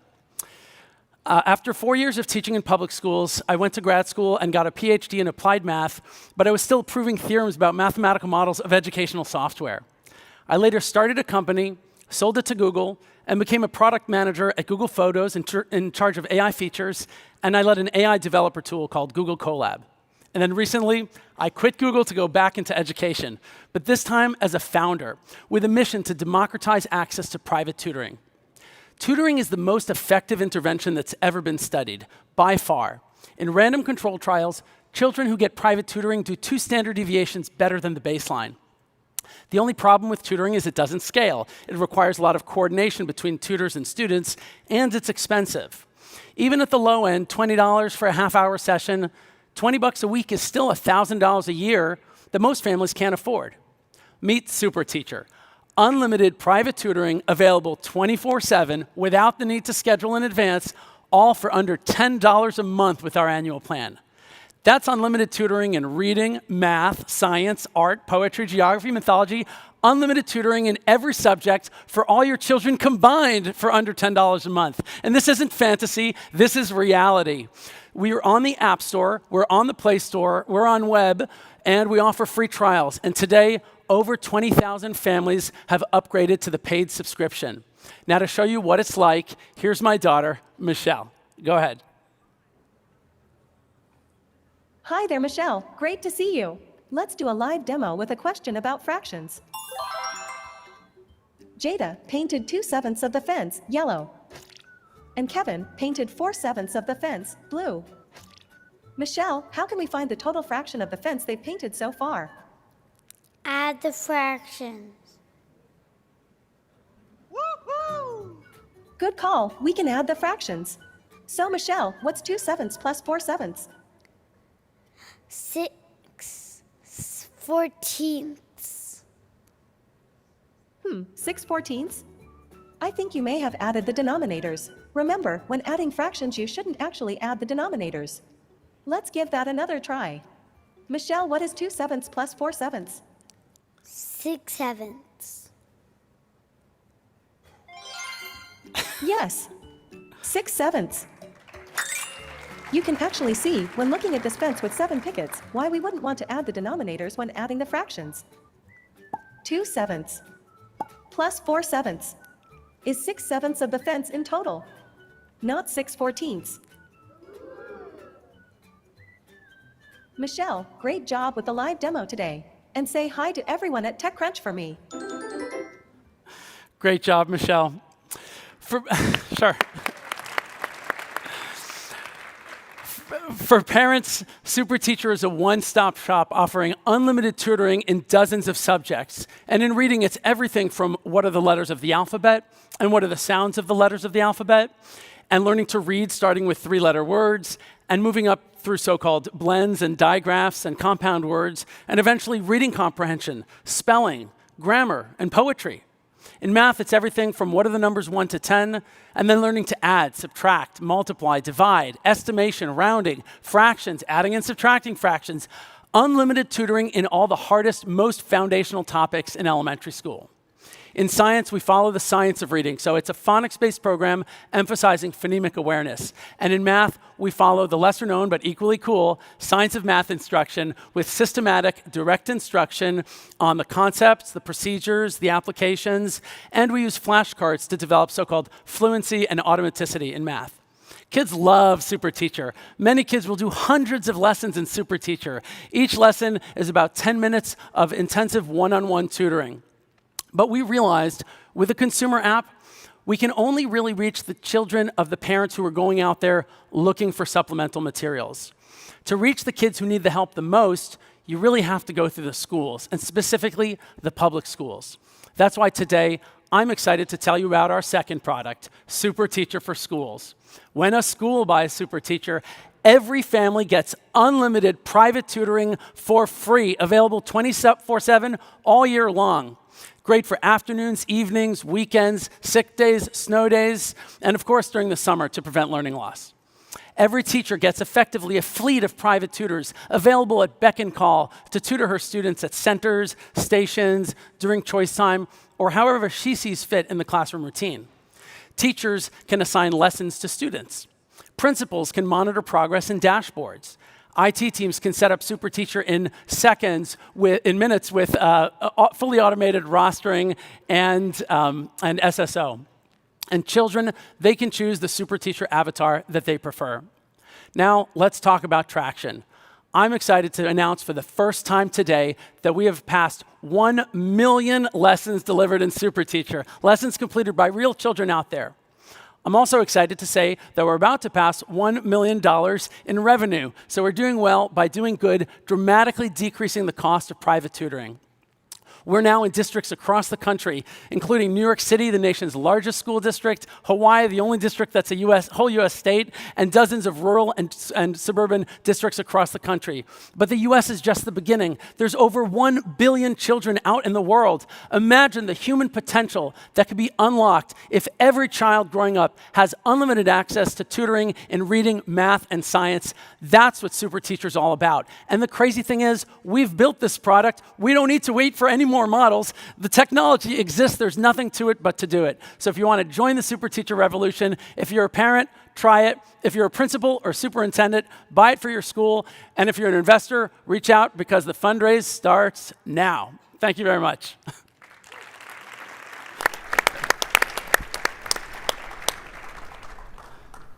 Okay, judges. Tim, congratulations. Congrats. Michelle, congratulations. Thank you. I have a question on pedagogy as I think about elementary school learning. Each child learns at a different pace, and I think customizing that tutor experience is really important. How do you bake that into product, and how does that manifest for the user experience? It's a great question. So Super Teacher is actually used in at least one school that's just for children with severe cognitive impairment, so 16, 18-year-olds who are still learning addition. It's also used for children for enrichment and acceleration. So it really is that adaptive. It's simply not that hard. You know what kids tend to say, and you can actually plan for all the answers that kids give. I have 4 users at home that are going to try it, so I'm going to give you the feedback later. When you are approaching the school districts, what are your thoughts? What is the sales cycle? What does it look like? I mean, it's been really challenging to get to scale by selling to school districts. Yes. So definitely true. So the sales cycle for schools, all the things that people say are true. It's long, it's difficult, you have lots of stakeholders. There are 2 ways that people go about it. Sometimes you go bottoms up from the teachers, and then you have to get buy-in from the principals and superintendents. Others will go top down from the superintendents, and then it has to trickle through to the principals and the teachers. We go middle out. We start with the principals. So our go-to-market is to go to principals conferences. We meet lots of principals, and then we follow up with them, and we make sales from there. But it is difficult, and now that we're in a bunch of schools, we're looking to actually move into a top-down motion, starting with superintendents. But it is very challenging. It's true. Yeah. Could you talk a little bit about the tech stack that you've implemented here? Sure. So we use neural network-based speech recognition. We have neural network-based natural language processing. We have neural network-based AI voices. The way the product functions is using WebRTC, so it's like the child is having a Zoom call with a virtual tutor in the cloud that's just infinitely scalable. And we use, in the background, we have a partnership with Anthropic where we use Claude for coding and to develop more productivity among our teachers that are creating lessons.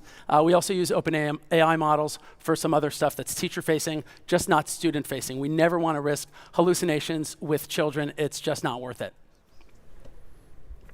Can you give us a little bit more on the traction side, 1 million lessons, $1 million, 20,000 paid, how that's grown, kind of what's the trajectory there, and then maybe some of the conversion rates from free to paid and then retention rates as you look at them? Yeah, so there's a bunch to say about that. I think the most exciting thing is that Super Teacher for Schools is brand new. This is our first school year. And right out of the gate, we went from 0 to 100K in the last few months.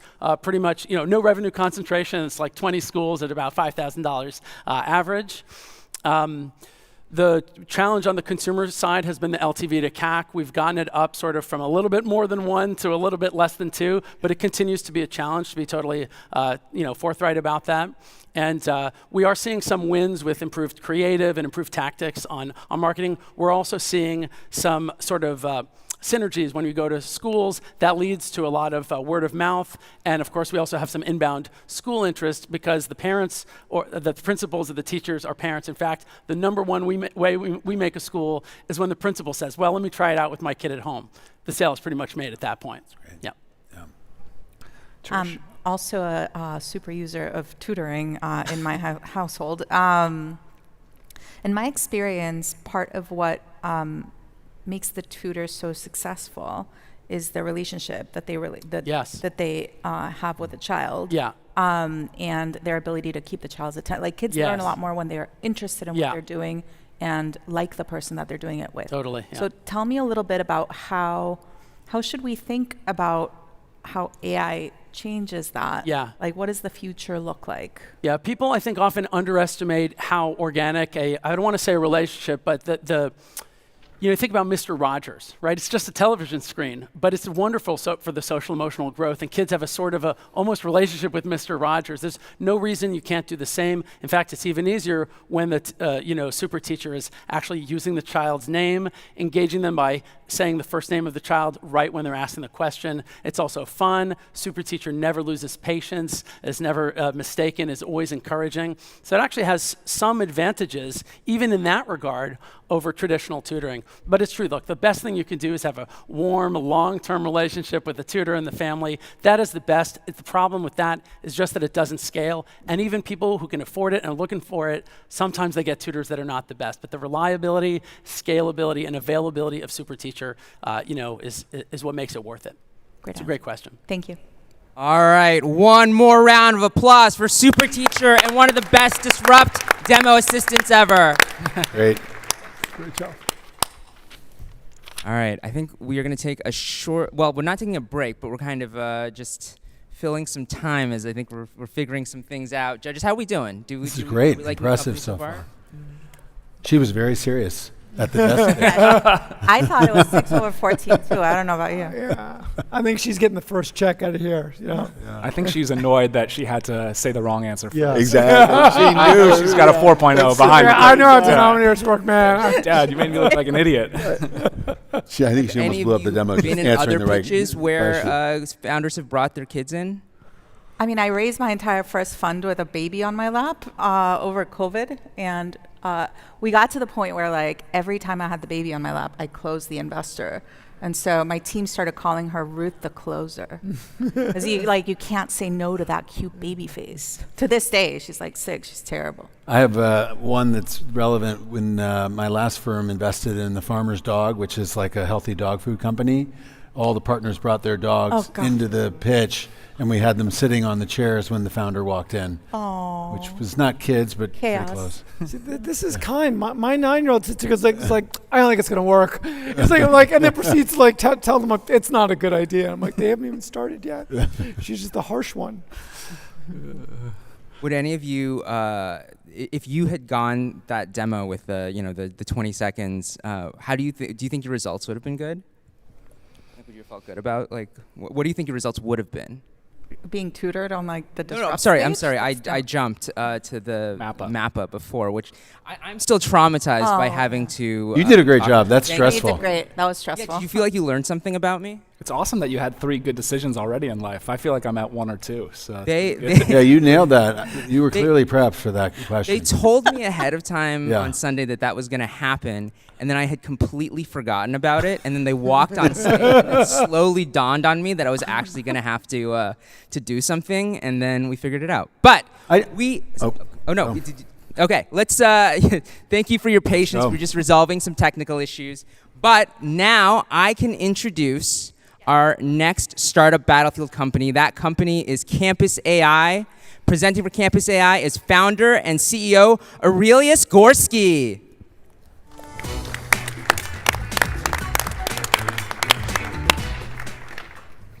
Hello, friends from the innovation ecosystem. We are Campus AI, and we believe that the next wave of value from AI shouldn't come from better AI models. It should come from better human readiness. But there is a problem. Less than 2% of people have practical AI skills. And if we will not fix that in the next 5 years, around 800 million people could lose their jobs in the next 5 years. My name is Aureliusz. I was born in Poland. And because of our history, we didn't have so strong innovation ecosystem like here. So I spent over a decade building one. Together with friends, we opened a national network of co-working spaces. I brought to Poland Venture Cafe Foundation, and I co-founded Cambridge Innovation Center in Warsaw. But building innovation ecosystem in traditional way is time-consuming, takes a lot of time, and it's possible only in large cities. So for last 3 years, I've been on a mission to make innovation ecosystem accessible for everyone. And I don't mean just big cities, I mean everywhere. There's a famous African proverb. It takes a village to raise a child. And in upcoming AI revolution, we will need those villages even more than ever. So I came with the concept of virtual innovation district, a place where everyone can start their AI journey and grow within local community and contribute to growth of local innovation district. So in 2023, I started with educational part of the district, Campus AI. It's a blended learning platform focused on helping non-technical people to acquire AI skills in technology-agnostic environment. To do it right, I invited 2 professors from Harvard, MIT, and Kosminski University. Together, we created human plus AI method, and people love it. The results speaks for themselves, like 40% increase in productivity, 60% in job satisfaction. And everyone starts with Me plus AI path, where everything is guided program through our virtual learning environment. And when people feel ready, they can add additional elements from our program, community, or project-based learning modules. Corporates can customize their learning paths for all the teams and track the progress of every employee, which is super helpful for upskilling. Our business model combines 3 elements. So it's B2C subscriptions for individuals, B2B upskilling program for entire organizations, and we have also B2B2C model where we allow our customers to use our technology to bring their ideas to life through our AI-driven virtual twin technology. Even those last 2 years were focused mostly on development, we proved that all elements of our business model works. We have 35,000 paying clients and over 70 organizations who use our method for upskilling. We are over 2 million in ARR, and we are super proud that 11 top European universities choose our technology to build world's first joint university for 120,000 students. Our blend of technology, programs, and branding makes us very unique, but something what makes us really hard to copy, which is very important in AI revolution, is our local community approach. People can very easily switch from being just a learner to being co-creator of local districts. It's like Roblox for doers, but instead of building separate worlds, we are helping people to build their local ecosystems. And I think this is a great moment to show you a live demo how our interactions inside the engine works. Olena. So welcome to the AA book space. First, let's meet AA Mary, who will give us our first quest. Hi, Mary. I'm at TechCrunch. Want to say hi to everyone?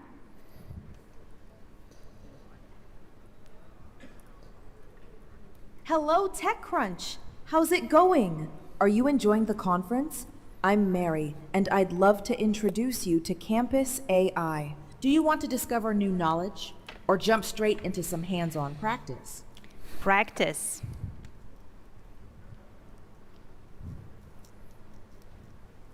Discover projects from our community in the Me Plus AI gallery, and then design your own.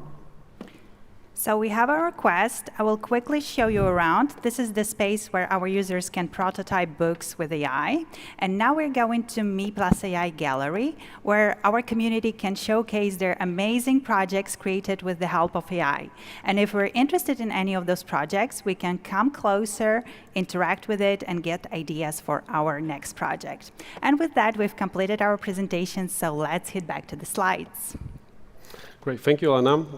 Alana is our VP of Expansion, and I have privilege of leading a very amazing team of 40. We are backed by amazing investors, community, and partners. Wrap it up.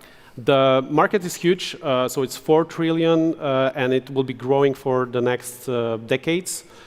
And we see campus AI in upcoming few years in 40 countries. We can grow organically, going country by country, but we don't have time. We are rising right now $5 million US dollars as a part of our 20 million A round to scale campus AI by 2030 to 40 countries. And if you would like to be part of our community in US, we are launching program for our early adopters, and you can learn more by scanning this code or going to techcrunch.campus.ai. Thank you very much. Okay, judges. Just for me, maybe like who's the ideal customer that's going to be using this, or end user, and maybe some examples of skills that they're going to be learning. Like what are some of the core skills that you're focused on right now? So we have, as I mentioned, program for B2C clients, so any individual, and we are focusing on non-technical people. So we are creating an environment where they feel safe, and they can, like my mother, can start, and also a software developer, because we are focusing on not only on AI technology, but we are helping people understand how AI will be changing industries and how they can prepare for that. And we have also programs for entire organization. So even like 10,000 people inside one organization can go through dedicated paths, and organization through HR or leadership could really measure who is acquiring those skills. I did have a follow-up question based on that answer, because that was helpful.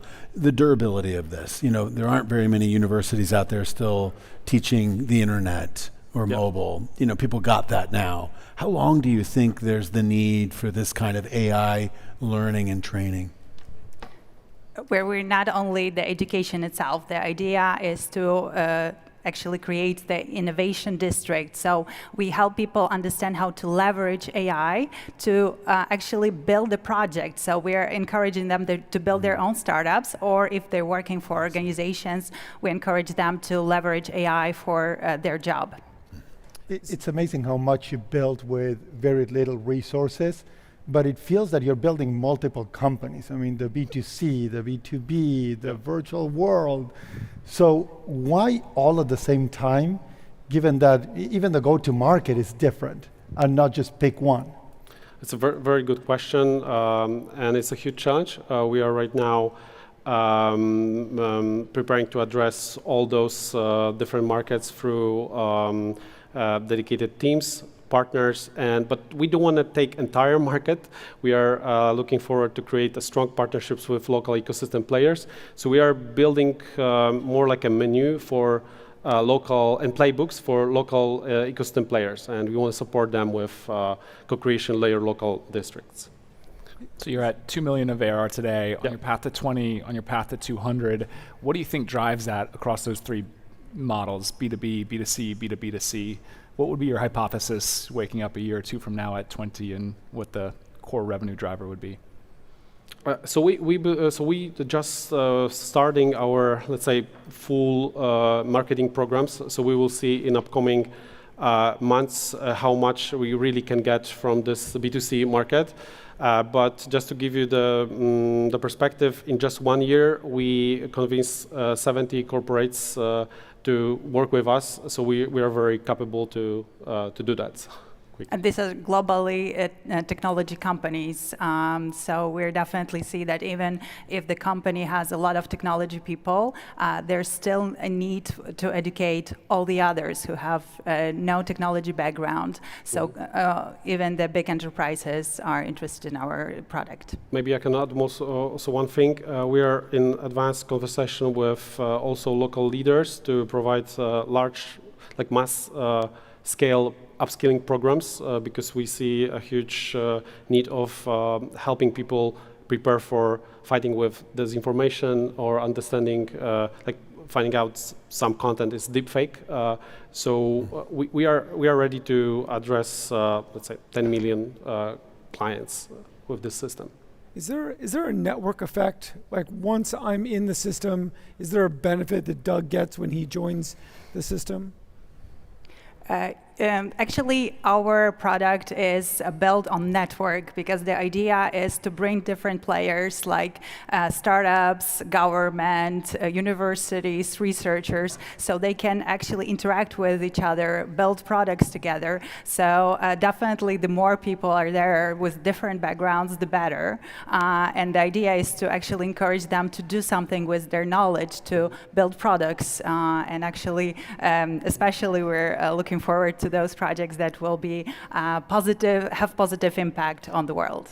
And our multi-agent applications that are working inside the ecosystem will be able to connect startups with investors at some point and do many other things. So we see this as an ecosystem for many micro applications in the future, but we don't want to provide everything from as a company, we want to partner with a lot of amazing startups and local ecosystem players. All right, give it up for Campus AI. Let's bring out our next startup. That startup is Unlisted Homes. Presenting for Unlisted Homes is founder and CEO Katie Hill.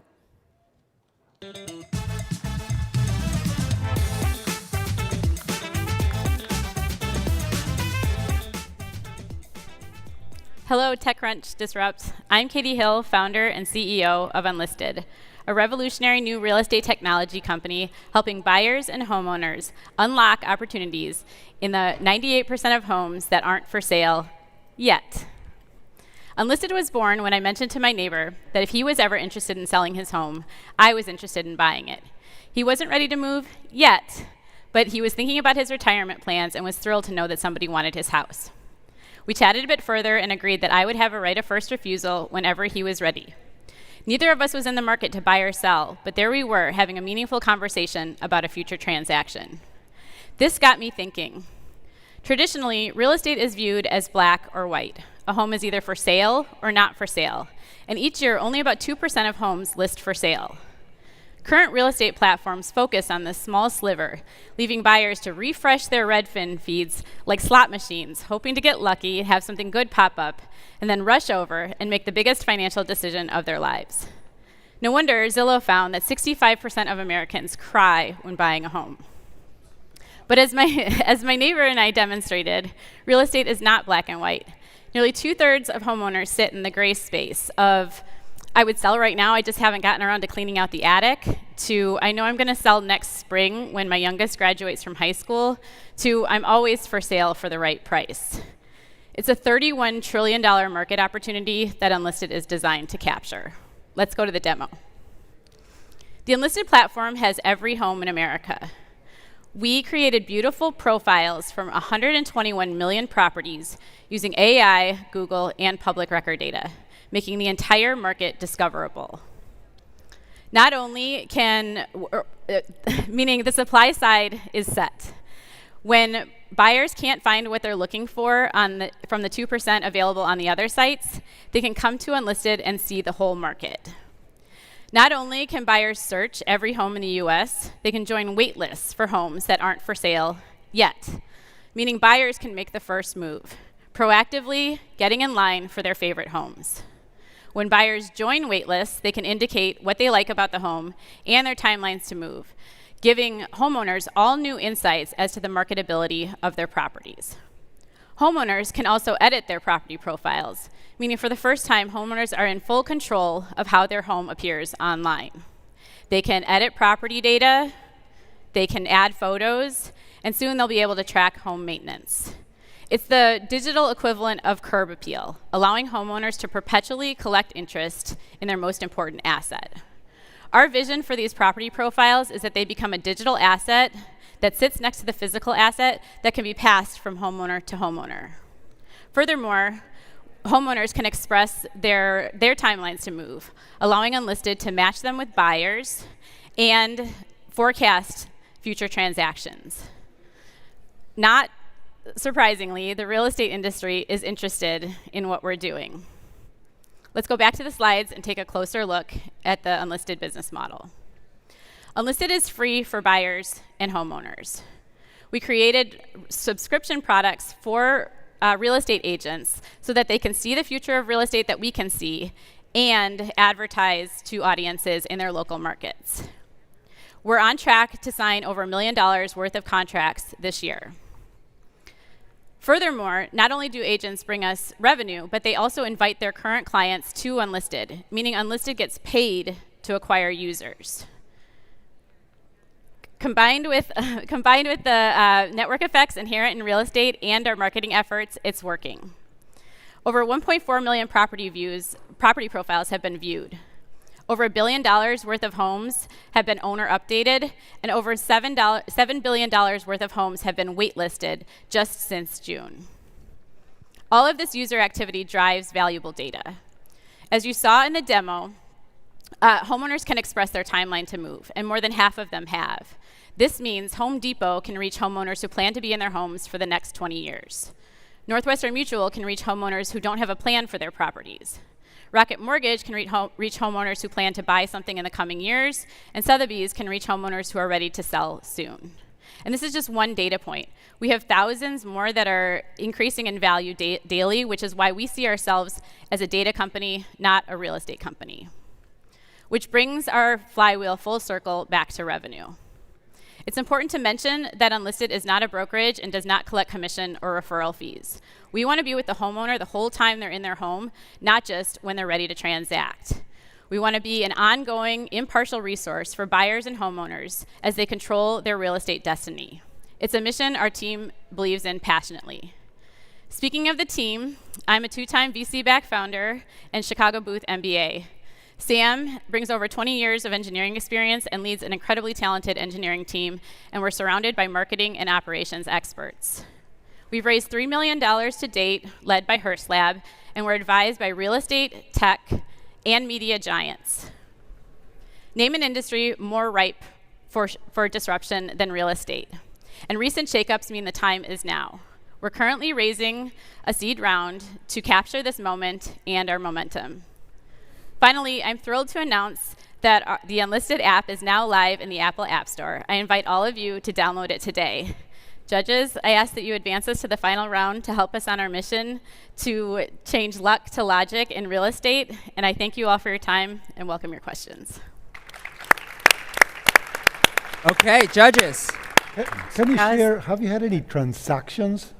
I'm sorry? Have you had any transactions, any homes sold? So we know about transactions anecdotally when the real estate agents tell us about it. We're staying completely out of the transaction, just creating the connection, and then encouraging homeowners and buyers to do the transaction however they want to, whether they want to use a full service agent, they want to use a real estate attorney, however they want to do it, that's up to them.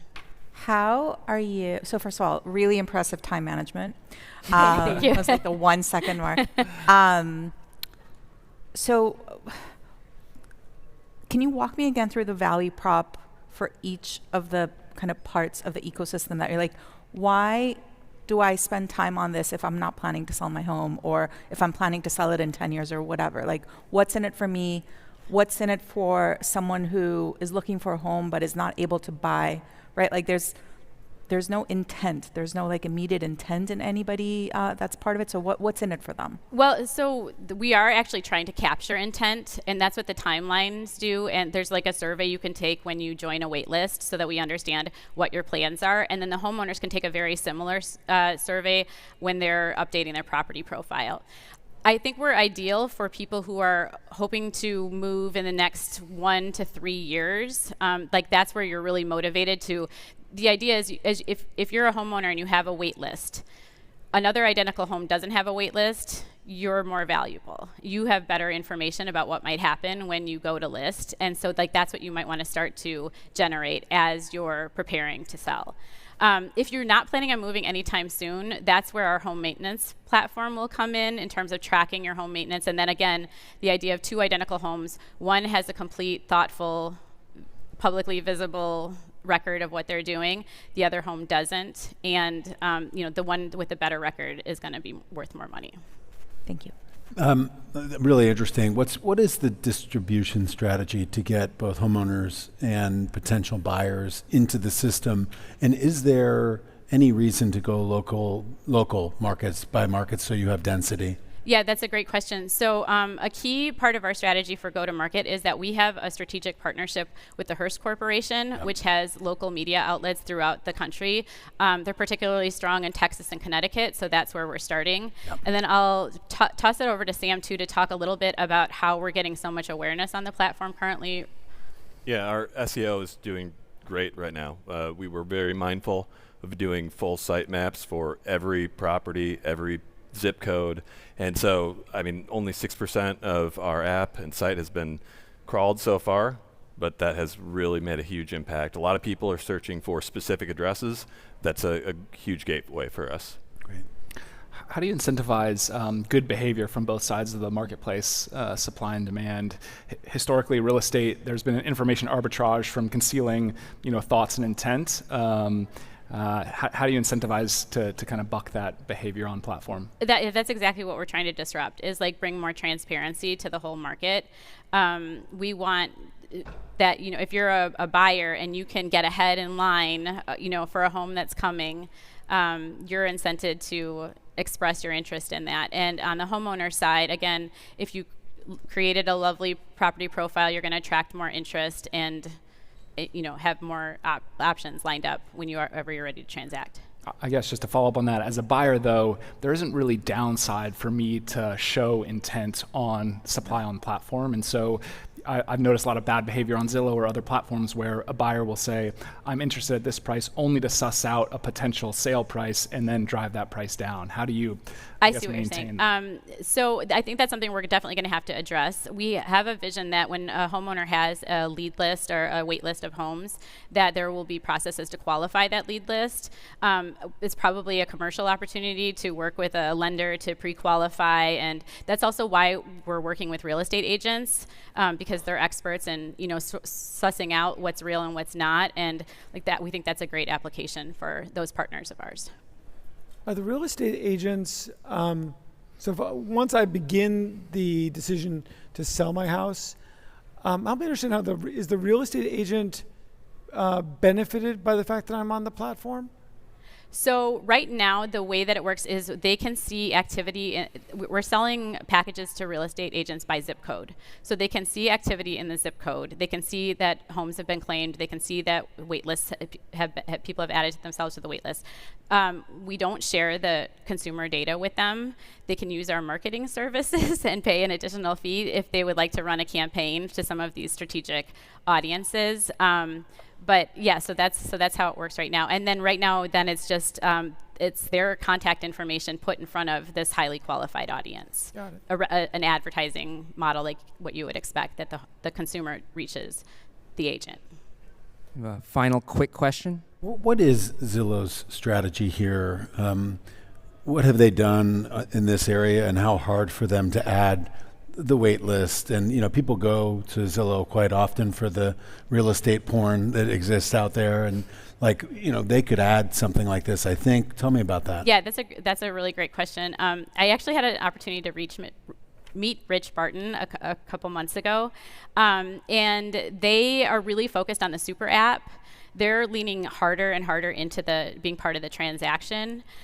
So we feel like that's where they're focused. The other thing is there's rules around the MLS data, which we're explicitly not using. We're only using the public record data, where it's challenging for those kinds of organizations to mingle MLS and non-MLS data, which is why there's a moat there to kind of keep us separate. Interesting.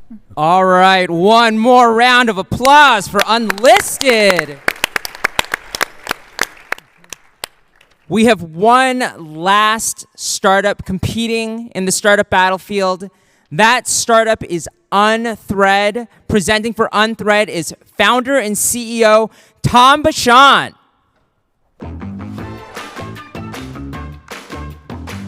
Hey.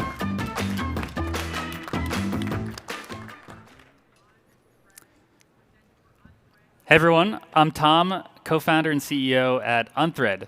Unthread is the AI native help desk for internal teams. By now, nearly every major company has adopted either Slack or Microsoft Teams as their primary operating system where internal communication happens. In a lot of cases, this has completely replaced email. What this means is critical operations are now happening inside of these chat threads. The problem here is that ops teams like IT and HR are drowning in thousands of these requests that come in through channels and DMs. I know that everyone in this room is guilty of sending a message like this to one of your teams, and you can see how easily critical issues get dropped. That's why we built Unthread. Unthread solves this by bringing together AI automation alongside human ticketing in a tool that's built natively for chat apps like Slack and Microsoft Teams. We do this with what we call conversational ticketing. Anytime a message comes in, our AI agent makes a decision about what to do next. This could be calling one of our 100+ integrations. It could mean searching the wiki for the answer. It could loop in a human, or it could just do nothing. Not every thread needs a bot to be involved. But this means that employees get to submit their issues the way they always do inside of the chat apps that they use every day, which is important because the idea of filing a ticket is becoming a thing of the past.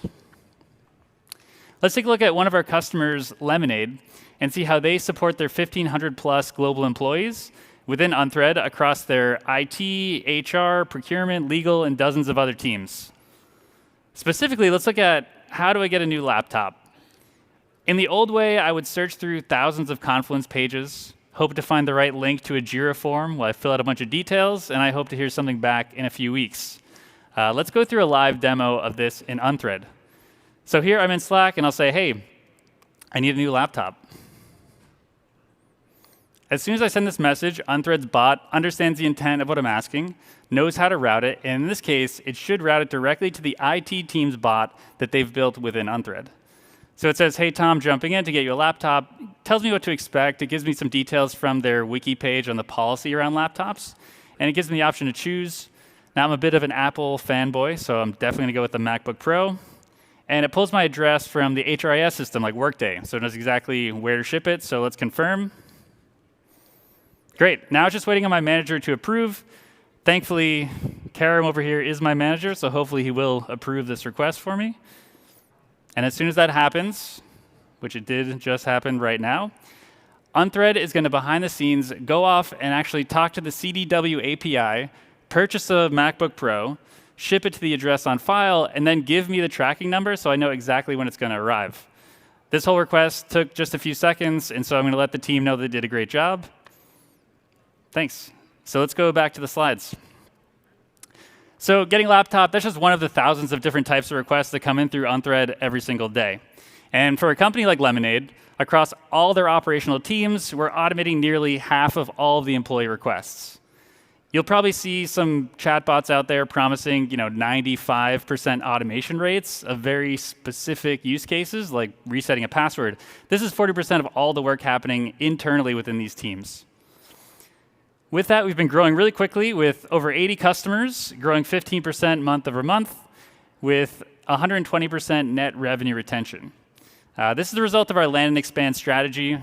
We can launch with an IT team or an HR team and then expand to others really quickly once they're on the platform. We're also really excited today to announce that we just signed our first FANG customer who similarly launched with just a few teams and now has over 10 teams fully using Unthread to manage their work.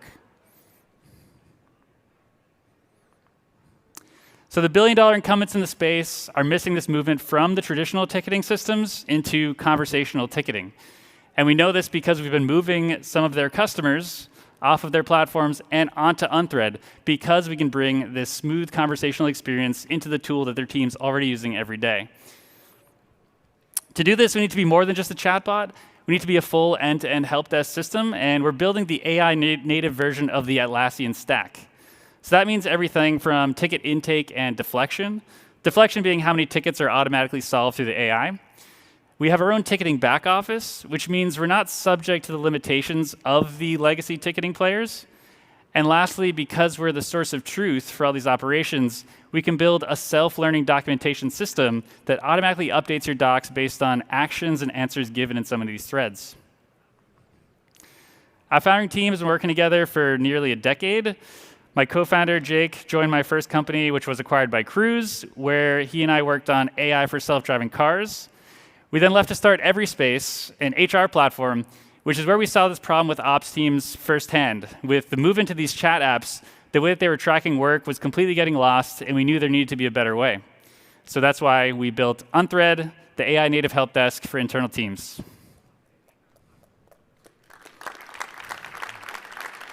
Judges. So this is a pretty crowded market space, both incumbents and in new emergent companies. Where's your ICP right now, and where are you focusing? Traditionally, so for the past year, we've been focused on mid-market companies, primarily in the IT and HR space. That said, a lot of our newer customers, you saw like a FANG company can come in, and we still provide a lot of value there, but we've been going after primarily mid-market. What do you expect Salesforce and ServiceNow to do about this? I mean, ServiceNow has been going into CRM, Salesforce owns Slack, so how are you going to play that? Oh yeah, they definitely want a piece of this. ServiceNow bought MoveWorks, as I'm sure you all saw, to try to break into this space. Someone like Salesforce, I think, is going to struggle with the fact that they're trying to keep everyone in the Salesforce platform, whereas a lot of companies need tools like HubSpot, like Microsoft Teams, that are outside of their ecosystem.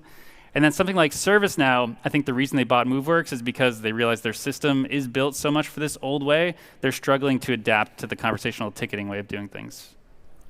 Who's the internal champion buying this product? Ops can span a lot of different departments and is relatively horizontal across an organization, so who is kind of core champion and where you're seeing the most success right now?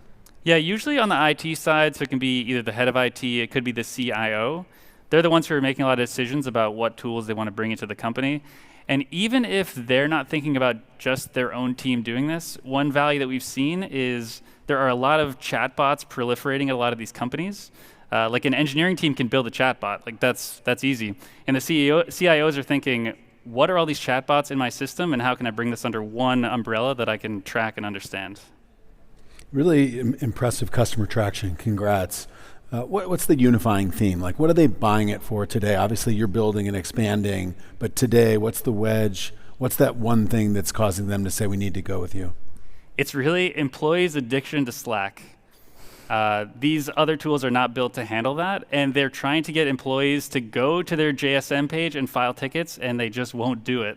So for us, we come to them and say, you don't have to change the employee behavior. They can still spam you with requests, but we'll make your life a little easier. Right.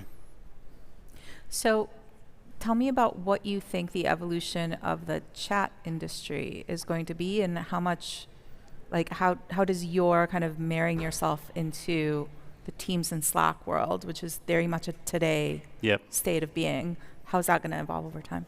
Yeah, we try to stay agnostic to Slack or Teams itself. We try to say we work with any chat platform, like we work with Telegram and Discord. Where I think things are going is we're seeing a lot more people adopt our MCP we recently launched, and they're using Unthread from within Claude or within ChatGPT. And so I think we're going to continue to see that. But the problem will remain the same. People will be trying to get work done by chatting in an interface, and they will need formal tracking of this work that Unthread can provide. So I think we will see a lot more movement into the chat apps themselves, or the AI apps, I should say. But you think 10 years from now, we're still going to be typing into a computer and chatting with each other? Or voice, I don't know. We'll be communicating, that's for sure. Any form of communication, maybe it's text to speech, maybe, it's hard to say. What's the accuracy of the tickets that your system is solving? Depends on the type of request. So I cited Lemonade as one example to show the breadth of the system across completely random requests that it's impossible to predict every sort of request that's going to come in. For more predictable things, like I mentioned a password reset or getting access to software, we can automate close to 100%. So it really depends on how well teams have these requests structured, because they might set up policies. But I'm asking about the accuracy. Once you go do those tasks and people report like thumbs up or thumbs down, that's not what I wanted. Yeah, we just did a report on, actually Lemonade also, the AI response rate got a 94% thumbs up rate. So 6% where they were unhappy with it, but I think that's a pretty good response rate. What is the differentiation from competition? MoveWorks, for example, you mentioned, what's different, what's going to be better about what you're building? Yeah, I think MoveWorks was one of the pioneers in the space. So they were one of the first ones to see this opportunity. Obviously now they have some restrictions now that they're owned by ServiceNow, so teams that are using Jira or using Zendesk are going to be left out. But I think even MoveWorks is hindered by the fact that they launched before these generalized AIs were so good. They invested a lot in building their own ML models. The truth is you don't need to do that anymore to get these sort of results. So that's them in particular, but I think we also talked about there are a lot of new entrants in the space, which creates a lot of noise. There's a lot of people building chatbots to try to automate some of this work. But I think where they fall short is if you're a chatbot that's so easy to throw in a channel, you're also really easy to pull out. So for us, this idea of being an entire help desk system is a core part of the strategy. You have to match this with your documentation. You have to match this with the tool that the ops teams are actually using. Like the IT teams are using Unthread. They're not using JSM. And that's a key part that validates what we're doing is going to be sticky. So how do you do that? How do you get that retention? How do you build tentacles into the business? Because you said that it's just employee addiction to Slack is what's getting your foot in the door. So how do you grow inside? So that's what shows these companies they need to put something into place. So we'll solve that problem of Slack. And we can choose to integrate with some of their legacy systems as a transitionary tool. So if you're using Freshdesk, for example, we'll still sync your tickets over there for the next 6 months until your Freshdesk subscription expires, and then you can move to Unthread. We've got a few cases of that happening. So we'll try to solve this chat problem first, show you that you can manage tickets through our platform, which is also a better experience for the ops teams. I think it's no surprise that a lot of people are looking to move off of Jira and some of these old tools, so we let them see that firsthand before they make the switch. From their cold, dead hands, are you going to? Yeah, exactly, yeah. Well, we're actually running a little bit ahead of schedule, shockingly enough. So if anyone has a final question or two, I think we have time for it. Yeah, do your customers right now author these workflows into these systems, like where I can go build a custom workflow the way that I would in a Jira? Yeah, so we support AI building your own workflows, so we can read documentation and create a draft general workflow, like, hey, for this type of request, we send it to the manager, this sort of thing. But yeah, we have our whole, a Zapier-style drag-and-drop builder, and a lot of teams use that because the AI is great at categorizing intent and initiating different parts of these processes, but certain sensitive things, particularly with IT, particularly with HR, you want to actually have a hard-coded flow that they define within the system where the AI says, hey, do you want to kick off this flow? And a human can say yes. Where's everybody based, and where are you building the company? Remote or somewhere specific? We're all in New York. You're in New York. Controversial place to build an AI company, from what I hear. But not at all. Great place to build. It's good to be back in San Francisco. New York is great, though. Yeah, we still have a little bit more time, I think. What do you guys got? You mentioned Lemonade. What's another customer example that you think is just using this right, adopting it for what, and expanding in what ways? Another great example is XAI. They onboarded a little less than a year ago, and they're a good example where their IT team first came to us. They wanted to find a tool that would integrate with Grok to run some of their automations, which we were AI agnostic. And so we started with their IT team, then their HR team came on board, and now we're onboarding the IT and HR team over at X. So that's just a cool example to see a company that was on Jira entirely before they came to Unthread. We launched with one team, we show the value, and then we can move the teams over. Do you have a perspective on pricing over time? I think we often talk about movement away from seat-based model towards either consumption or automating particular tasks, but that's hard to quantify. How do you think about where we are in a couple of years? Yeah, that's a great question, because I think that the default thinking now is that seat-based pricing is dead and it's all usage-based. I do see a lot of hesitation from buyers around that. Our pricing is primarily seat-based. We also have team-based pricing, and we also have usage-based pricing. But the majority of our expansion opportunities do come from this seat-based expansion because there are still teams who are managing and overseeing these tickets. So I think we'll see usage-based increase over time. It's not going to be the driving factor, I think, this year for us.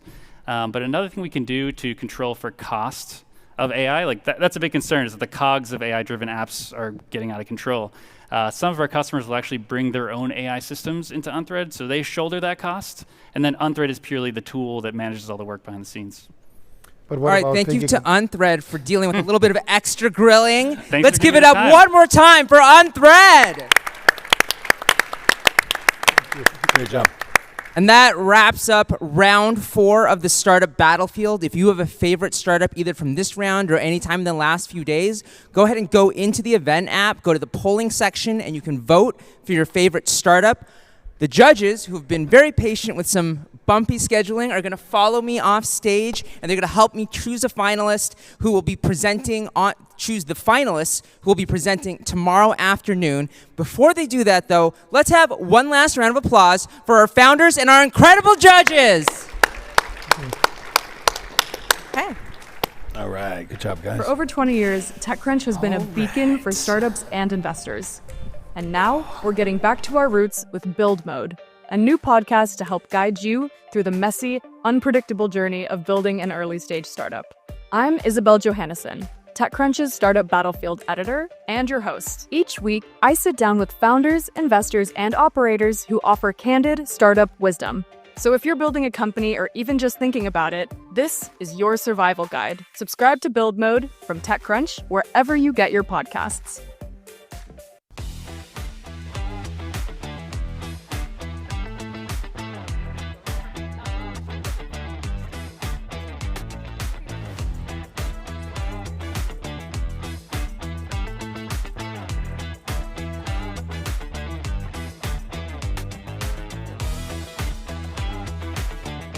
Again, thank you all all of you who are here for the Startup Battlefield. I think a lot of those founders are maybe a little bit nervous when they come out, and the fact that you guys show a lot of support is maybe the most important thing.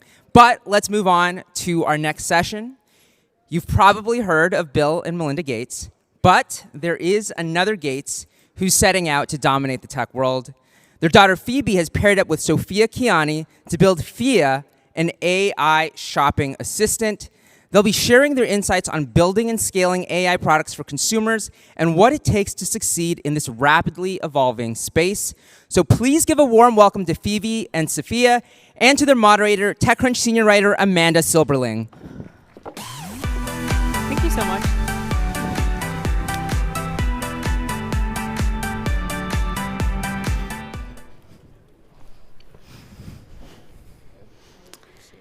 You guys are founders of Phia, the Google Flights of Fashion. You have a podcast together, your social media personalities, and even the name Phia is literally Phoebe and Sophia.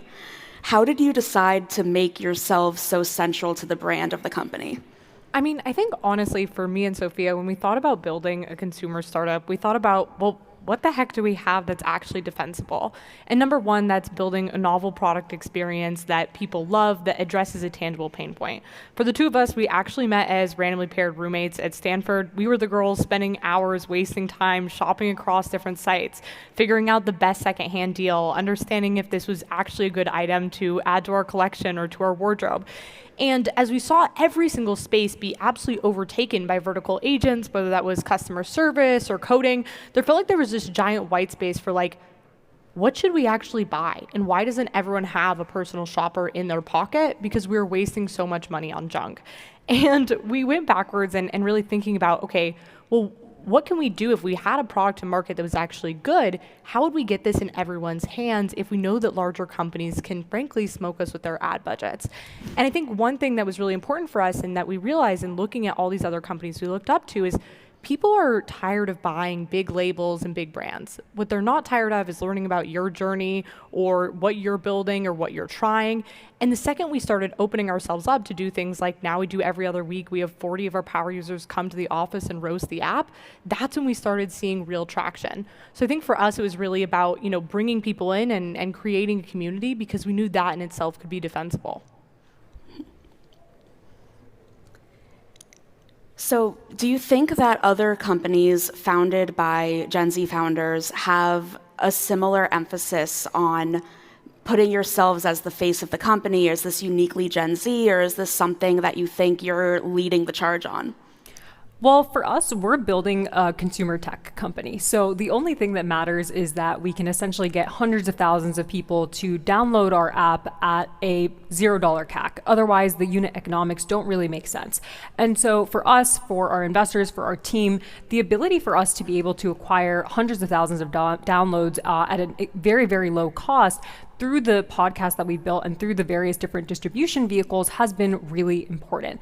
And you can obviously acquire hundreds of thousands of customers by doing promotion, by doing a podcast, but actually getting them to stick and retain is a different question. And so we were actually really intentional we started when we were roommates at Stanford. We built a product experience and we continued to iterate on it until we actually felt conviction in betas that we had a sense of PMF, and then we didn't actually launch until after that had happened, so that once we were actually acquiring these hundreds of thousands of users, we actually felt like they would retain, they would purchase items, and that it would actually be a valuable customer experience. And I would also say that go-to-market diversification is super important. So yes, me and Phoebe have we've done over 216 million views organically since launch. We've actually been only 80 million views of that. We've actually diversified, added in an ambassador program. We have our podcast. We have a number of other angels. And so we really wanted to make sure that we had a lot of different opportunities to be able to reach our audience. Mm-hmm. Yeah, and I think especially with a product like this, people, when they're shopping, really are thinking about recommendations from their friends. And that's part of what has made TikTok in particular such a powerful marketing engine, where I get ads all the time for things, and sometimes I end up buying them.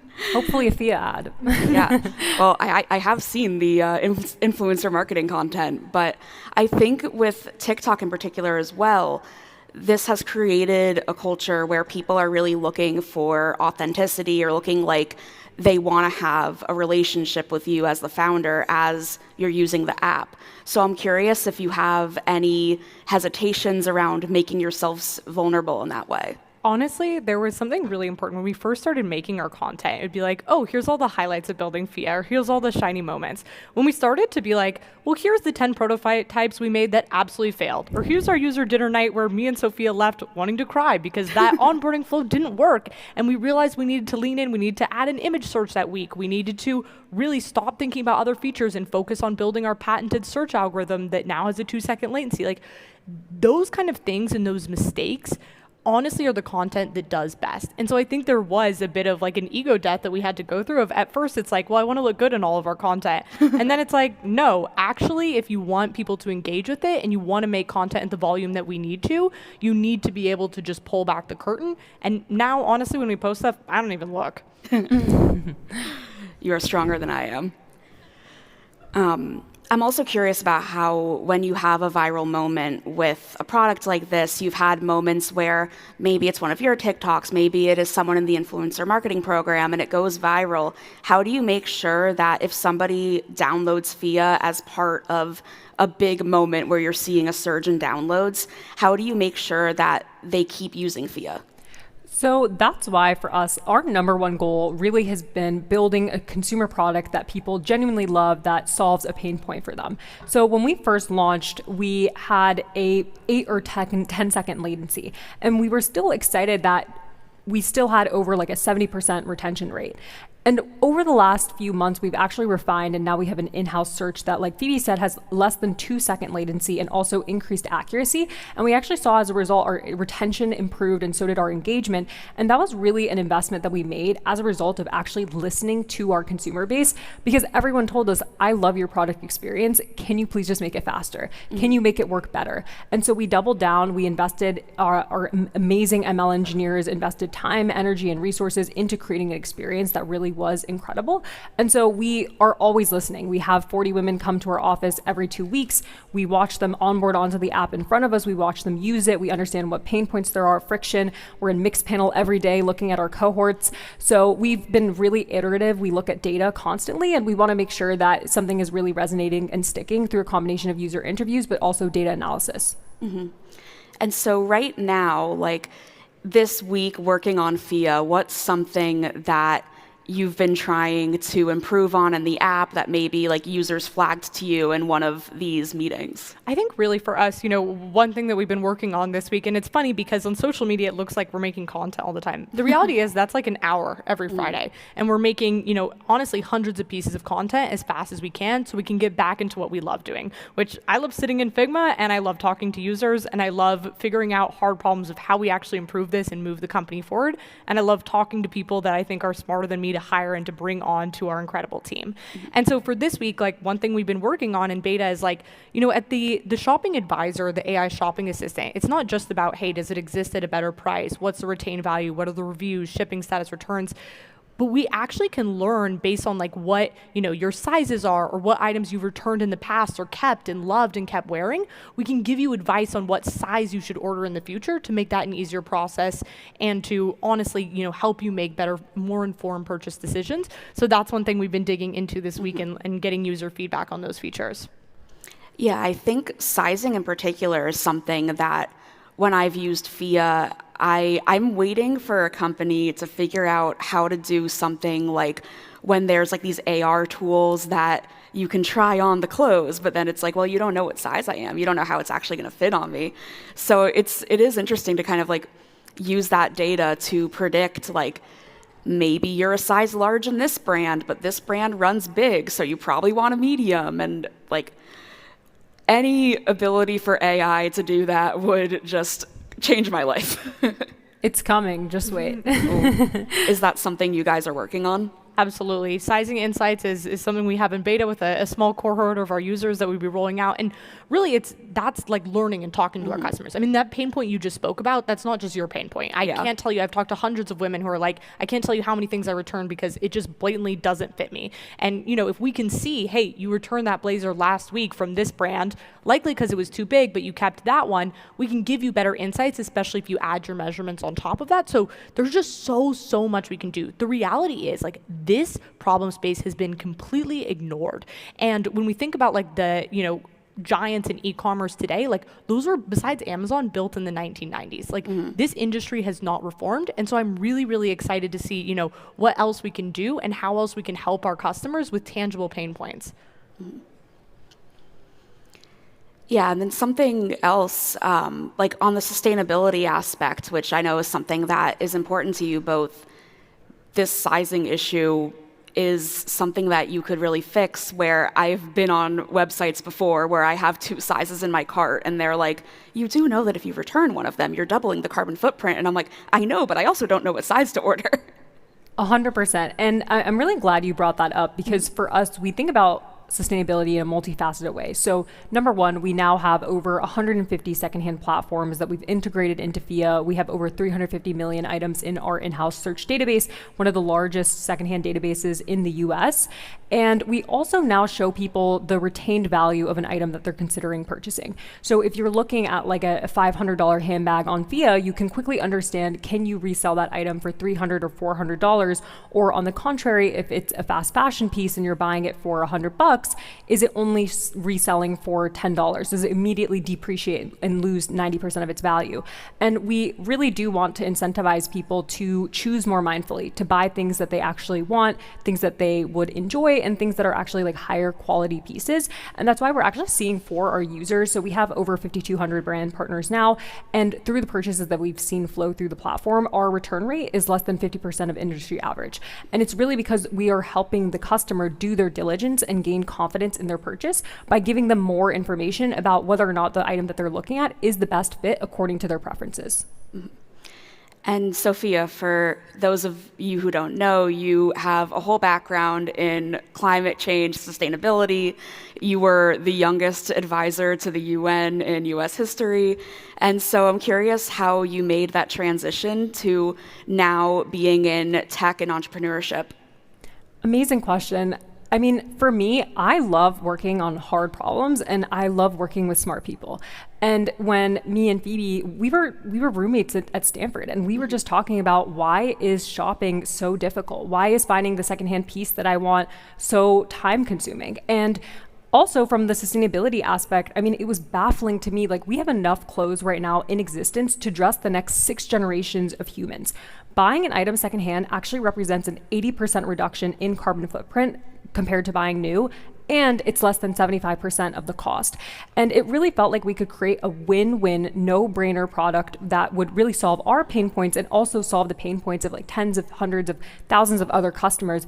And so I saw this opportunity where I had developed an amazing network, an amazing skill set, and I had found someone who was equally as ambitious and incredible as I wanted to be and wanted to build. And we were working on a problem that was extremely intellectually stimulating and had the opportunity to make a positive impact.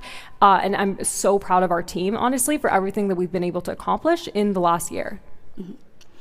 Was there one of you in particular that was like, we need to start a company? Or was it you kind of came together? Or how did that work? It's actually really funny because we had no inkling we'd ever start a company together. And I'd actually really advise anyone who's listening today, like, you don't have to think you're going to start a company. Oftentimes it comes from like finding something that you're interested in or finding a pain point. I mean, for us, it started as a class project. We took this class project on AI and entrepreneurship, and every single team had to pick a different industry focus. And so we, of course, as fashion obsessed girls, chose shopping. And we built our original, product demo was it for desktop, where we would just, hunt and find you the secondhand alternative across a bunch of different retailers. And we built that actually ourselves with some peers at Stanford. And when we turned it off after the class ended, we had about 200 people reaching out and saying, well, where did it go? And the reality is that first version of the product, I'm going to be honest with you, is horrible. I mean, it would take 15 seconds for it to load. You'd be looking at a bag. We'd show you like a cane from another site. But the fact that people cared and were still interested in that horrible prototype that the two of us made, we were like, wait, there's actually something here. Like, this is possible. And then our professor from that class actually gave us a grant, and that allowed us to go to New York City and to work on the company. So I think it was really a function of like, we didn't know, and we stumbled upon, an incredible, problem space to build in. Do you think that there's a role that AI can play in the fight against climate change? 100%. I mean, for us, the real opportunity that we see is that if we get people to choose more mindfully and to buy more strategically, to return less, then it really is a tangible climate solution from the perspective that I was just mentioning, which is if you buy a secondhand item, it's an 80% carbon reduction as compared to buying an item new. And right now, return rates are over 25%. And people are mostly buying fast fashion. People are buying junk that they don't need, they're returning it, and then they're reselling it. So the entire shopping and fashion industry is essentially broken right now. And that's actually like the bigger opportunity that we really see, is that right now, like when you go on Google Shopping, you're just seeing items that are being fed to you through ads that every other person is getting. But we really see an opportunity to leverage actually all of someone's like shopping behavior and their history to create hyper-targeted, precise, personalized recommendations for them in a way that's way less wasteful for the brands, where they're making hundreds of thousands of items that no one wants. And then also much better for the customer because they're actually getting hyper-precise, targeted offers that are relevant to them, that they're going to be much less likely to return. Mm-hmm. I think we're at such an interesting moment, too, where on one hand, we have discourse about the environmental impacts of AI and building data centers. And then on the other hand, when I was learning about the nonprofit that you started in high school, where you were translating information about climate change into a bunch of different languages, like that's an example of something that AI could have really accelerated. So we sort of have this simultaneous moment where we're trying to figure out how to use this technology productively, but then also how to make sure that it doesn't get out of hand. So I'm curious how you think about that. Amazing question. Really interestingly, so my nonprofit Climate Cardinals is still around today. There's now a team of 4 full-time that run it in New York City. I'm so proud of them, and I do whatever I can to help them.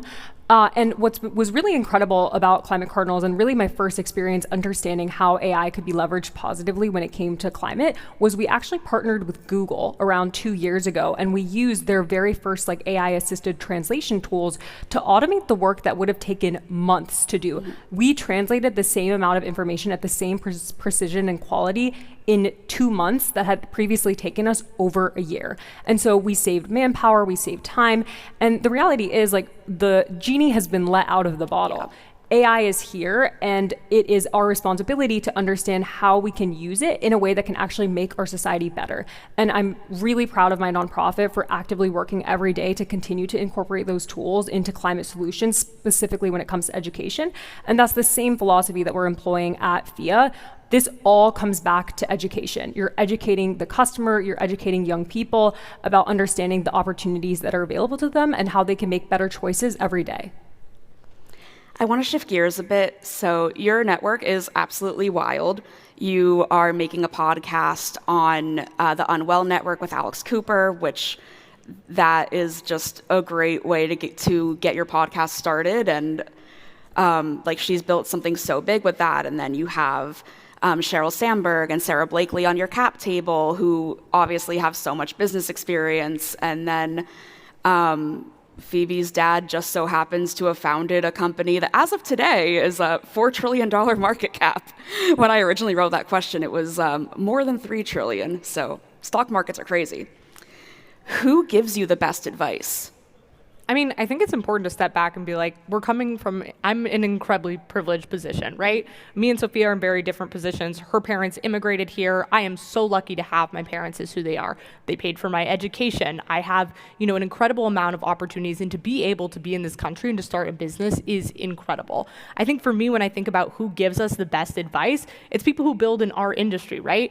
I would say it's really, people who have spent time with the consumers. So, my dad, I think he's a genius. He's not the one shopping on Phia, right? Like, he's not hunting for the best deal across different sites. He's not comparing his wish list items for his spring break trip. So the people who really are like the ones who give us the most tangible advice is like, Sara Blakely is incredible. She spent so much time, driving literally across the country and seeding Spanx in different stores, and she would stand there as if she was the sales associate and no one would know her, and she would watch women come in and see how they would react when they would pick up the packaging, when they go in the dressing room to try it on. She would stand there and she would see if they criticized it, they hated it, they loved it. And that's how she learned and changed the product over time. She spent months actually going on a trip just in her car around the US and learning that. And so when I think about who gives us the best advice, it's not even as advice, but it's learning from like what they did when they were building kind of their empires, that I think we can step back and say, okay, wow, we're not selling a retail product, but the reality is that lesson of staying close to your customer and being willing to hear negative feedback about it, because that's all you get. That's the only thing that's going to help you grow, is really important. Yeah, and Sophia, who do you think gives the best advice? I 100% agree with Phoebe. No one gives you better advice than your customers. We have learned more just in sitting with a group of women, watching them shop in front of us, than any other experience could have ever taught us. And I would say that it's been such a privilege to do the podcast. We are able to interview such incredible entrepreneurs and to learn, and it's really interesting because it does all come back to customer obsession. We interviewed Danielle Guzio, who she founded a fashion company that is now really successful, and she told us, like, she spends every Sunday, she goes into her store in New York City and she does all the orders herself. She mans the checkout register. She talks to people. She understands what products did you like, what did you not like, what did you put back on the rack, and why. And that's exactly what Sara Blakely did. And so that has been the core lesson for us. As long as you are listening to the people who are actually using your product, who are your power users, and building something for them, you really can't go wrong. Yeah, and I think, Phoebe, you had such an interesting point about how you are building something in such a different time, in such a different industry, and people are probably always asking you, like, what have you learned from your parents? But what's something that you think your parents have learned from you? Ooh, that's a good question.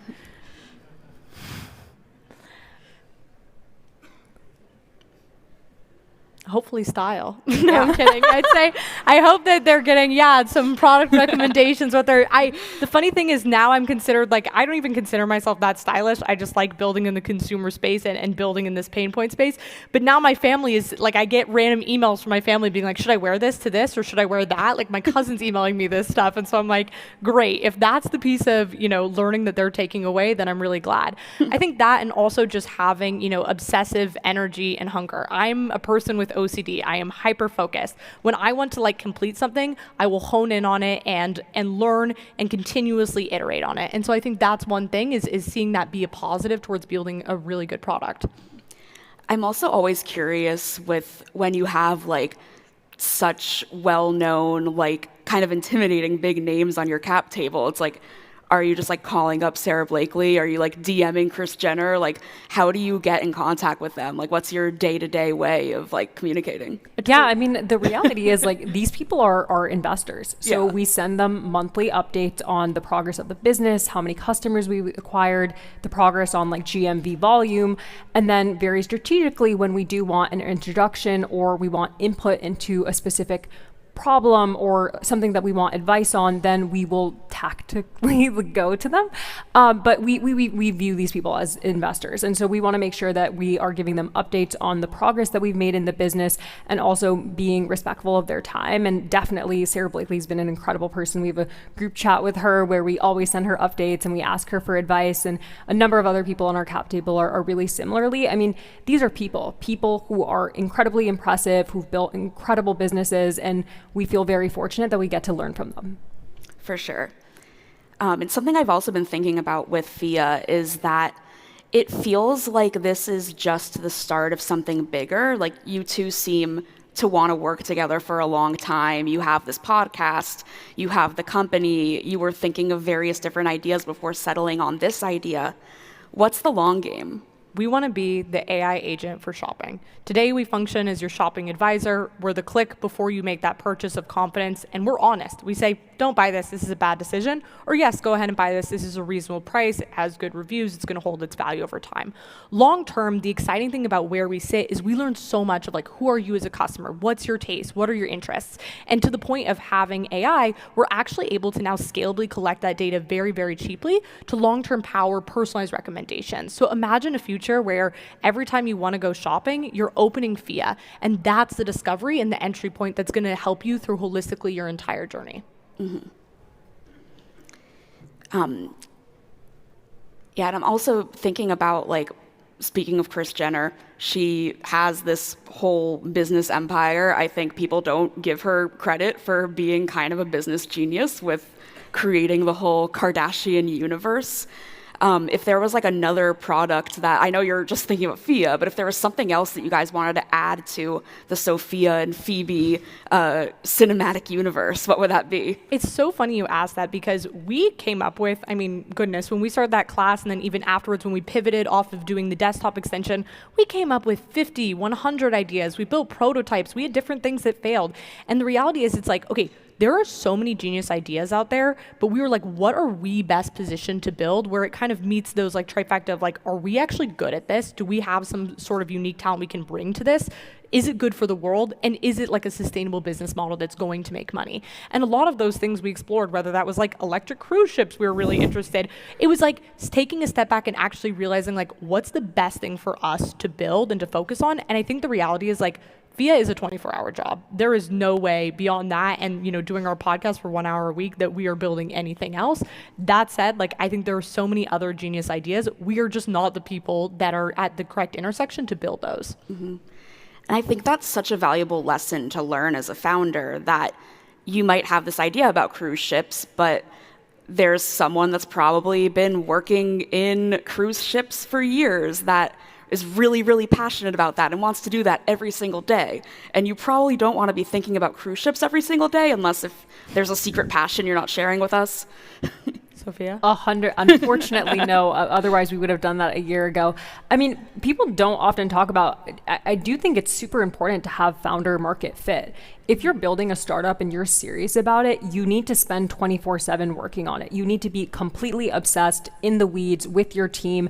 I mean, Phoebe and I are at the office 5 to 6 days a week. We are just working with our team every single day, and we are obsessed and laser focused because we genuinely care. We're actually really excited about this pain point and this problem. And I do think that that is a really important lesson, is you can't do everything all at once. You need to focus on doing one thing and doing one thing well. And that's exactly the way that we've honestly approached building Phia, is we started first with one simple, clear wedge of we want to help save people time and money, and we're going to do it with this browser extension, saw immediate mass traction, and now we're layering in additional pieces of utility in a really pragmatic and methodical way. Your podcast is called The Burnouts, plug. And I think that's such a funny name because you might feel burnt out, but from the outside, it looks like you guys are doing everything. So when you are feeling burnt out, what's something that you do to try to settle back in? Well, it's funny because the reason we named our podcast The Burnouts was because we were thinking about how when you're in your 20s, you are trying to balance everything. You're trying to balance your work, and then you have family, you have relationships, you have friends. And so it's basically the question of how do you do all of this and build an extremely successful career without burning out? Like, that is the question that we were trying to answer. And we talk about it often, but we really believe like burnout is caused not by working too hard, but by lack of momentum and not feeling like you're making progress. And so the way that it's been really important for us to be able to track that is every single week we on Mondays, go through with our team, what is everything that we got done last week? Like, what is all the progress that we made? Even if it's not our best week, there was definitely wins, and being able to have that optimistic outlook to be able to track the incremental progress has been a huge learning for us and something that continually keeps our entire team motivated because everyone always feels the momentum. They can see every single week the progress that we've made as a team, as a company, and that they're able to continue to build on top of that. What can people look forward to in the future from Phia? Delightful experiences. I mean, that's really everything in consumer tech should be, right? You are building a delightful experience for consumers. Mm-hmm. When consumers want to open a new application, when they're taking the time to, use your product, they want a delightful and joyous experience. And so today we're solving that bottom of funnel, but this idea of like, I'm bored and I just want to scroll and shopping is fun, that's the next state where we can deliver to. And imagine having like the personalized shopper that's delightful within your pocket. I'd say that's what you can look forward to from us in the next couple months. Yeah, and that reminded me when you were talking about consumer products and having a good experience when earlier you said that you love to just be on Figma. What other apps are you guys obsessed with, whether it's a tool you use at work or just in general? It's funny because we're actually on like a phone call basis with everyone on our team. I mean, we're a lean, mean team of 14, so I call everyone all the time. I'm constantly, Sophia's a big voice to text person. That's Same. Controversial. Some people hate that. Some people love that. I can't stand it. She loves it. We're big Slack users, Figma. What else? We use Notion also. We've used Asana, probably Slack and iMessage are where we spend the majority of our time. It is such a privilege to have a small team. It is way easier and faster to send someone a text and ask about something than to Slack them. So that's been something really fun for us. Mm-hmm. Yeah, and especially now, like, I was just doing a panel about like teams that are in various different countries, and you can make that work. And I think that's a great way to make building a company successful and accessible. But there's also something kind of magical about having that stereotypical kind of like Stanford dorm experience, except now you're in New York. Yeah, I think for us, and this is different depending on what company you're in person has been fundamentally so critical to the lifeblood of our company. And the reason I say that is because it means that when I have a problem or I don't understand something or I'm confused about the status of something, instead of having to write someone a message, I can literally turn to my laptop and be like, hey, Sophia, what's going on with that? Or what's happening over here? And I think having that kind of communication is really important. For example, like when AWS was like down last week and servers were slow, like we're all in the office, like we're all laughing because, we're facing different problems or we're fixing different bugs together as a team. And you can't beat that kind of energy, to Sophia's earlier point about getting burnt out. If I work on something all night and I don't feel like it actually moved the company forward, I wake up feeling so burnt out and so exhausted. If I work all night and I feel like I did something really good that, okay, we tried that or we did a new experiment and we're keeping the ball rolling, I come to work energized and I'm really excited.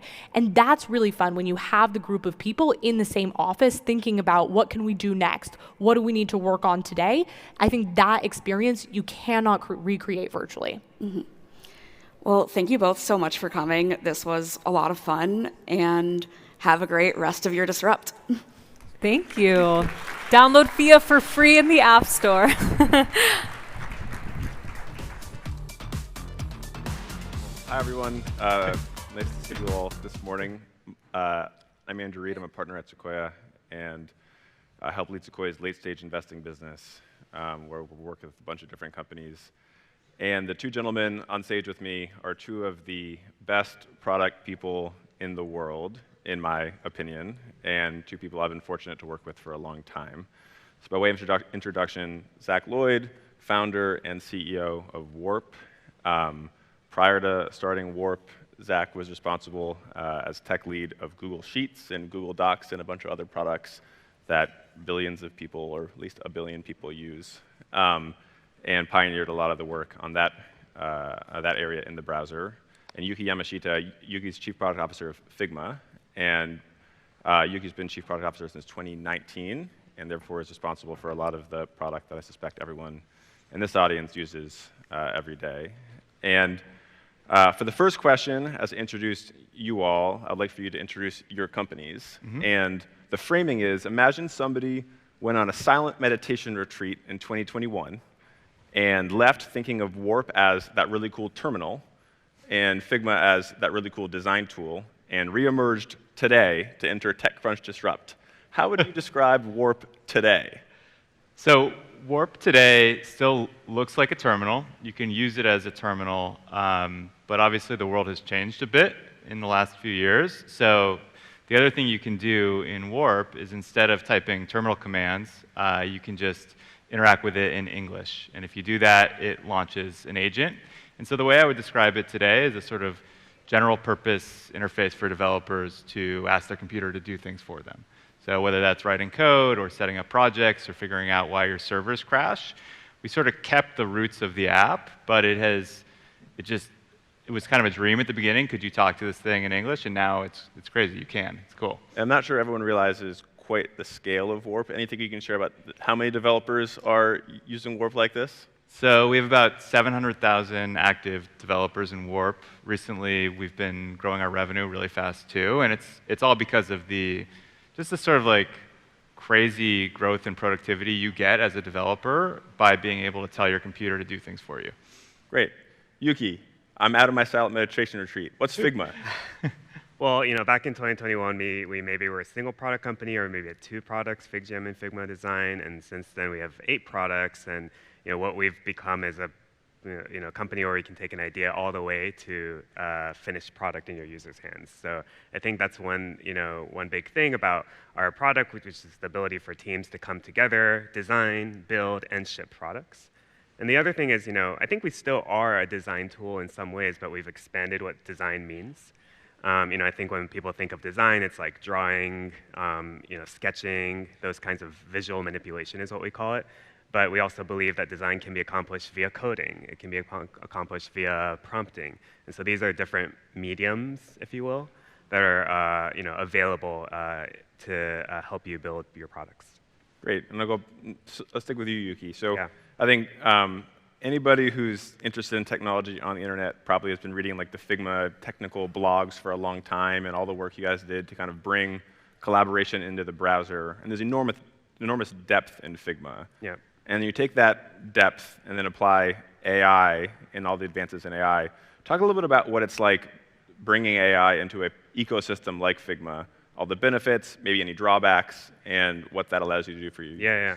I mean, it can be hard, right? Like, we've been building a product for many, many years now. In fact, we first launched in 2015, right? And so we've been out there for 10 years and accumulated a lot of things. And so sometimes it's like adding, you can think of it as, well, it's hard to just add this new thing on top of it and build it in this AI native way.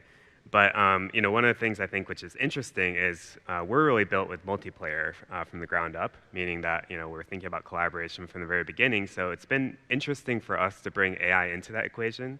And how do we take AI, which is often this very single-player experience in many tools, into experience that makes it feel like AI is just yet another teammate. So that's kind of our aspiration as we've been building, a lot of our kind of new capabilities. Same question for you, Zach. Yeah, so we went through a bunch of iterations figuring out the right way to put AI into Warp. We did a thing initially I think a lot of companies did. We put like a chat panel in. And then we realized actually that integration isn't necessary in the terminal, which is itself a sort of way of chatting with your computer. And so the more like native we've been able to make the AI feel, like we got rid of that chat panel and you can just like like I said earlier, instead of just entering terminal commands, you can just tell an agent to do something, the more natural the interaction has been. And so yeah, I think the key thing for us has been like, what's the most native way to get the AI into the workflow in our app? That's been a big unlock. Great. Yeah. Back to Yuki. I think one trippy thing that I think about is like your team goes into work and fires up Figma to load the next version of Figma, then uses Figma to build Figma in Figma. Like, maybe just talk about what it's like, your internal adoption of Figma products and how your team has changed as you've pushed the limits of creativity in Figma. Totally. I mean, and what's that like? Yeah, I mean, it's kind of like Inception in a way, where we're like, wait, what are we looking at? Can you get rid of the other Chrome so we can see just, the design of Figma without seeing the rest of Figma? It's really confusing. But I mean, we live and breathe Figma every single day. And when I first arrived, actually, back in 2019, we had this issue where my product managers were not using Figma that much, right? They're reviewing designs, doing all the PM things, but they weren't in it every single day. And I think it's really important to be in your product every single day to really kind of, build intuition, have a sense of quality. And so, we were a very doc-driven culture, and I forced them to be a deck-driven culture just so that they could be building decks in Figma. And now, over time, people are using it organically because we've built a lot of tools for product managers and non-designers like FigJam, Figma Slides, Make now. So it's made it a lot easier for people to have a bit more of an intuitive sense or feel connected to what they're building. Yeah. Are people adopting the AI parts of Figma internally to build Figma? Yeah, we're trying to kind of, when we have a lot of Figma Make prototypes of Figma Make. Okay. And I think in today's world with AI, you actually need to prototype with AI, like an actual LLM, to know what's possible, right?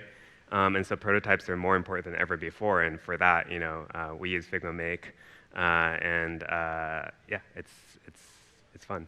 Was there any like change resistance or like stuff you had to do to get people to use it? I asked because at Warp it was at least initially challenging to get at least some of the more senior and more experienced people on the team to change their workflow to be more AI first. Yeah, I mean, I think there are two kind of areas, right? One is changing your workflow, and for that, and I'm not sure what the Warp equivalent would be, but for Figma design, there are a lot of designers who want to code or who are dangerous enough to code some things but can't do everything. And for them, having this power of coding all of a sudden is really amazing, right? And whether that's through Figma Make, whether that's through Warp, right? And so just kind of really pushing on that piece and getting people excited about that new capability. And then the other thing that was probably kind of a bit of a tension is, designers are very used to building the prototypes themselves and doing the designs themselves. And all of a sudden, you have a lot of other people kind of contributing to that process. And while Figma has always been welcoming of that and blurring those boundaries, it's still a little bit kind of like strange when a PM shows up with a prototype of exactly what they were thinking of. And I think that's something that culturally we just have to embrace a little bit more and say, okay, well, what can designers do in that world where everyone's creating? What are the rails that they can create, the creative infrastructure of design systems that they can invest in so that everyone can create high quality stuff? What's it like building Warp with Warp? It's I mean, it's cool. It's a huge productivity boost for the most part. But like I was saying to Yuki, so it was actually, at least at the beginning, a little bit challenging to get the more senior developers on the team to adopt the new workflow. So like, obviously there's a popularity of vibe coding tools, and like I think a big part of the draw is like, if you're not a developer, you can build code, right? You can write code, you can build apps. For the senior developers on the team, it's like they know how to do it, so it's not like a 0 to 1. It's more of like, how do I do it faster? And so we actually had to put in place a sort of mandate approach where every task within Warp should start with a prompt. Doesn't necessarily need to like finish with a prompt. And doing that, like obviously it's great for dog food feedback, that type of thing. But we've gotten to a point now where it's interesting. The more senior developers who were more reticent at first are now, I think, the most eager adopters and also the most skilled at actually guiding the agents to do coding tasks and sort of setting the new standard across the team for how you should work with the tool. So it's been cool. It's even in just like, we're talking like three to 6 months here, it's really changed internally. And I remember, well, Zach's written a lot on the internet about product-oriented engineers, and I remember when I did my references on you prior to investing in Warp, it was like, he's the most product-oriented, super technical guy out there. And then I remember Yuki, who joined Figma to lead product when you were in your late 20s, mid-20s. Like, the references on Yuki were the best designing product leader or the most product-oriented mega design superstar. So you kind of both have always blurred this EPD, job title thing due to like unique skill sets. How do you see the engineer, PM, designer, trifecta, research, whatever you want to describe it, the EPD job titles, how do you see those lines blurring or that team changing in the years to come? I mean, so like you said, so my goal when building our team has always been to hire what I call product-first engineers. And those are engineers who, as they're working, are always keeping in mind, like, what's the user problem that I'm solving here? And the sort of counterpart would be like what I call like a code-first engineer, which some people probably don't like, but it's someone who is building for the beauty of the code. And my thought has been like, users don't use code, they use the product. And the more that you understand what problem you're solving and why you're building something, the greater the likelihood that you're going to actually build something useful and that you can, fill in the gaps when a design isn't fully specified. And so I think if anything, that's just become more and more important. And to me, actually, the best type of builder right now with this new set of tools is a product-oriented engineer. So someone who has the engineering skills, because it's not like you can like not do engineering just because you're using agents, at least on like a real code base. You still need that skill set, but you also need the why am I building this? What problem is it solving? How should it work from a user perspective mindset? So that's like really what we've leaned into. Yeah.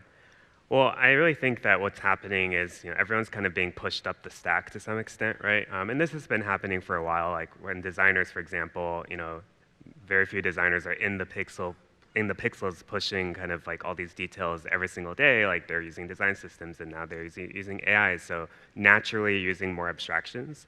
And as part of that, as you're kind of talking at, dealing with these problems at higher altitudes, you push up against areas that maybe someone in product has spent a lot of time on, like user journeys, like the problem in the first place. So I actually think that kind of product orientation, to your point, is going to be one of the most important skill sets because that's where everyone's going to spend a lot of time.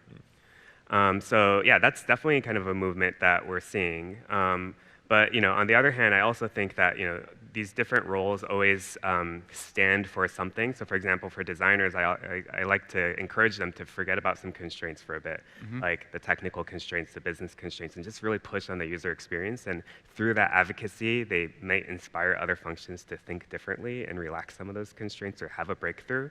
And I think each of these different functions have that role to play.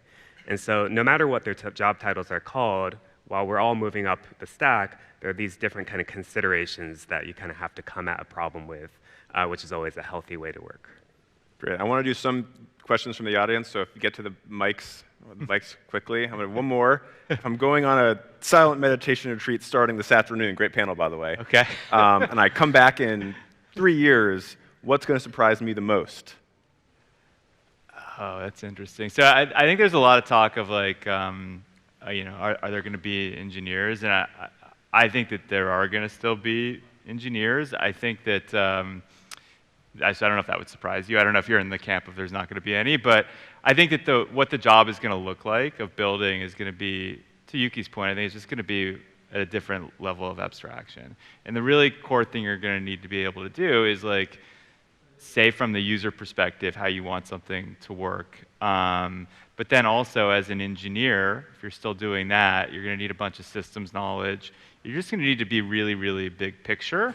And you're going to have, I think, sort of building superpowers, which is to me the most exciting thing. Like the sort of average output per person should go way up. The amount of stuff that's actually being done without any person involved, at least as a first draft, is going to be way up. So I think that you're going to have these sort of like agent systems where there's a server crash and an agent takes the first pass at it, or there's a user issue and an agent takes the first pass at it. And that's like the world of like, I hope more cool, useful software gets built more quickly. That's what I'm hoping for. Good answer. What do you Thanks. think, Yuki? I was just thinking about 3-year silent meditation retreats. Let me think. Well, I actually think, Dylan, our CEO, often likes to talk about the fact that right now we're in the MS-DOS era of AI interfaces, right? And this idea that, okay, AI user interfaces look a certain way today, but, when certain characteristics change, like the latency, right, the quality, what does that look like to build a truly native interface and reimagine it, right? And so as Zach said, just slapping on a chat interface, it makes sense right now, right? Because of those characteristics, because it's just easy to do. But what does it look like for an interface to be truly reimagined with the capabilities of AI? And I think there are probably going to be interfaces that we can't even imagine today that you'll see coming out of your silent retreat. Oh, I'm looking forward to it. Yeah. All right, I don't know how this works, but I'll say, go for it. So as tech leads in the grasping with the gravity of AI and how to use the new golden tools, what do you see as the new career? You mentioned some labels, but as we adopt these new tools, what are some of the standouts as far as complements? I know there's a lot of training on the pro versions of different LLMs, but do you see something that stands out in your mind or multiple new career fields that might be quietly emerging?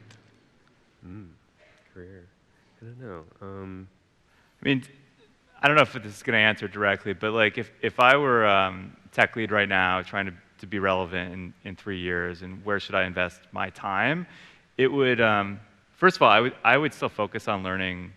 I would dive all into how do I learn these tools? How do I get as good at using them as I can? I think that the skills are it's going to sound sort of stupid, but prompting, context, just getting a feel for what it is to work with an LLM is really important. And then I wouldn't forego, this is more for earlier career people, I wouldn't forego the basics of becoming a great engineer and a great problem solver, because I think that that's just equally relevant, if not more important as these tools advance. The thing you don't want to be is the person who doesn't understand the tools. So I would invest heavily in my education. Yeah, I think the other thing is, we talk, at least internally, about a lot of learned helplessness, where, in a world where you didn't know how to do write SQL or write code, you kind of are so used to, especially as a product manager, just leaning on your data scientist, leaning on your engineer. And I think now more than ever, if you're curious, you can figure out a way to do it. Yes. And so I think that mindset is so important today. Yeah. Hi, thank you. I'm founder and CEO of AI native applications. So my question is as consumer, not builders, investors, creators, as consumers, what kind of AI native experience is magical to you? What do you expect in the future? Yeah, I think for one is when you don't even really AI is not overtly there, right? One in which, I think the core of what a great user experience remains the same, right? Where you kind of get out of the way and it just feels so well considered. And that's kind of what I would love to return to. I think we live in a world where we have to be here's a sparkle, this is an AI feature, here's the model, and that's a little bit of where we are today. But I'm hoping we can move to a world where experience is just wonderful, and just so happens that AI is behind the scenes doing the work. Yeah, I fully agree with that. I think that we're not going to be talking about AI experiences on the consumer side. We're going to just be talking about something that is useful and helps you solve your problem, and AI is part of it, just like the cloud is part of it, or your mobile phone is part of it, or whatever. It's just we're in this, no one knows exactly what to do with this technology right now, so it's very overt, but I think it will go into the background. I like Mid-Journey, the pictures are very beautiful. Yeah. All right, one more question. Yeah, hi, thank you. I'm Sonia, I'm a designer, and you mentioned that PMs are doing design work, designers are coding, devs are more and more enabled by AI and assisted. So I was just curious in the next 5 years, maybe how you see the future of product teams. Are people shifting their roles around and that existing in the gray area more, or do you think that they'll eventually just go back to regular, like, I'm a designer, I do design, I'm a PM, I focus on the product, and get deeper in that role enabled by AI? Like, where are things landing in the future? Yeah. I mean, it's hard to predict exactly what happens to job titles exactly, and different companies will do different things. But at the end of the day, all those tasks are important. Like, you defining the problem, figuring out that user journey, like pushing on the experience, and coming in with a user-centric point of view, figuring out a way to build with quality and performance. And so I think like it might just be that these jobs will be redistributed depending on the skill set at hand, or with the help of AI. But I think all of what we're doing to build products is still important. It might just be faster with AI, or it might be that designers are reaching for some tasks that they traditionally haven't, and vice versa. Yeah. I think I basically agree with that. I could see it blending a bit. I mean, we're on like the builder's stage. I could see a general purpose builder role, sort of where you have some aspects of all those skills. I just made that up. I don't know. I feel very confident. I actually have a point of view on this, so I'll finish on Okay. I think, as always, like it's the startups that are going to lead the way. And when you have 4 co-founders, all of whom are building a product together, it always felt a little bit strange the first time you kind of subdivide teams specifically. Mm-hmm. And I think that moment of subdividing who's the PM, who's product, who's eng, who's design, or whatever, I think that moment's just going to get pushed out. And eventually there's going to be a 25-person company where it's sort of just the product team, and they're probably going to do really well because they're going to work very well together. And then there's going to be keynotes up here, people talking about transformation for big companies and how to do that. And as always, it's going to be the small companies and the fast ones like these guys that are going to lead the way. Cool. Thank you. Thank you all. All right, thank you.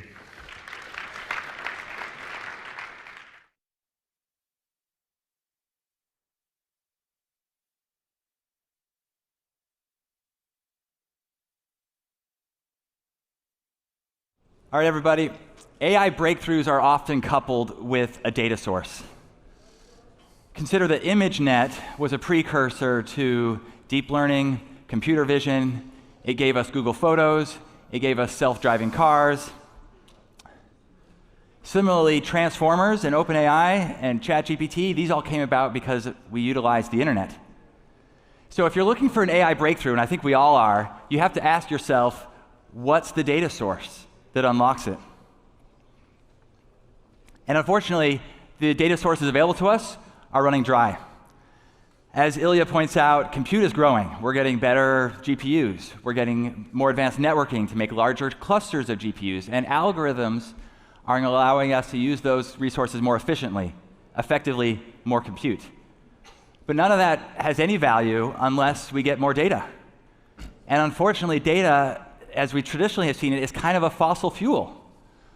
It was something that's, the internet's accumulated over 40 years, and now we've blown through it in like 3 or 4.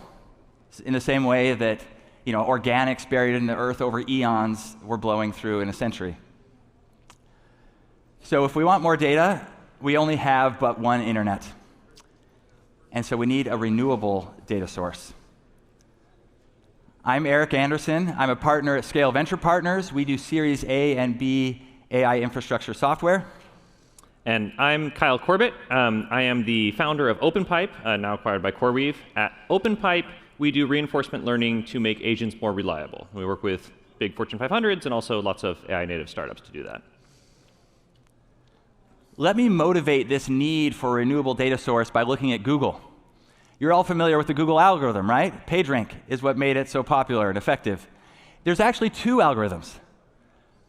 PageRank we've all heard of, but it's a fossil fuel algorithm. By that, I mean it's all based on latent data. Anybody who had the insight to look at backlinks and give them domain authority and relevance could do the same thing on the internet. It's all publicly available data. In that sense, it eventually becomes a commodity. But the reason that Google is not a commodity and it's a monopoly is because they developed algorithm 2, the less often spoken of one. While you've heard of PageRank, it's named after Larry Page, or maybe it's named after the fact that the pages are ranked. And if you haven't thought about that before, maybe I blew your mind just now. Algorithm 2 is based on renewable data. When you click on a search result in Google and you immediately bounce, Google deprioritizes that result. If you click and you dwell, and you click further and dwell, Google promotes that result. So in a sense, Google now has a proprietary data source, its users. And that data source is limited to those with volume, right? So Bing basically replicated Google, but it never got the relevancy of Google because it didn't have the volume on algorithm 2. Volume leads to relevancy, and relevancy leads to more users, which leads to more volume. It's a virtuous cycle that locks out competitors and made Google a monopoly. So as you can imagine, the LLMs are in a race to develop algorithm 2. Because as good as ChatGPT 5 or Anthropic's latest Claude, everybody's nipping at their heels. They're all relying on latent data on the internet. And anybody, including teams in China like DeepSeek and Alibaba, are producing almost just as good as models. If they were able to develop algorithm 2, given the volume of users they already have, they could lock out competition. How have they done it thus far? The big algorithm, if you want to call it that is pushing the foundation models today is reinforcement learning. We had it in GPT 3.5 in 2022. They used RL on human feedback to give to more align the models and make them able to communicate. 2 years later, in 24, we saw all the reasoning models come out. These were RL tuned for additional reasoning. In a sense, you can think of these reasoning models as doing context engineering on their own. They think about information, request additional information, think over it, request additional. But what's the future hold? The frontier models companies at the moment are all pushing towards RL for environment interaction. By that I mean they build these environments. Imagine Accel or Salesforce or even just a travel website. They have a simulated environment where there's content already on the website, there's user prompts, and then they have a reinforcement learning algorithm, a reward model that determines if it was a positive outcome. And this is working. They're able to get individual agents on a purpose-built task to perform much better. The problem for them is that it doesn't look like it's generalizable, or at least that hasn't been proven the case. Meaning, if you do 10 of these environments, the 11th new environment the model's never seen, it's unclear if that's going to perform. So while RL with environment interaction works, it doesn't work for the foundation models necessarily, but it can work to make purpose-built agents, which is what we're talking about today. If you're thinking this sounds a little bit like fine-tuning, you're right. It has the same kind of ergonomics. Now, fine-tuning's been around for 5 years. Original ChatGPT allowed users to fine-tune the model. By fine-tuning, we're talking about supervised fine-tuning, which means you get a labeled set of prompt and response pairs. These diagrams come from ChatGPT explaining how their model works. And that helps, or at least it helps in some ways. It certainly makes the model faster. It makes it maybe cheaper. But what people really wanted from these early models was better responses. And it's unclear if SFP served those very well. What is working now is the new reinforcement learning algorithms. I've listed on here PPO, there's GRPO, there's DPO. Any number of these may get you, if you can find a good reward model, good reward function, a better responses out of your algorithm, or out of your model, in addition to cheaper and faster responses. This is why I think reinforcement learning fine-tuning, or fine-tuning 2.0, will work. But there's other things that are aiding us in the process of fine-tuning. And that is we have better open-weight models. Llama was the standard for a while, but China has surpassed Llama in many ways, or many times over. Now the top half dozen models are all from China. All of this sets the stage for a future where we can fine-tune agents that perform much better. So I'd like to talk about a very specific example of what this looks like, because these are the kind of things that my startup works on every single day, and I think it might be helpful to see what a real project looks like when we're doing this. We're going to talk about a specific case study that we worked on with a customer called Art E. This is an agent, a specialized fine-tuned agent, like I was saying, that is very, very good at searching an email inbox. So you might connect this to your Gmail or something and say, hey, what time is my baseball game on Friday or something? And it'll go and run a search against your inbox and try and find the relevant email and come back and give you a response. So we'll talk about how this reinforcement learning is able to make this a much more compelling experience than you'd get without it. OK, so this is an initial graph showing how different models perform on the task I was just talking about. So you can see, we've got some small models. We've got GPT-5 Mini getting about 57% of the time in our test set. If we asked GPT-5 Mini, hey, try and find the answer, it was able to search through the email inbox and find it. Gemini got to 86%. GPT-5, the full version, got to 89%. And then Qwen 3 14B, which is one of those open source models, very small model, very cheap model, actually cheaper, significantly cheaper to run than even GPT-5 Mini, only was able to get the right answer about 50% of the time, 51%. So this is where we're starting from, and we're going to talk about how reinforcement learning can really change the dynamics here. So first of all, why are we even talking about these different models? Why aren't we just using GPT-5, which, as we can see here, is performs best on our test set on this specific task? Well, there are different trade-offs, and we find this is really common. If any of you are building agents, if you're talking to people building agents, it's very common that it's not just accuracy or reliability you care about. You also often are limited by cost, and you're limited by latency. And these are really, really important factors in actually designing a scalable and usable user experience. So if we look at a cost graph, if you're going to call 100,000 or 1,000 times, run one of these searches, you can see, I actually switched around 5 mini and 5 on this slide, but the numbers are right. So you can see that the difference between the very cheapest models, this Qwen 3 open source model, and the most expensive ones is more than an order of magnitude, almost 2 orders of magnitude there. So this makes a big difference on cost. We see the exact same story on latency, where if you can move to a much smaller model, such as this Qwen 3 model, you can get the requests and responses much faster. So when we actually benchmark this, we can find it's between 15 and 30 seconds of going back and forth. And these are multiple model calls. This is, it's running a search against the inbox, it's getting the results back, then it's running another search. So with these large models, because they are very large, very capable models, it takes them longer to run because there's just more, more matrix multiples happening for every single token they're producing. So we can see it takes a long time.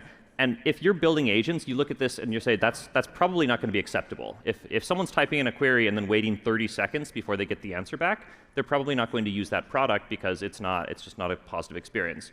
Whereas if we can use this Qwen 3 model, then we're down to 1.1 seconds because it's so small, it's so fast, it can generate those tokens much faster. Unfortunately, actually I'll just go back a moment. So if we go back to this graph, this is the issue, right? The reason we can't use this Qwen 3 model is because half the time it's getting the answer wrong, right? So all those advantages we were seeing on cost and on latency aren't things that we can actually put in front of customers because it's just going to give them a bad experience on quality. So that's where the reinforcement learning comes in. If we're able to basically let this Qwen 3 model go out and explore, and go out and try the task a bunch of times. So we give it a bunch of, we give it a few simulated inboxes to look at and say, hey, go try and find the answer. It goes and it tries to find it. Maybe it succeeds, maybe it fails. And every time we're reinforcing the times it does it right using reinforcement learning, it very quickly, you can see from this graph, starts surpassing, first of all, GPT-5 Mini, and then later 2.5 Pro, and even GPT-5. So this is as we're training it, every one of these steps is it's going out a certain number of times and experimenting, and then we're saying, okay, if you did it right, do more of that. If you did it wrong, do less of that. And it just gets really, really good at this really quickly. So this is kind of the key breakthrough that makes this possible, is that you can use this process, and we've applied this across lots of different customers at different sizes with both Fortune 500s and native startups, across dozens of tasks at this point. As long as you're able to create one of these environments where the agent can learn from, you can make these very, very small models that outperform the large ones on that task. So going back to our initial graph here, this was the issue we ran into where the Qwen 3 model wasn't good enough. After it's gone through that whole process, we were actually able to get this model up to a 96% success rate, which is huge. It's significantly more reliable than any of the frontier models on this specific task that we trained it for, while also maintaining those advantages of being much cheaper and much faster. So this is a trend we're seeing across the customers we work with, and we expect that this is the direction that agentic deployments will be moving over time. So Kyle knows everything about this. Why am I an investor here on stage? In addition to the breakthroughs that can happen to an individual team, I think there's a really interesting discussion to be had around the market implications for the industry at large, given what Kyle's just shared with you. And to understand those, let's put that in the context of a bunch of agents. And I've kind of given you boxes that are similar to like the market size. You know, consumer is probably the biggest one. Maybe code is one of the larger ones. Sales, marketing, and law, still big, but there's a whole world of agent use cases and agents being built. And under the hood of all of these are the same proprietary models, all trained on the same public data. These are, we call them GPT wrappers. And a lot has been done on prompt engineering to make these better, but what we're describing is that they could do even better. And to kind of understand the implications of that, let's look at how these agent builders spend their money. This is, again, supposed to be illustrative of market size. You have the compute on the bottom. The compute is the biggest spend, as you've probably appreciated, going on in these agent builders. And I've divided it into training and inference.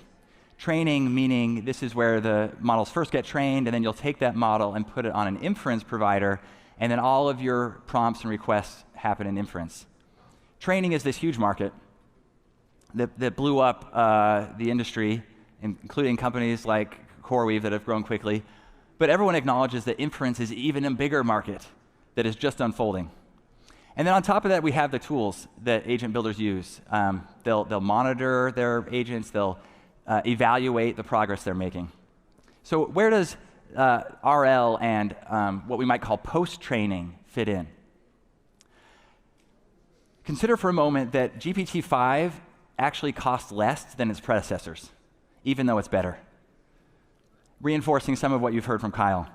It's cheaper because they've found such gains in reinforcement learning that instead of starting with a big model and doing a little bit of RL at the end, they start with a small model and do most of the progress with RL. This means, if you think about the market dynamics, that post-training will be eating some of pre-training. So if we go back to our market map, this is kind of where we fit the new post-training opportunity. It's going to eat some of pre-training, and now you have to ask yourself, does it also eat some of inference? Well, not clearly. I mean, it's training, it's not inference, and yet I think it does. And if it does, this is huge. So why would it eat inference? Well, OpenAI gives us a tease. This is a quote from their lead on Stargate, and he says we need to stop talking about training versus inference. We're in a new regime now, where models are constantly running. They're constantly going through sampling, training, and getting better all the time. This sounds like the learning from experience and the exploration that Kyle is talking about, because it is. The OpenAI team realizes that when they train a model and then they post-train it, they do some inference, then they post-train it some more, and then they do some inference, and then they post-train two different models, and they do inference on both of those, and they're routing traffic to all of these. Increasingly, post-training and inference get intertwined, at least in the user experience. So if they do become one big market, who wins? Is it the inference providers that add post-training, or is it the new post-training providers adding inference? And I'll tell you why it's the latter, why the post-training companies will win. Because it's the new difficult thing, one. So everyone's got inference providers, they're somewhat commoditized, but in order to get these gains, you have to go to the new post-training provider. And then two, because it's upstream from inference. You go to your post-training provider, you get this new awesome model, they already have the model. They can offer you inference. They can kind of cross-sell you and intermediate you before you go into an inference provider. That leaves this tooling, monitoring, and evals box. We don't have to go into it. It's already this giant market. And maybe this is why CoreWeave buys something like OpenPipe, because they recognize this opportunity. But if you think about what RL is doing, it's the process by which you improve your model. And that's exactly why people have monitoring and evals. They're trying to figure out how the model is performing and how they can make it better. So primarily, that work starts to shift into post-training. It's a small market. So why are we talking about it? Because it's a much higher margin market. It's a much more exposed to the customer. It's a stickier market because this is has a lot of user interaction. And so I think that post-training also starts to subsume your evals and monitoring suite. What you're looking at is the future platform for building AI agents. It doesn't really exist today, but I'm talking about it subsuming the most of what is today kind of half of GDP growth in the increased AI data center spend. So I think it's a big deal from an investing standpoint. Let's summarize what we've covered today. There's a bunch of AI agents being built. Most of those used to be running on proprietary models based on public data. And for consumer and code, the big markets will probably continue to see that. OpenAI has kind of one consumer. They've got a full stack offering. They're in search of algorithm 2, and it's not clear that they have found it yet. On the other hand, these GPT wrappers that felt vulnerable to these giants now have an algorithm 2. Sales and marketing agents can actually outperform OpenAI and outperform Anthropic. So while it's smaller markets, they're more defensible. This is the opportunity given to us by RL that's at the frontier of building new agent models. Thank you. Yeah. Thanks.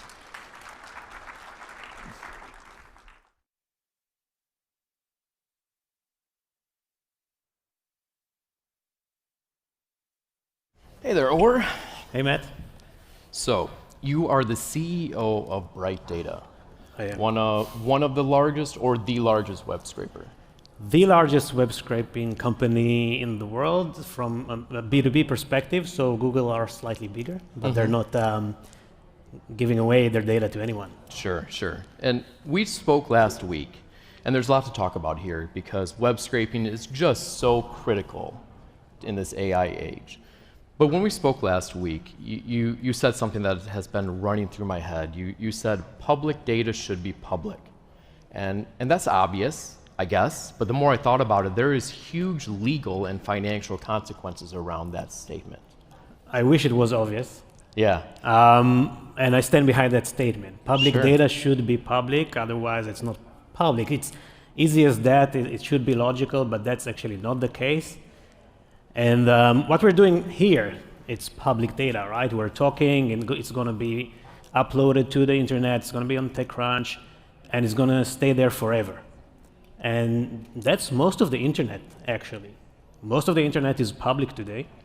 But the reason that we exist, and the reason that we keep on making sure that this will be the case, that public data will remain public, is because there are many forces that understand that this public information is very valuable and is getting a lot more valuable, obviously, with AI. Sure. So proactively trying to make sure that the public data won't actually be public. It will be used for them, and no one else will be able to collect it. And I'm talking, obviously, about large-scale data collection and not just one person hitting a website to see a price of a product, for example. So I guess my question is, the more I thought about this, who decides what gets to be public? So the test is actually a lot easier than you might think.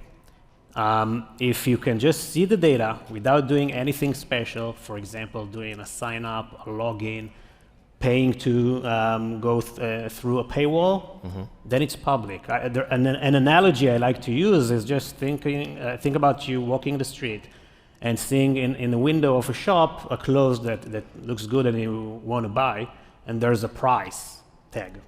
You can look at the price from outside of the shop and write down the price on a piece of paper, and you have it. That's public data. No one will argue that it's not. It's very easy to understand. If you don't see the price, what you can't do is to break the window, walk in, and search for it, right? That's not public data.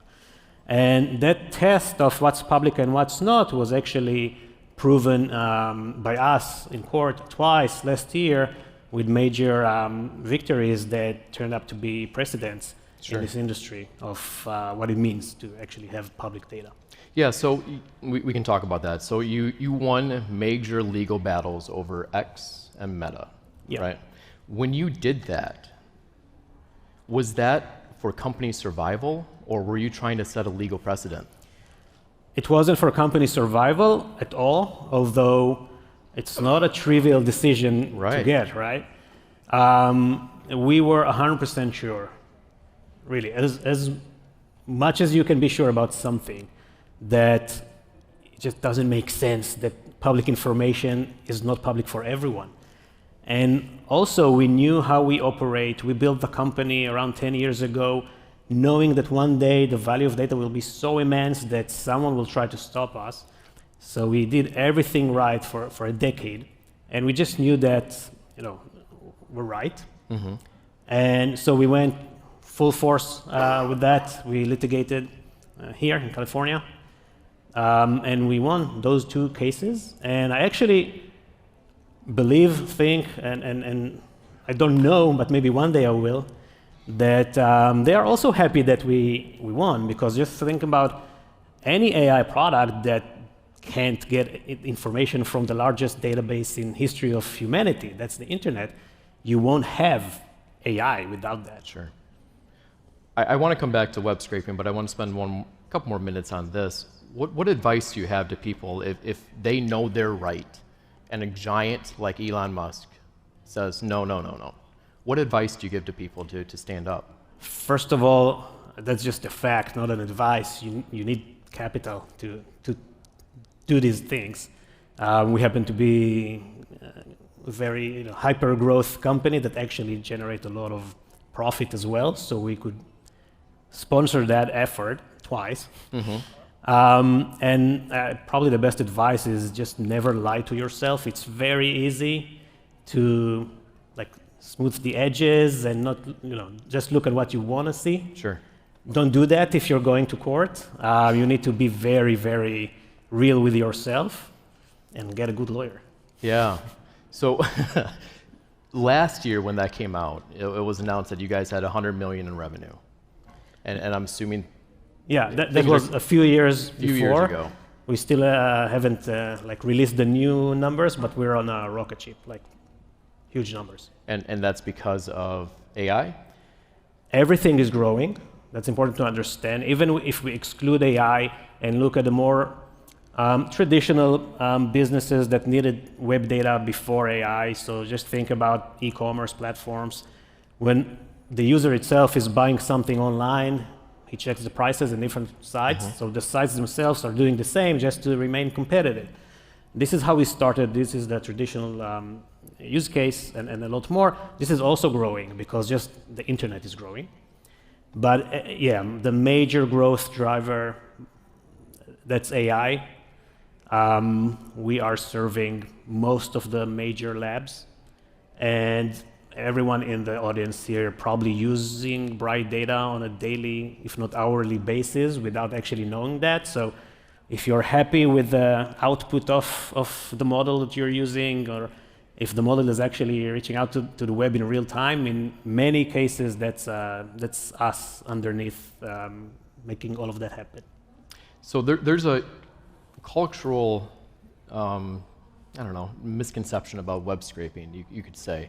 If I upload something to my Flickr, does Flickr still exist? I think. If I upload my work, what gives you the right to monetize it? So first of all, I think that this is less of the conception today. It was the case when we started probably a decade ago, but now the value of the data is so clear because no one can think of a world not using your favorite AI tool.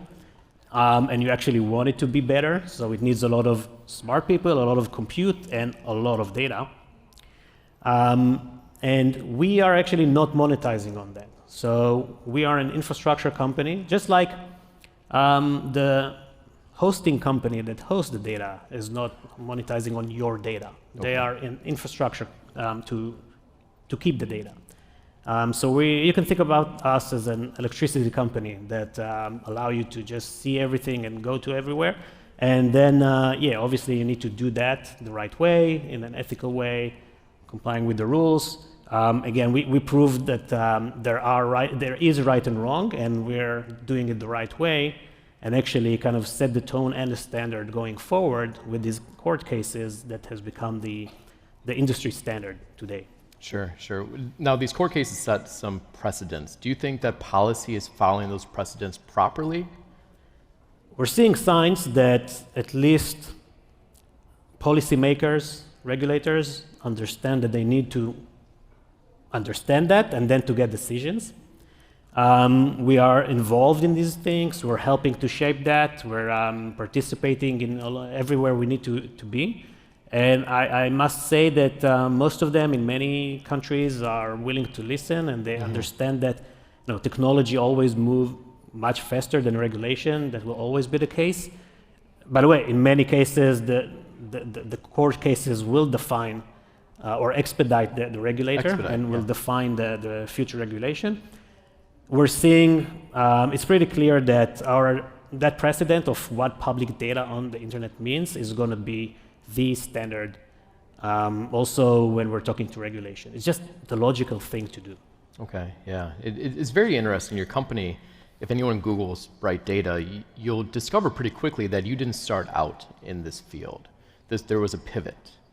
And I was hoping you could... A long time ago. A long time ago. But that's something that a lot of founders here face, is they start out with a project, and it's going okay, and then they see another opportunity. So I was hoping you could take us through or tell a story or two about when you knew you had to switch, or when you saw that opportunity.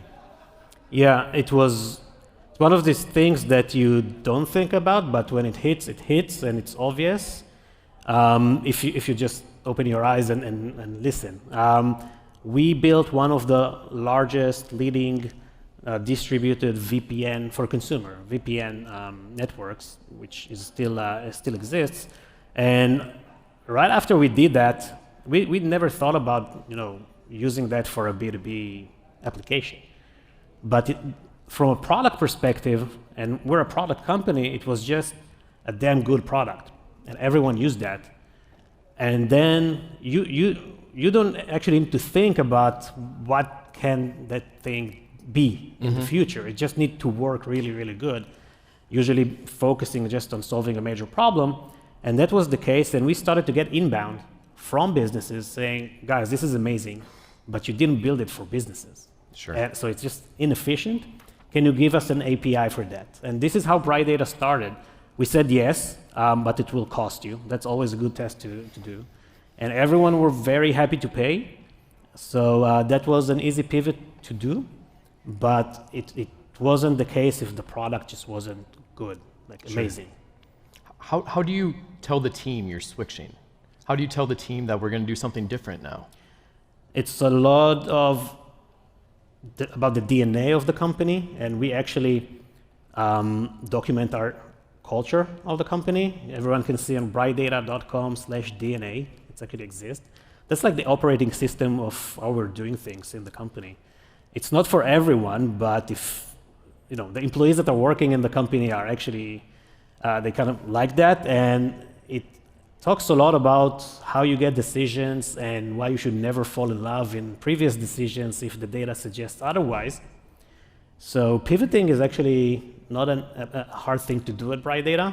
I won't say it's always easy with everyone, and you need to. It's a big ship today. We're almost 500 employees, but it's just keeping that culture running of, you know what, that was a stupid thing. We thought it's working. It's just not. Let's change now, not next week. We don't need to wait. I mean, now. Right. And you guys never took any VC funding to this day. Right. So that pivot that we did, one of the things was saying to our customers, but you need to pay, and it's going to cost you. So we actually started Bright Data generating revenues and profit from day one.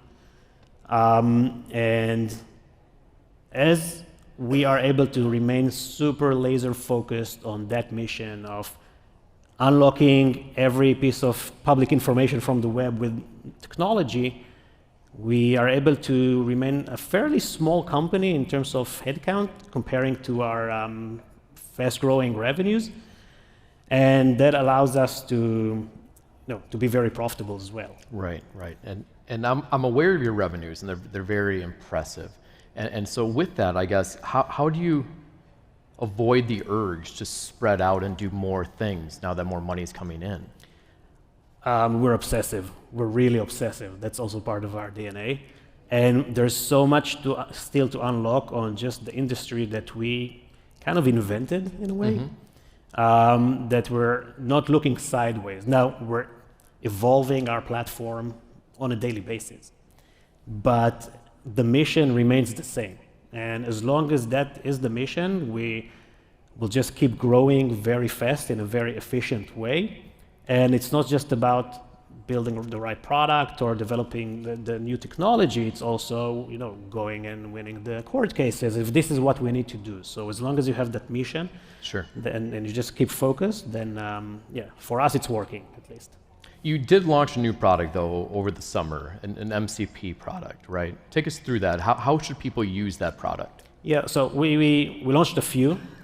And we always do that, but I think that this is an interesting one because what we realized is for a decade we kind of built the perfect setup for AI when it comes to delivering web data for training the models, for inference. As I said, everyone here are probably using Bright Data on a daily basis. And the MCP just allows us to take everything we did for a decade and wrap it in a very easy to consume protocol and connect it to pretty much any LLM that you're working with and any other AI product that supports MCP. And that's the shift that we're seeing as a company as well. We don't need to invent anything new. We already built the perfect setup, the perfect technology to solve that problem. The market has shifted to us, similar in a way to, we're not NVIDIA yet, but similar in a way to how, GPUs started for computers just to render heavy games for gamers. And now, you don't have anything in AI without a lot of compute that is based on GPUs. So we built all of the perfect stack, I would say, for web scraping, and the use case just emerged and exploded. Right. So the MCP is a wrapper for all of that you don't really need to deeply understand web scraping, you just need to connect the MCP. Was that a culture shift to take working with the data and then pushing out this very consumer product? I wouldn't say so.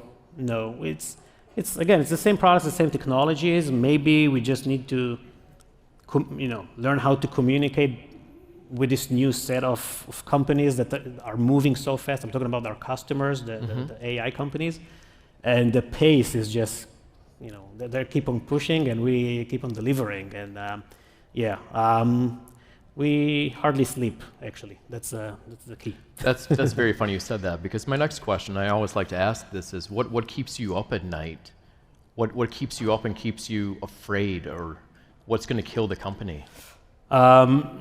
Nothing. We proved that, I think, a few times.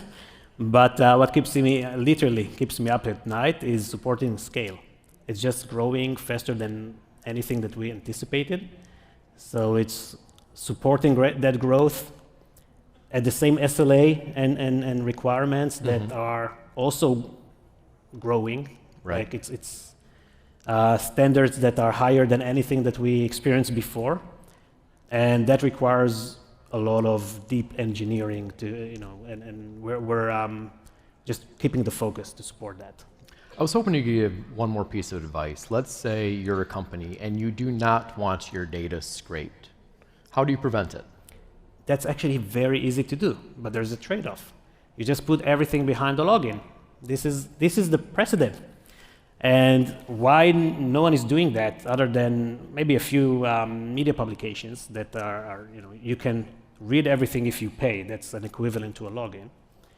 Because if your data is behind the login and no one can see it, then you do not exist in the internet. And if you want people to find you, you also need search engines to find you. And as the internet is now becoming like the old internet. Simple web pages that we're all been using for the last 30 years are now becoming that infrastructure layer for the new internet. Those chatbots that everyone are using, and everyone knows that it's just starting. And I'm not even talking about agents. That's a completely new thing that is going to explode. And we are the connecting layer between that old internet to the new internet. And if you will put all of the data behind the login, that's cool, you can do that. You just won't exist in a year from now in that new internet because no one can see you. So a lot of things are going to change, and I think that we'll see some new business model emerge to figure that out because everything is changing. Exciting times for sure. I guess on a personal level, I was at TechCrunch for 16 years, a long time, and we never had a login page. And now I'm running a couple new publications, and we do have login pages because I have to make money. I have to pay my people, and it's very hard for a media organization to exist without that. So from your perspective, what should I do? First of all, the fact is that I don't know when, but not in the near future, you will just not be mentioned on these chatbots, and everyone will use them. So that's at least something to consider, to understand, and to think about. What I'm starting to see is that everyone acknowledges the issue, and it is an issue.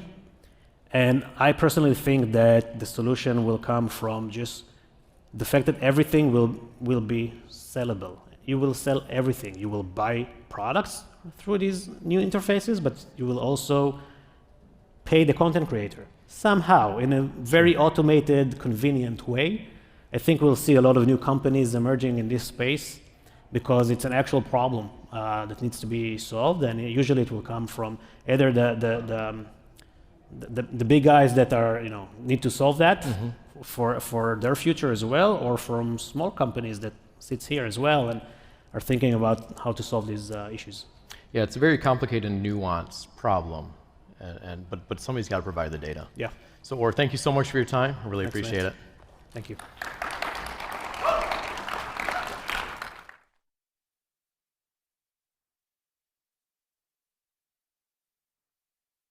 All right, everyone, that wraps up day 2 at TechCrunch Disrupt.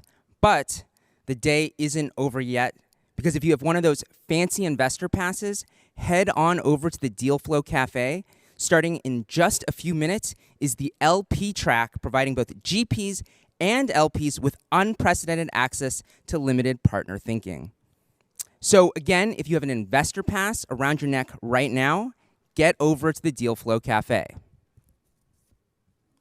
And then tonight, once again, we have some fantastic networking opportunities. Make sure you get out there, meet fellow founders, investors, and builders, make some connections, and check out the event app for a complete list of these events. And looking ahead to tomorrow, the Builder stage kicks off with seed money secrets every founder should know.